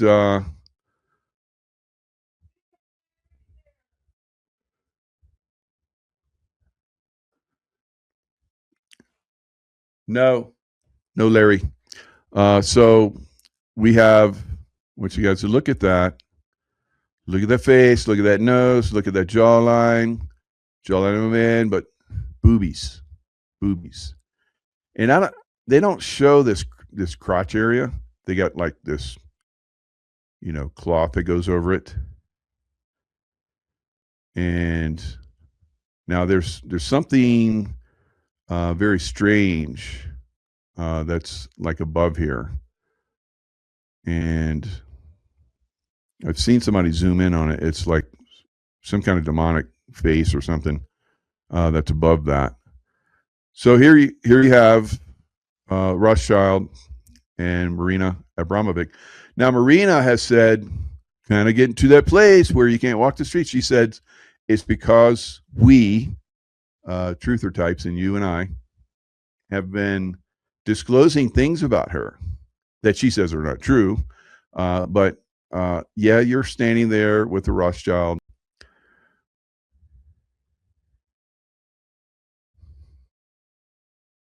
Where is that? Statue of Liberty. That statue of Lucifer Liberty. Liberty not at all, because there's a chain around his ankle.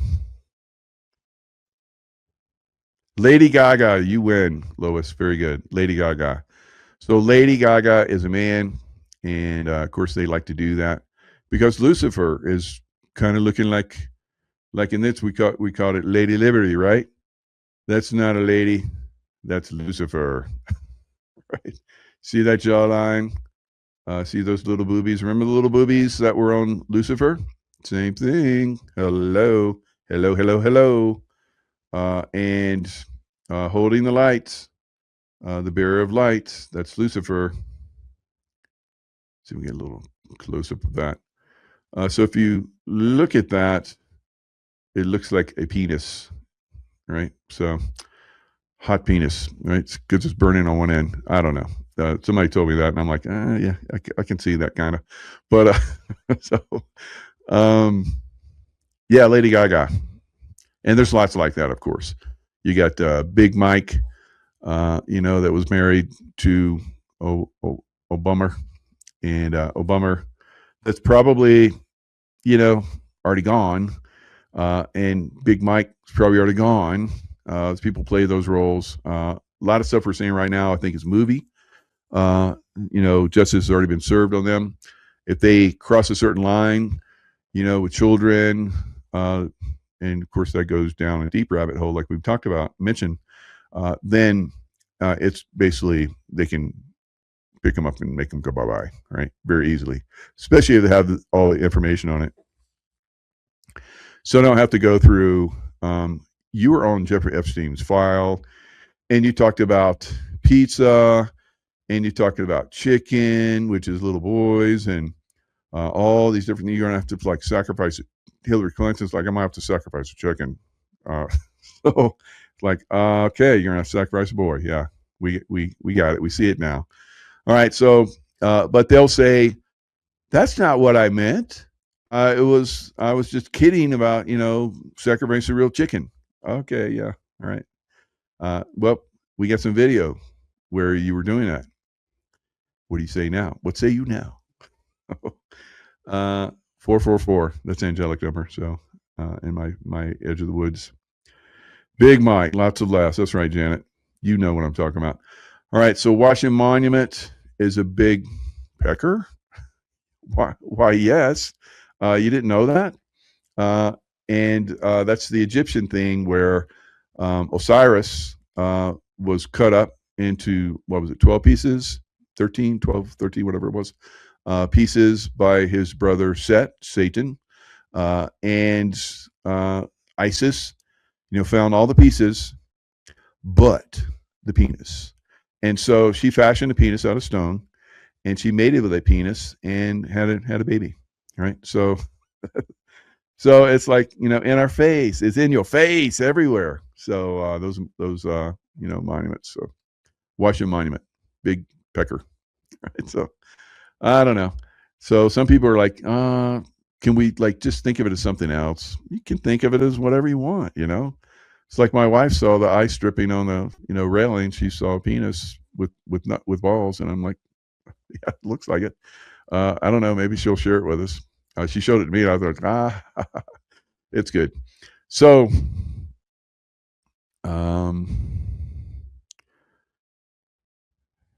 yeah, the big star, it stand on the island.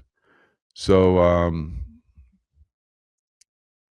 that's it's so Lucifer supposedly came to Earth as a fallen star.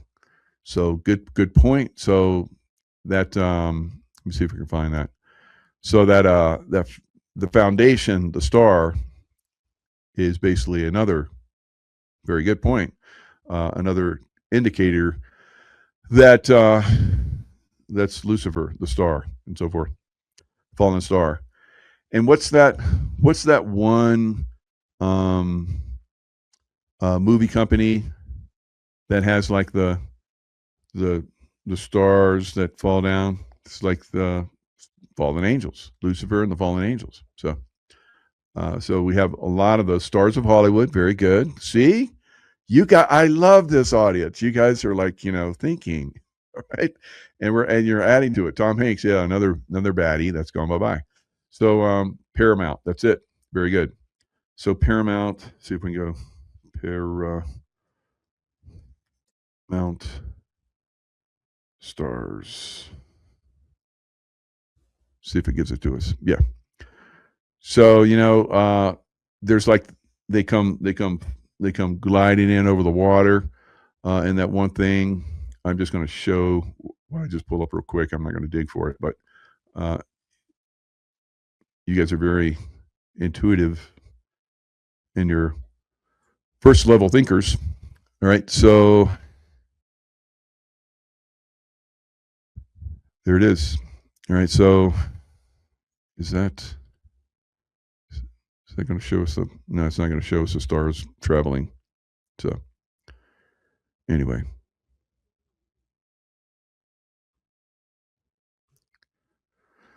So lots of stuff. So let me see if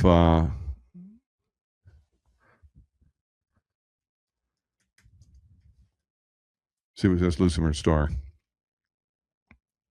Lucifer historically refers to the morning star or the planet Venus as it appears at dawn, derived from Latin for light bringer, like the statue of Lucifer in the New York Harbor, light bringer, right?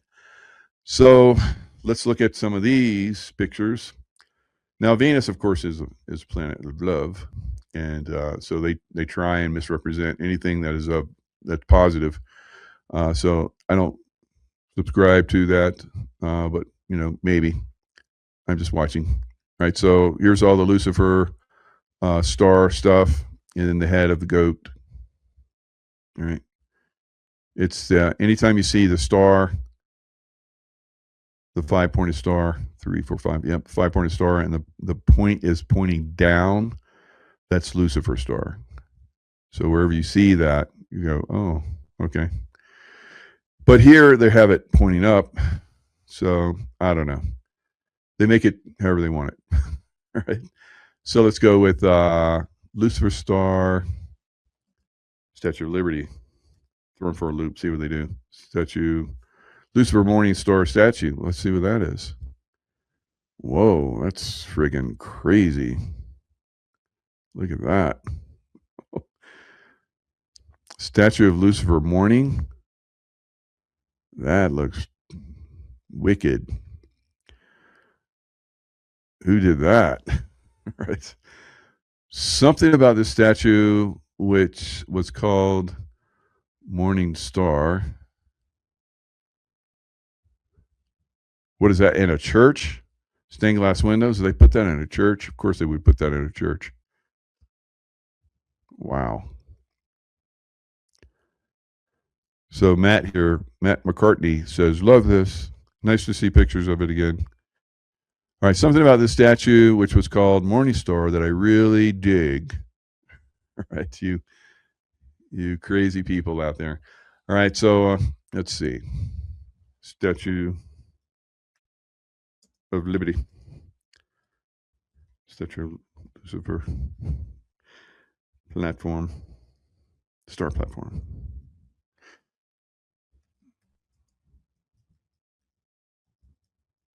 So there's something else on this that I want you guys to see. And hopefully we'll be able to see it. So I'll just bring this up.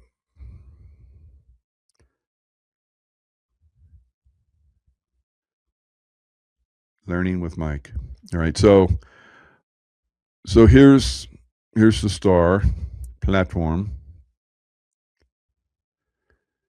And I want to get a close up, if I can, of the foot, the feet.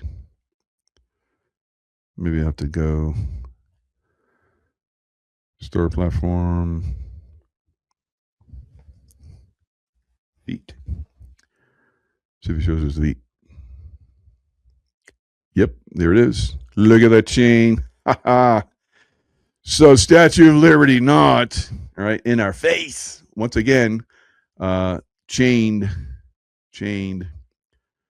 You're all chained here. You're all our slaves.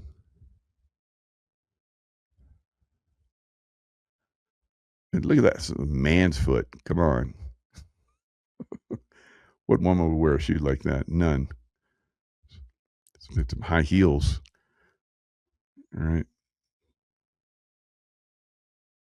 All right. So there's probably a lot more if we were to dig. I would say something about, Mithras had 7 stars. So Mithras was the Roman god for a long time. And they decided, let's just say that Jesus has all these things. Like Mithras was born to a virgin. He was sacrificed. So a lot of the same things. You'll see those that are Christed will have the 7 rays that come from their head, and that's something that goes throughout history. So there's lots of different things that go with this. So a prominent Roman mystery cult deity, 1st to 4th century CE, popular among soldiers, characterized by underground all-male worship in Mithraea. So they had bull, sacred bull. So I think it was around the time frame of Taurus, if I'm not mistaken, in the sky where Taurus was more prominent. Sioux Indians had 7 bands. Could someone drop a Q link in the chat? Right. I used to love wearing 3-inch heels, and I was 6 foot. Were you 6 foot? So it looks like 6 inches, but 3-inch heels, and I was 6 feet. I'm the thing that's just one little tick if you're feet. So, and I'm not being picky, but that's just the way it is. All right. So I guess my guest is not coming on. If you didn't see that show that he did earlier with Gene Decode, it's been a long time since I had Gene Decode on. Boy, he went so far down the rabbit hole. I was like, both of us are like down rabbit holes all the whole show, guys. You're gonna love it. So if you haven't seen it, go check it out. We'll figure this thing out, and we'll get this show going again with Larry Ballard. I think he's having some kind of problem with his internet, so it's a bummer because he's got really good information. So I don't know, maybe we'll set it up next couple of days or so. All right, guys. Lots fun chatting with you guys. And thanks again, Mary Ellen Johnson, for Michelangelo's 219 on his birthday, his heavenly birthday. So appreciate that. We'll see you guys next time. You know the deal. Stay in the love vibration. Don't let those evil ones bring you over to the darkness. Restored Republic via GCR. Judy note, with the Act of 1871, Congress unconstitutionally sold a bankrupted, from the Civil War, America to Vatican and London bankers. They changed one word from the United States for America to the United States of America, making the U.S. no longer sovereign, but a private corporation owned by foreign entities. This U.S. incorporated District of Columbia sat on a 10-acre plot of land separated from the rest of America, with its own flag, police force and constitution. The Federal Reserve Act was passed in 1913, handing over America's gold and silver reserves and ultimately total control of America's economy, to the privately owned Federal Reserve Bank, a private corporation which established their own private bank.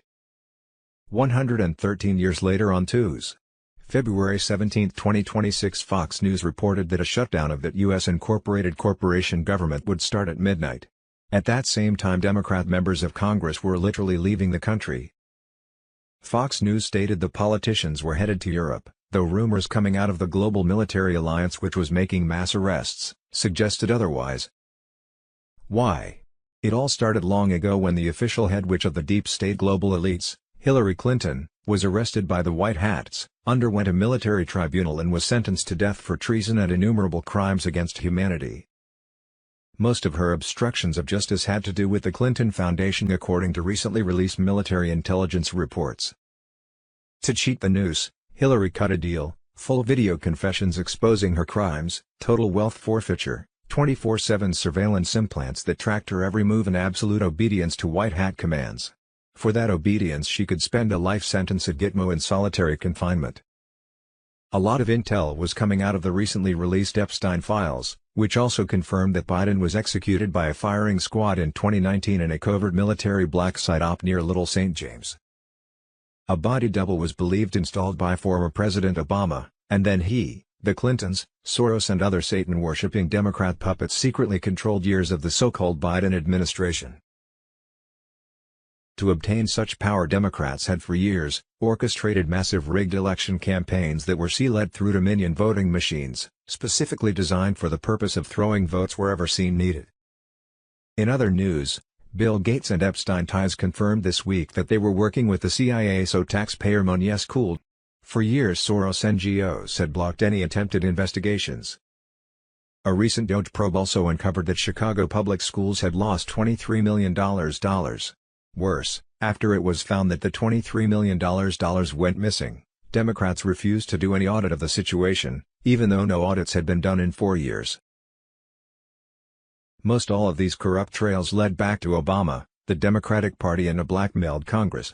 It was believed that these same monsters had built an international network to honor Satan in return for his fake promises of wealth, power, and glory. Thus, the global military alliance mass arrests this week. A possible timing: on Sunday 1st of February 2026 the new gold/asset-backed quantum financial system went 100% live across the globe. On Friday, February 6, 2026 the emergency broadcast system activated in 100 U.S. cities. With a global rollout of the EBS expected soon in other areas, depending on what the global alliance military is doing, along with power fluctuations, internet blackouts and select zones and cell service interruptions, all part of the controlled takedown to protect civilians during Trump's global military alliance mass arrests. Sunday 8th of February 2026 CBS blackout launched in select areas. Underground DC, London, Berlin facilities overtaken, servers seized, propaganda under military control, CEOs vanishing. Controlled outages strategic to block sabotage. 2s. February 10, 2026 at 7:07 a.m. EST, military commands in 27 countries received their last confirmation messages. Trump approved the Global Restoration Accord. Sovereign councils were being set up in every territory. They were backed by gold, enforced by truth and guided by consciousness. Wednesday 11th of February 11, 2026 President Trump signed an executive order that nationalized the Federal Reserve, seized all its assets, ended central bank control overnight, froze the accounts of Rothschild-linked bankers, and launched a gold-backed currency to crush the inflation from Joe Biden's fake economy. On Thursday, February 12, 2026 as the Democrats voted to shut down the government and an EBS alert countdown to martial law began. EBS test signals confirmed in multiple regions, stay vigilant for activation. No exact timeline was public, but secure briefings indicate readiness. At midnight Saturday 14th of February 2026 the cabal-owned U.S. Incorporated would shut down, thereby ending their debt-based control. Sunday 15th of February. QFS set to become fully operational with intense military operations against Satan-worshipping elites. It was a green light moment with a global financial collapse imminent. The quantum computer has been activated. We are go. Digital war. Remember why we started. If we fail, then freedom fails. Tier 4B ISO 20022 on Telegram. On Monday, February 16, 2026 the quantum financial system digital gold/asset-based currency called ISO 20022 went live and was currently operating on XLM Lumens and XRP Stellar blockchain. Monday 1 Feb. 2026, gold/asset-backed global currency reset to be implemented. No more fiat currency manipulation. Monday should be a go for Tier 4B, us, the Internet Group, to set redemption/exchange appointments according to a high-up source. By twos. February 17, 2026 Medbeds go fully operational worldwide in 205 nations. On Sunday, March 1, 2026 the deep state cabal's Federal Reserve fiat US dollar would no longer be accepted for payment according to President Trump on Truth Social 21 Jan. 2026. Since then the deadline appears to have been changed to the end of April. Sunday, May 17, 2026, President Trump leads a rededication of America on the National Mall. Trump to make a formal announcement of the constitutional republic restoration, that common law has been returned to the people and personal and national sovereignty was installed. Sat.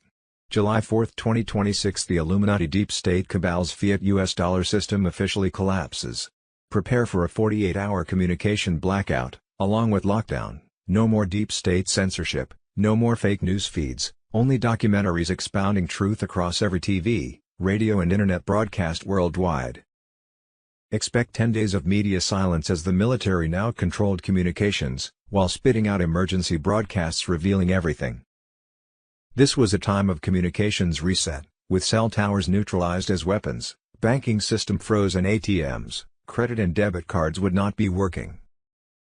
EBS, 10 Days of Darkness. Twos. February 17, 2026 Starlink satellites are ready to send emergency alerts to all mobile phones worldwide, just waiting for the green light. In a simultaneous scenario, global martial law has begun with mass arrests of more than 500,000 global and political elites who have been indicted by state grand juries, Project Odin martial law. Twos. February 17, 2026 Breaking, EBS going live in minutes in Texas, Florida, Arizona, Pennsylvania. This is the emergency broadcast system. The cabal is finished. Truth is coming. The storm is here. The Almighty directs the first strike. Final warning, emergency broadcast system on Telegram. Twos. February 17, 2026 Repari for Phase 1. Blackout. Rolling blackouts all across the world happening now. Travel restrictions. Emergency lockdowns. Virtual ID to enter businesses. You are not ready for what comes next. This night will be biblical, emergency broadcast system on Telegram. C2s. February 17, 2026 A worldwide EBS announcement will hit everyone's cell phone and say that sometime in the next 5 hours or so, everyone needs to be home for a global lockdown for the next 10 to 12 days.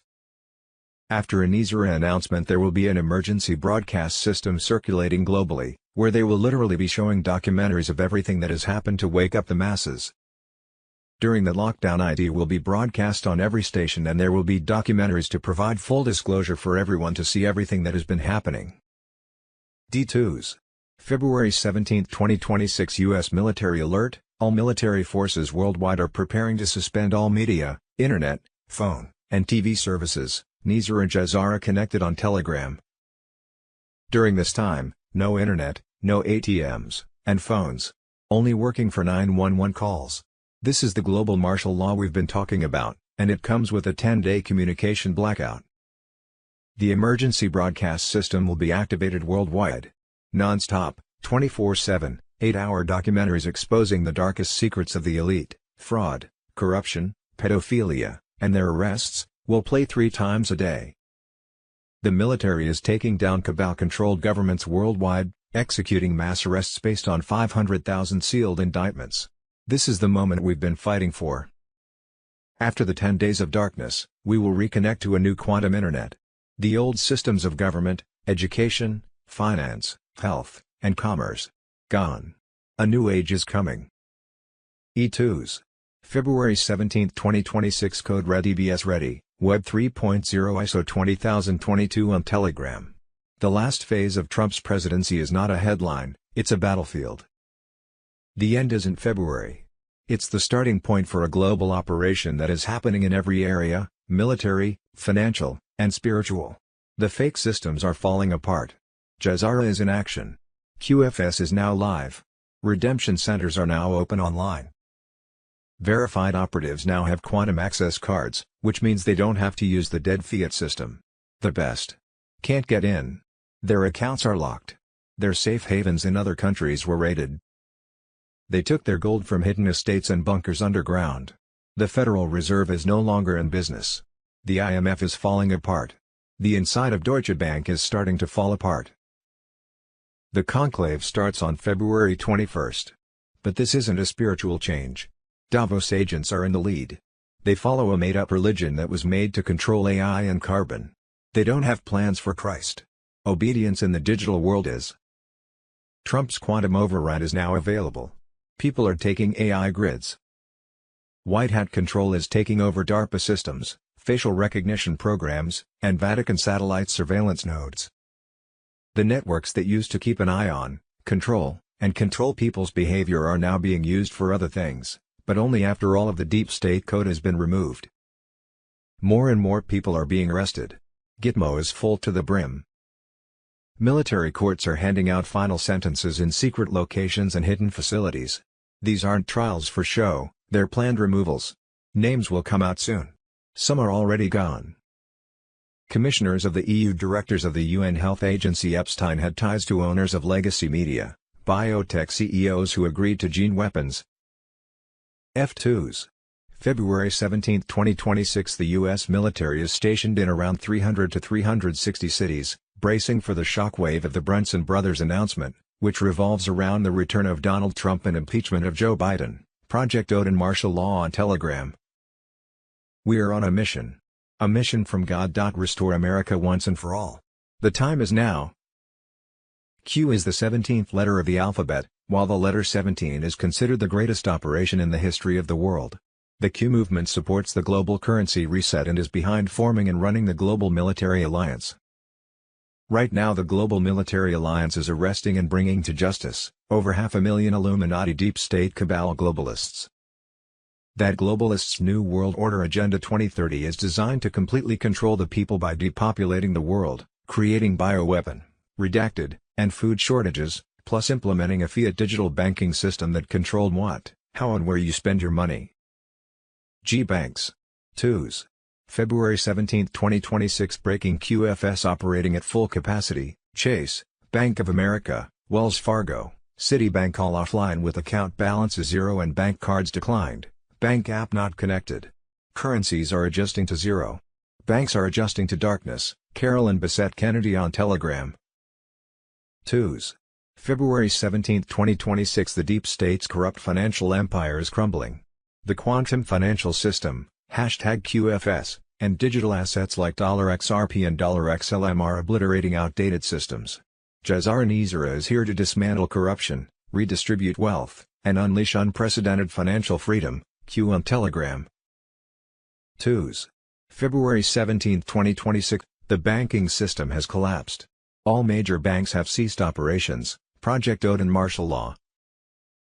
Global currency reset. On Monday, February 16, 2026, the quantum financial system digital gold/asset-based currency called ISO 20022 went live and was currently operating on XLM Lumens and XRP Stellar blockchain. This indicated that they have switched to the new gold/asset-backed quantum financial system from the previous Cabal Swift fiat currency system. On March 1, 2026, the worthless fiat dollar will cease to exist worldwide. Donald J. Trump on Truth Social. I2s. February 2026. Bruce, the big call. A lot of things are going to happen by the end of this month, like zeroing of credit cards, mortgages, debt. A lump sum payment of hundreds of thousands of dollars from Doge payments. By the end of the month, tariff dividends could be between $2,000 to $5,000 that would come in as a direct deposit for a year. Also, Social Security payments will be increased by the end of the month. Around $3,000 cash of the new USTN currency can be received at the Redemption Center. Nizera and Cesare were supposed to be announced at the same time. Tier 4B, US, the Internet Group, could receive notification to make foreign currency and ZIM exchange/redemption appointments by Thursday, free, or Sat 19, 20, 21st of February 2026 depending on when Cuba and Iran settle their problems. We could start exchanges immediately thereafter. J2s. February 17, 2026 Nizera and QFS plan, Web 3.0 ISO 20022 on Telegram. What you need to know. Reclamation, the return to a better state. This is about more than just land or money, it's about restoring what was taken by the elites through their criminal systems. NISRA will do that for U.S. citizens. Restitution/reparation, compensating for the years of illegal taxes, loans, and the financial enslavement we've suffered. The income taxes, mortgages, and credit cards. They've been used to keep us as chattel, with bonds taken out against our very lives from birth certificates to social security numbers. Who's eligible? Those aged 24 to 61 plus are in line for massive lump sums depending on their age group: 61 plus, up to $61 million 45 to 60, up to $38 million 24 to 44, up to $23 million. This payout is reparation for the wrongs committed against us.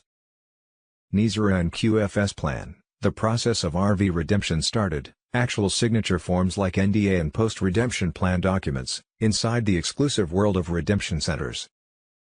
The process of RV redemption is unfolding, and it's about more than just money. This is about reclaiming what's been stolen from us by the cabal, deep state and banksters. Redemption centers are where we take back control, where NISRA/JESAR protocols are in full effect. At these centers, we the people will receive higher exchange rates, phones, Q laptops and even rainbow currency.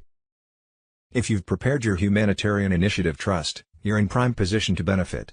This isn't just a financial reset, it's God's plan, working through us to help humanity. Redemption types, currency exchange, for those with ZIM bonds, dinar, and dong, you're looking at double-digit rates at redemption centers, with gold-backed values. The ZIM bond is 1-to-1 to the new USD dollar. You'll be asked to allocate a portion of your funds for humanitarian projects. We're not just saving ourselves, we're saving the world. XRP buyback. There's a $1 million per token value on XRP set by the QFS, already mirrored into quantum accounts. This buyback is part of a larger strategy to stabilize global markets and root out the evil. This is about more than money. This is about justice, about freedom, and about taking back what's ours. The deep state's grip is slipping, and this process is the path to redemption. The time is now, patriots. We must stand ready to rebuild and restore. Judy note. It is advised to exchange/redeem your foreign currency at an official redemption center rather than a bank. You can only redeem ZIM at RC, the dinar contract rate can only be given at RC, plus banks can only offer you lower exchange rates than what you could obtain at an official redemption center. L2s. February 17, 2026 Global Wealth Distribution, GWD, phase active. Under the new Trade and Sovereignty Framework, every account is owned solely by the account holder. No banks, no governments, no intermediaries. Control is shifting back to the individual. Debt forgiveness, illegitimate obligations erased under JESAR reforms. Account access, wallets unlocking through biometric authentication only. Global currency revaluation, national currencies adjusting to reflect real, sovereign value. Central bank phase out, issuance authority returning to national treasuries. End of SWIFT and tax slavery. Outdated control systems dissolving as sovereignty is restored. MQFS, Project Odin, martial law on Telegram. The city of Basel, located in the northwest of Switzerland, is one of the most dynamic economic regions of Switzerland and home to the world headquarters of the Bank for International Settlements. The Basel Committee on Banking Supervision was created in 1974. Its 45 members comprise central banks and bank supervisors from 28 jurisdictions, the South African Reserve Bank is part of it. The Basel Accords were formed with the goal of creating an international regulatory framework to reduce various risks. Basel IV's higher thresholds will further restrict banks' ability to lend. Basel IV was originally intended to start on 1 Jan. 2022, but in March 2020 and will be enforced over 5 years, 2027. All banks across the globe have to be Basel IV compliant, meaning their money had to be asset-backed. Many banks have since consolidated, or closed completely. Since Friday, February 3, 2023, all Basel IV compliant banks were expected to go public with the new gold, commodity-backed currency international rates as required by the JESAR law. This is the re-evaluation of all the global currencies, meaning the global currency reset. The Iraqi dinar will be the first indicator that will trigger the rest. Fiat money is backed by a country's government instead of a physical commodity or financial instrument. This means most coin and paper currencies that are used throughout the world are fiat money. This includes the US dollar, the British pound, the euro and the SA rand. All Basel IV compliant countries will then put out their new currencies and take the old money in, so the fiat dollar will become obsolete outside of the US and millions hidden will become worthless. The world will use the fiat and then transition over to the precious metals, commodity-backed currencies, and the USD, sterling, pound and euro will have no value whatsoever anymore. The use of the fiat will be used for up to 90 days February, March, April parallel with the new United States note, USN, they may cut it off of by April 30th or soon thereafter. No fiat currency or any other form of currency or cash can be deposited into the QFS without going through an exchange process and having a digital gold certificate assigned. Without the gold certificate, the computer will not recognize it as money. The redemption of ZIM bonds creates a transaction where the gold certificates are activated and put into your accounts in the QFS. No currency is automatically activated in the QFS. When the time comes, each owner of a bank account will access the QFS portal and can exchange their fiat currency in the bank account to the QFS. The QFS already knows if the money is clean and non-terroristic and will allow the exchange to take place. It will then be assigned the gold certificate and become active for use. Global banks probing the wonderful world of quantum technologies since 2021 already. The quantuminsider.com/2021/06/23/11. Is your bank Basel IV and QFS compliant? No need to worry, you will get a QFS wallet and operate your wallet from your phone. There are three main groups driving this initiative: 1. Swiss Banking Group AG, 2. Indus, BRICS, 3. US Space Force. Guru Information and Intel. O2s. February 17, 2026, the great military tribunals, Hillary, Obama, Biden, and all their deep state friends, Gitmo filling up fast in 2026, executions rolling, the storm is here, Carolyn Bessette Kennedy on Telegram. Boom. The veil has lifted in February 2026, the secret military tribunals are not rumors anymore, patriots. They've been raging since Trump's first term, but now the deep state is crumbling under the weight of undeniable justice. Arrests, confessions, executions, it's all happening behind the curtain while the fake news distracts with their dying lies. Hillary Clinton, Barack Obama, Joe Biden, and their entire slimy cabal of traitors. They're finished. Convicted of high treason, child trafficking, selling out America to globalists, and worse, the evidence is ironclad, sealed indictments unsealed at last. Hillary was nailed in a brutal secret tribunal, death penalty staring her down. To cheat the news, she cut a deal, full video confessions exposing her crimes, total wealth forfeiture, 24/7 surveillance implants tracking every move, and absolute obedience to white hat commands. Now she's a hollow puppet, forced to sabotage her own legacy, appearing dazed and defeated in public as ordered. Obama followed the same path, Gitmo bound for life in solitary hell, no comforts, no escape from the misery earned. Doubles play the roles while the real monsters rot, isolated and broken. This isn't just a few bad actors, it's the total demolition of the deep state machine. Trump's master plan keeps these ringleaders breathing only as leverage, force them to confess, destroy institutions from inside, turn their own networks against them. Thousands more traitors, 50,000 plus by end of 2026, face the same fate. Military justice rolls on relentlessly, no mercy for those who betrayed the Republic. Pizzagate ties, elite blackmail rings, child exploitation networks linked to Mossad and beyond, all exploding into the light. The public awakening hits fever pitch as censored truths flood out, media credibility in ashes. Gitmo overflows with elite scum, no vacations, just endless isolation and regret. The Great Awakening surges unstoppable, tribunals accelerate, executions mount, the swamp drains in rivers of justice. Trump restores America, patriots rise victorious. The storm rages full force, traitors tremble, hangings loom, freedom returns. Stay locked in, spread the fire, prepare for the final victory. NCSIC, nothing can stop what is coming.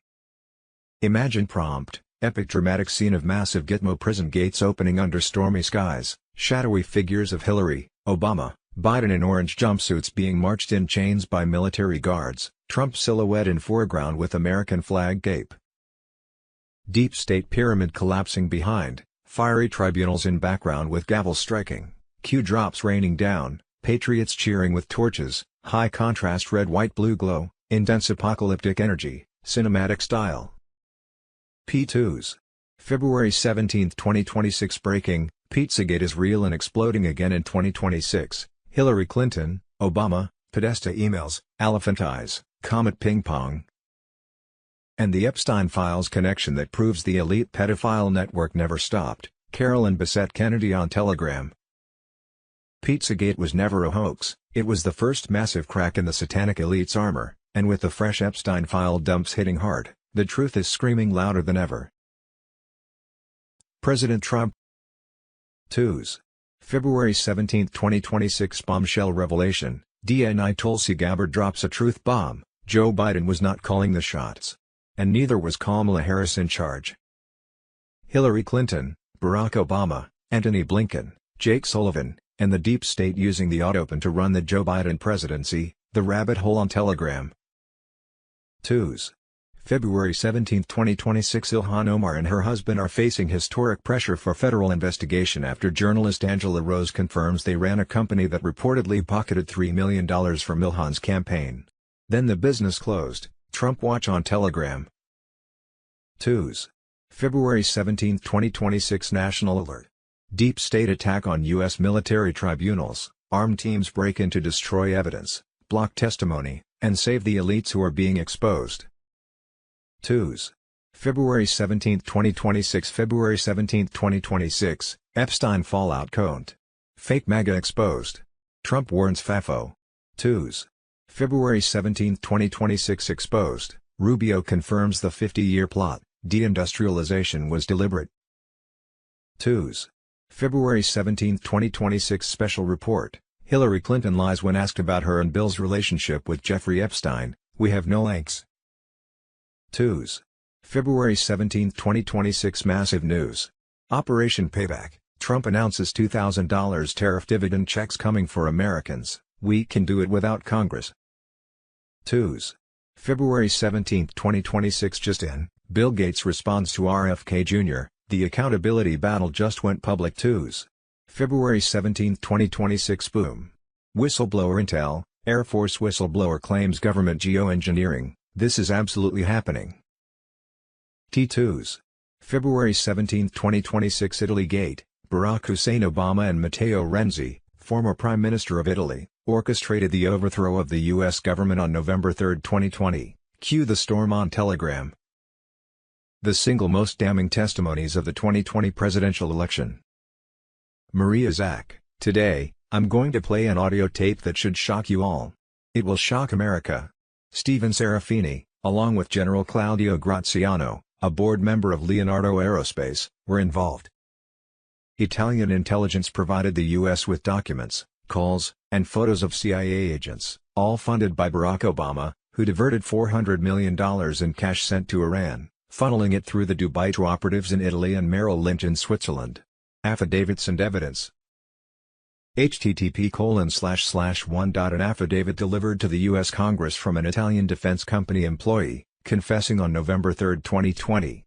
http://2. An affidavit provided to Congress stating, work to change the results of the United States election. Audio evidence was also acquired from within the CIA and the State Department, Larry Johnson. U2s. February 17, 2026 Operation Skywatch ignited, Trump and RFK Jr. unleash global crackdown on chemtrails, arrests imminent, this is Nuremberg 2.0 happening right now in 2026, Carolyn Bessette Kennedy on Telegram. Patriots, the skies are finally clearing. In February 2026, President Donald J. Trump, with Robert F. Kennedy Jr. at his side, has launched Operation Skywatch, a massive federal task force armed with full military and legal power to obliterate the global chemtrail poisoning program. What the fake news called conspiracy is now exposed as environmental terrorism and crimes against humanity. The era of denial is dead, justice is raining down hard. These monsters have been spraying toxic heavy metals like aluminum, barium, and strontium from jets, poisoning our air, water, soil, and bodies for decades. This isn't weather modification, it's deliberate population control, neurological warfare by elites, big pharma allies, defense contractors, and foreign puppets who finance the genocide from above. Pilots, scientists, financiers, government insiders, all complicit in this aerial assault on humanity. This is Nuremberg 2.0 on steroids. Global tribunals await the geoengineering overlords. Arrests are rolling out imminently, pilots grounded, scientists cuffed, elite backers dragged into the light. Citizens are the frontline warriors. Grab your cameras, document every grid pattern with timestamps and locations, upload to uncensored platforms like Soju for White Hat Intel. Your evidence fuels the takedown. QAnons, truth seekers, sky watchers, this is the victory we've prayed for. The chemtrail veil is shredded, elites panic as their poison clouds turn against them. Trump and RFK Jr. are delivering the hammer blow to the satanic cabal's aerial arm. Gitmo expands for these sky criminals, military justice swift and merciless. The Great Awakening explodes, skies turn blue again, health returns, freedom reigns. Spread this intel like wildfire, keep eyes upward, prepare for mass revelations. The storm has ignited from above, nothing stops this reckoning. NCSIC, nothing can stop what is coming. Imagine prompt. Intense cinematic scene of dark chemtrail grids crisscrossing a poison sky suddenly shattered by golden sunlight beams, Trump and RFK Jr. in foreground commanding from a war room with maps and aircraft intercepts. Military jets forcing suspicious planes to land, handcuffed pilots and elites in chains, toxic metal particles raining down turning to ash, patriots with cameras and Q flags documenting from ground. Burning chemtrail documents flying. Global Nuremberg-style tribunal gavel striking in background, epic red-white-blue aura, high drama urgent energy. Official White House statement, a decade-long betrayal exposed. President Donald J. Trump was targeted by a coordinated political coup before he even took office. A line has been crossed. In a historic White House briefing, Press Secretary Caroline Leavitt confirmed what many suspected for years, President Donald J. Trump was targeted by a coordinated political coup before he even took office. The documents are declassified. The truth is out. Newly released intelligence, declassified by Tulsi Gabbard, shows that the Obama administration weaponized U.S. intelligence to sabotage the 2016 transition of power. This was not rumor or speculation. These are official findings.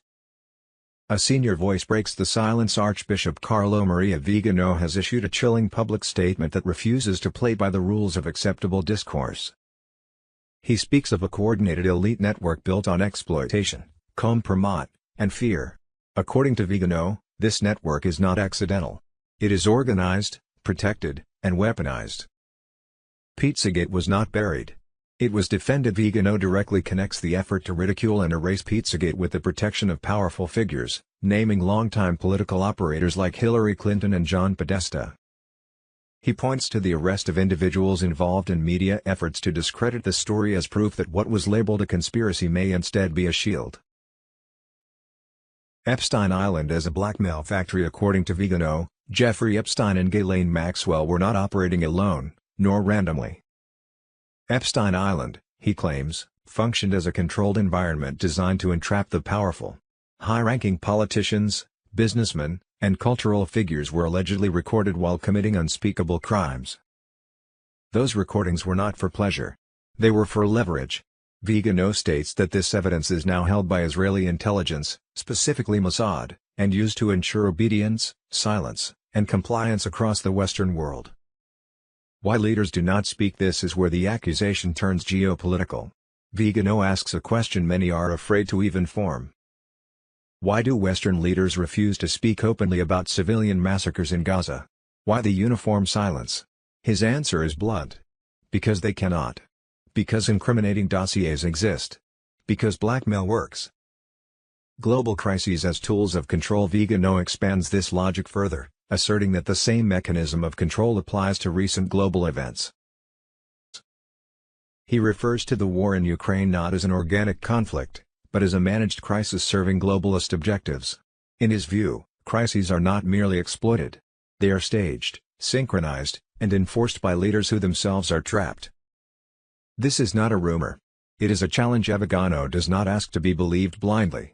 He demands investigation, public inquiry, courage. He understands that his claims are explosive, but insists that the status of the individuals involved and the consistency of global silence make dismissal irresponsible. In an era where whistleblowers are crushed and dissent is punished, his message lands like a hammer. The final line has been crossed. This is no longer about whispers or speculation. Names have been spoken. Accusations have been placed on the record. Silence is no longer ignorance. It is a decision. If these claims are false, they must be disproven openly. If they are true, then every moment of delay protects the guilty. History will not ask who felt uncomfortable. It will ask who knew, who spoke, and who chose to stay quiet. President Donald J. Trump has given the final order, and the Quantum Restorative Health Systems Directive, QRHS, is now in full swing. As of February 2026, Phase 2 is officially live, fully operational across select American states. These aren't rumors anymore, they're reality, backed by military-grade security and quantum technology that's about to dismantle the corrupt Big Pharma empire once and for all. Mobile units are gearing up for rural and off-grid drops to reach every true American who needs this. More states are coming online fast as Phase 2 ramps up toward global freedom. Trump planned this for years, retrieving the suppressed zero-point energy tech from hidden elite bunkers and putting it back in we the people's hands. The old medical system. It's done. Big Pharma's poison machine is failing because real cures exist, and they're free from their control. The Quantum Directive is Trump's gift to humanity, regenerative power that reverses damage, restores youth, and crushes the satanic agenda that kept us sick and dependent. This is the Great Awakening in action. The white hats are delivering, the frequencies are rising, and the deep state is panicking.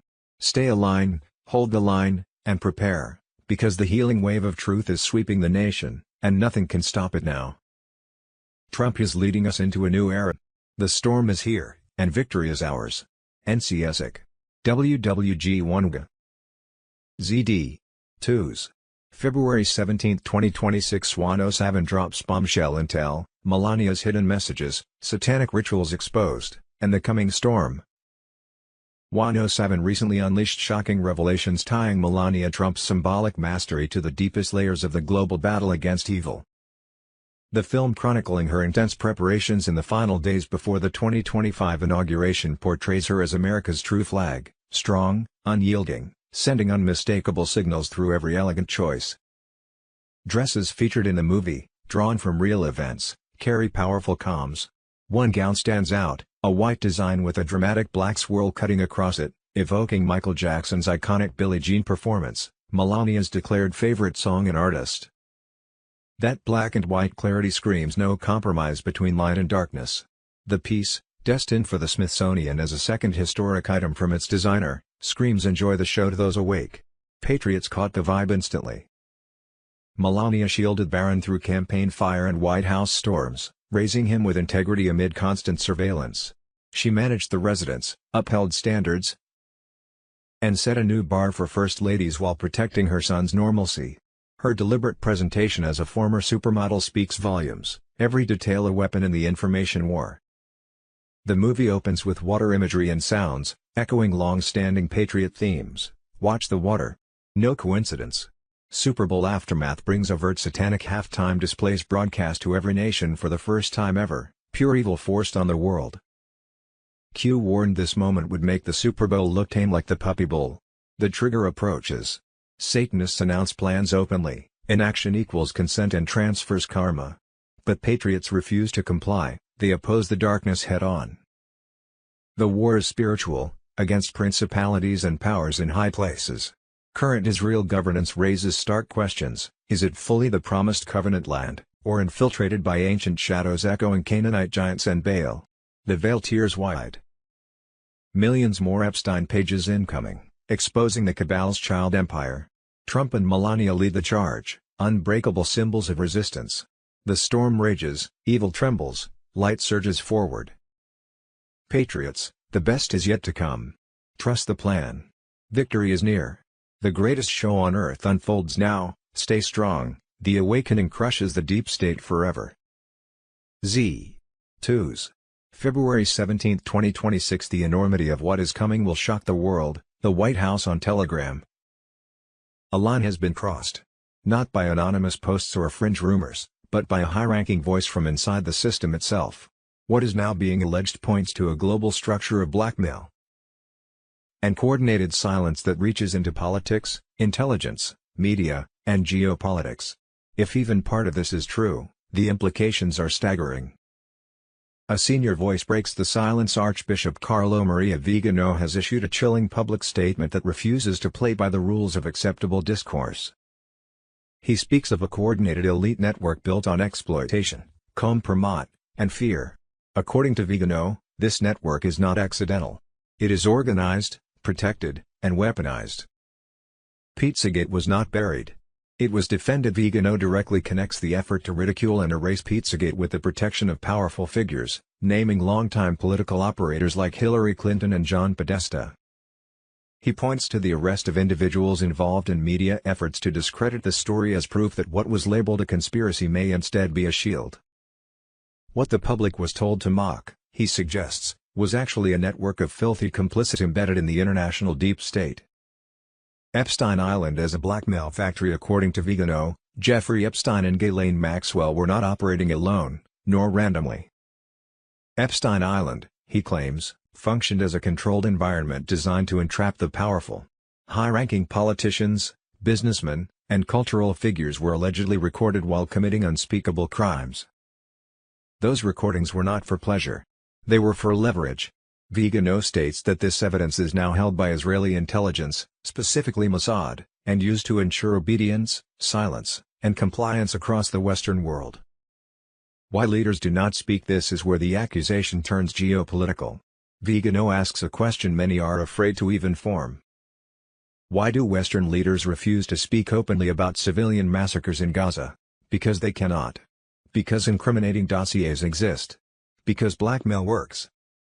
Global crises as tools of control. Vigano expands this logic further, asserting that the same mechanism of control applies to recent global events. He refers to the war in Ukraine not as an organic conflict, but as a managed crisis serving globalist objectives. In his view, crises are not merely exploited. They are staged, synchronized, and enforced by leaders who themselves are trapped. This is not a rumor. It is a challenge. Vigano does not ask to be believed blindly. He demands investigation, public inquiry, courage.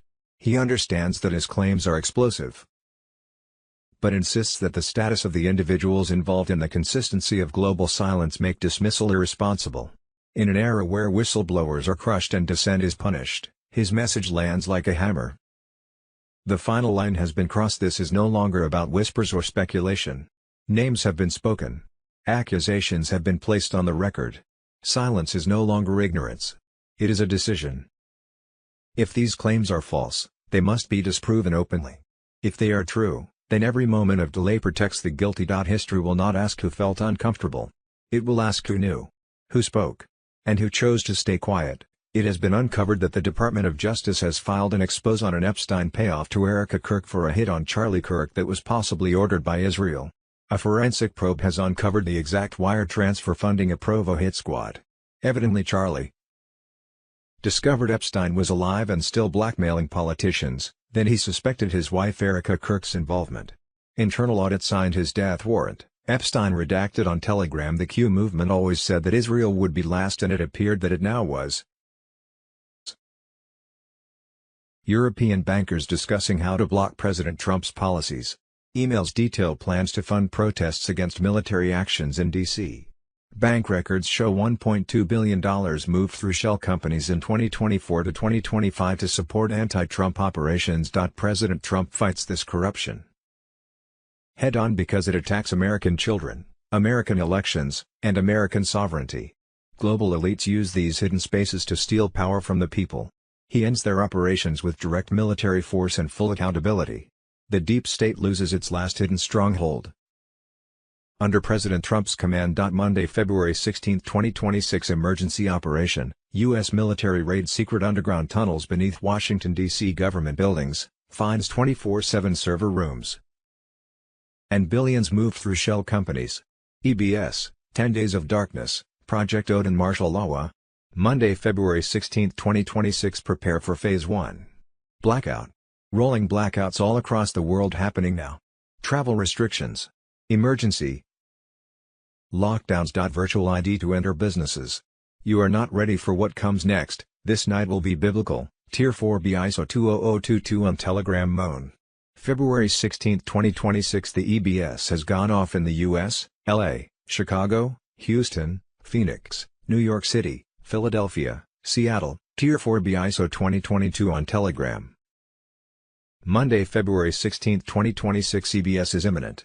When it hits, you'll witness the fall of the media, the banks, the elite, and their demonic empire. Every screen will broadcast the truth. This is it. No more warnings. No more illusions. The children are being avenged. The traitors will burn. The storm is now. Emergency broadcast system on Telegram. Monday, February 16, 2026. Don't panic. Urgent information. This is a message from the United States Emergency Broadcast System. By executive order, all civilian communications are now under federal control. This is not a test. EBS override. All channels under Fed watch.